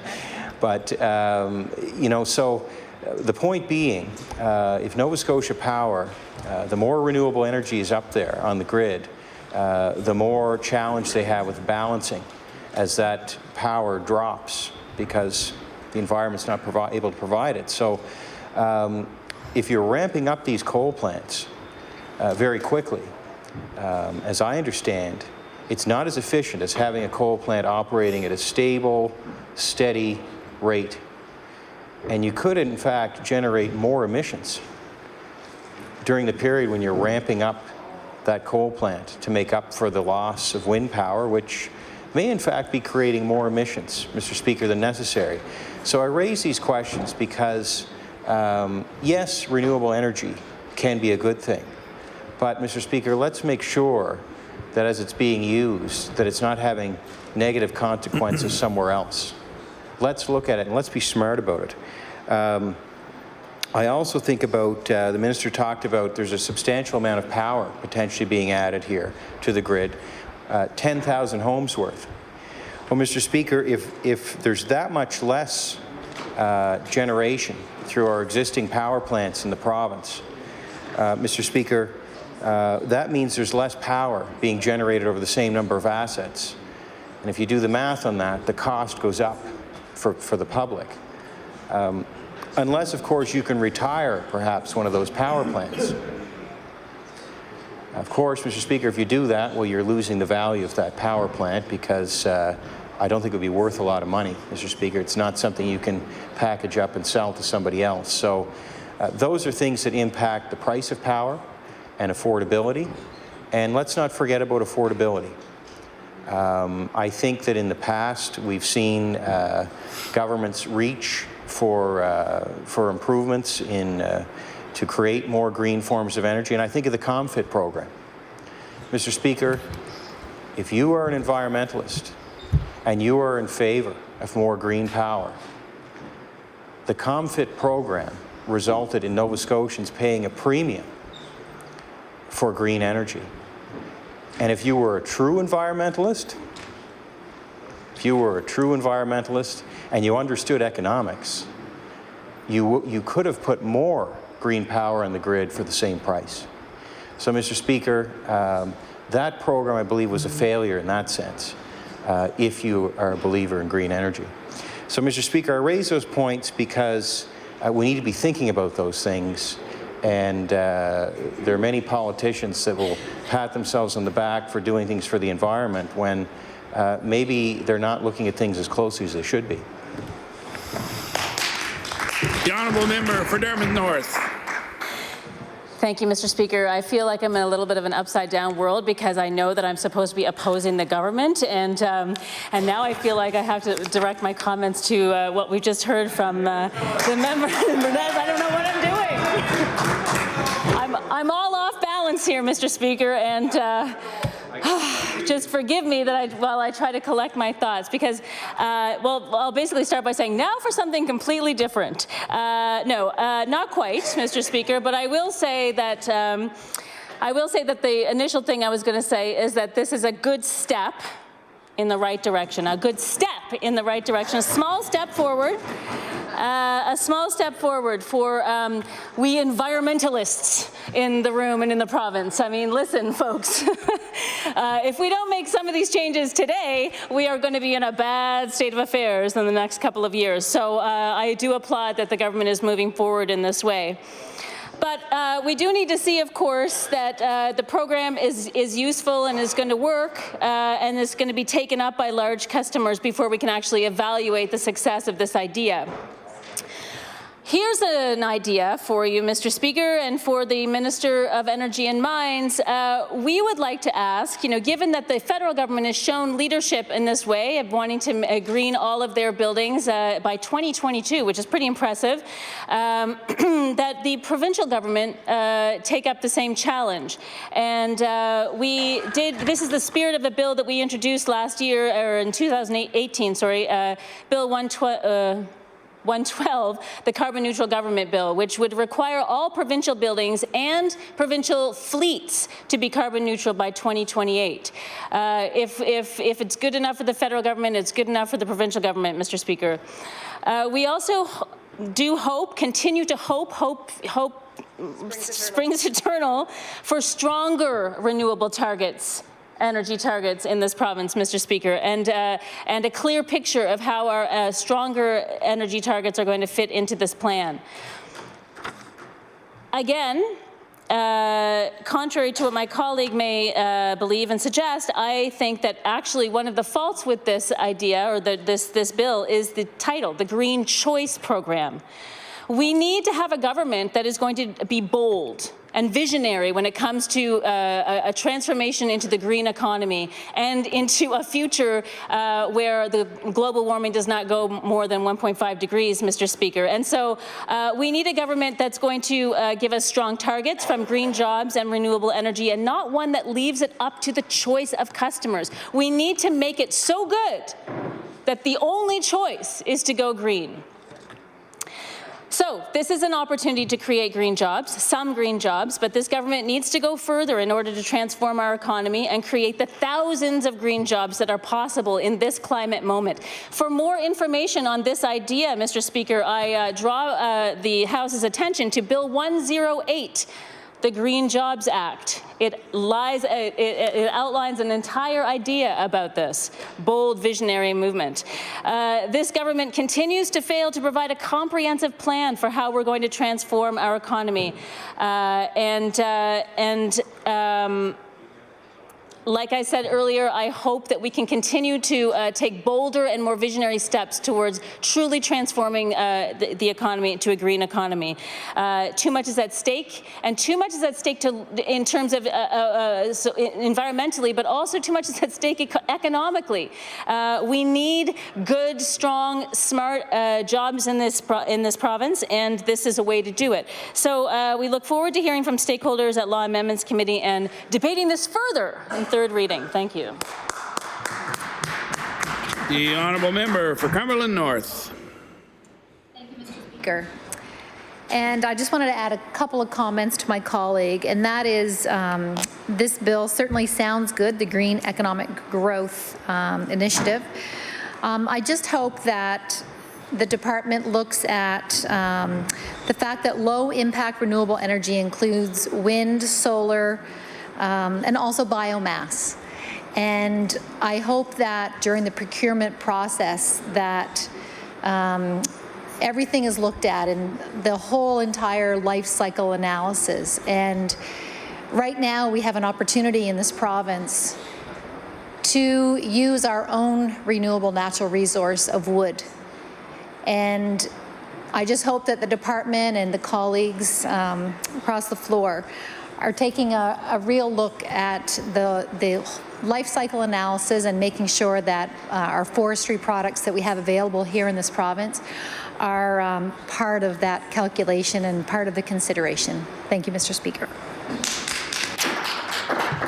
And I recognize the Honourable Minister of Mines and Energy. It will be for second reading of Bill number 232, the Electricity Act. The Honourable Minister of Energy and Mines. Thank you, Mr. Speaker. I really appreciate the comments from all of my colleagues. The member from Inverness had a number of questions. Happy to have that conversation in third reading. Maritime Link's coming online, so we're seeing a huge transition when that happens. I do agree with my colleagues from the NDP about a lot of their comments. I think that, but it's also a great opportunity for me too to say that so we've just been ranked in 2019 as the best solar program in Canada because of our efficiency, because of our installation costs and the program and the incentives. We're also just ranked #1 in our efficiency programs through Efficiency Canada, so we're ranked #1. And when it comes to the economy, this is the interesting piece. We are also now ranked #1 in Canada when it comes to workforce training in our efficiency industries. So this has been in the last year. So we're going to continue to push that. In regards to the idea around doing it for provincially owned buildings. So we've really been focusing on the overall grid for Nova Scotians to ensure that everybody can access the programs. That's why we expanded our efficiency programs. That's why we signed the deal with our 13 Mi'kmaq communities. We're retrofitting 2,400 homes. That's why we're looking at all these incentives, because we wanted to ensure that Nova Scotians could access as many programs as possible with the resources that were there. Really what this green choice is really taking a big leap into large-scale private sector companies who want to green their infrastructure, that have supply chains that want to do the same. So we're giving them that ability. It started with the federal government, but we didn't want to limit it to that. Once we got into the path of designing this, we said, why limit it here? We have universities that may want to do this. We have colleges that may want to do this. We have large-scale industrial companies that may want to do this, that we're talking to on a daily basis. So that's really where the green choice piece is. We will continue to look at every avenue as a province. First and foremost is starting with the Nova Scotians that need help the most when it comes to their energy bills. We're saving them $900 a year now on their bills on average. It's building new partnerships with communities across Nova Scotia so that if we can partner on larger scale projects, we're going to do that. And we're looking at electrification of our own fleets. We're looking at electrification of fleets with municipalities, solar projects, solar farms, etc. So we're doing all of that work. But this green choice really is going to create tens of millions of dollars in construction in communities across the province. province, the federal government want to do this. This is going to result in hundreds of jobs, and we need to capitalize on it. So I really appreciate everybody's comments. And with that, Mr. Speaker, I close second reading on Bill 232. Motion is for second reading of Bill number 232, the Electricity Act. Would all those in favor of the motion please say aye. Aye. Contrary-minded, nay. Motion is carried. Bill number 232, an act to amend Chapter 25 of the Acts of 2004, the Electricity Act. Ordered that this bill be referred to the Committee on Law Amendments. The Honourable Deputy Government House Leader. Thank you, Mr. Speaker. That concludes government business for today. I move that the House now do rise to meet again Friday, February 28th, between the hours of 9 a.m. and 5 p.m. Following daily routine and QP business will include the continuation of the Committee of the Whole House on Supply to deal with the budget estimates, and with time permitting, second reading of bills number 233 and 234.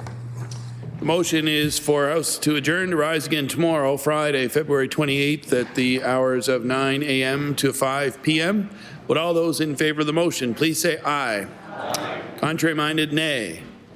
Motion is carried. The House now stands adjourned until tomorrow, February 28th at 9 a.m.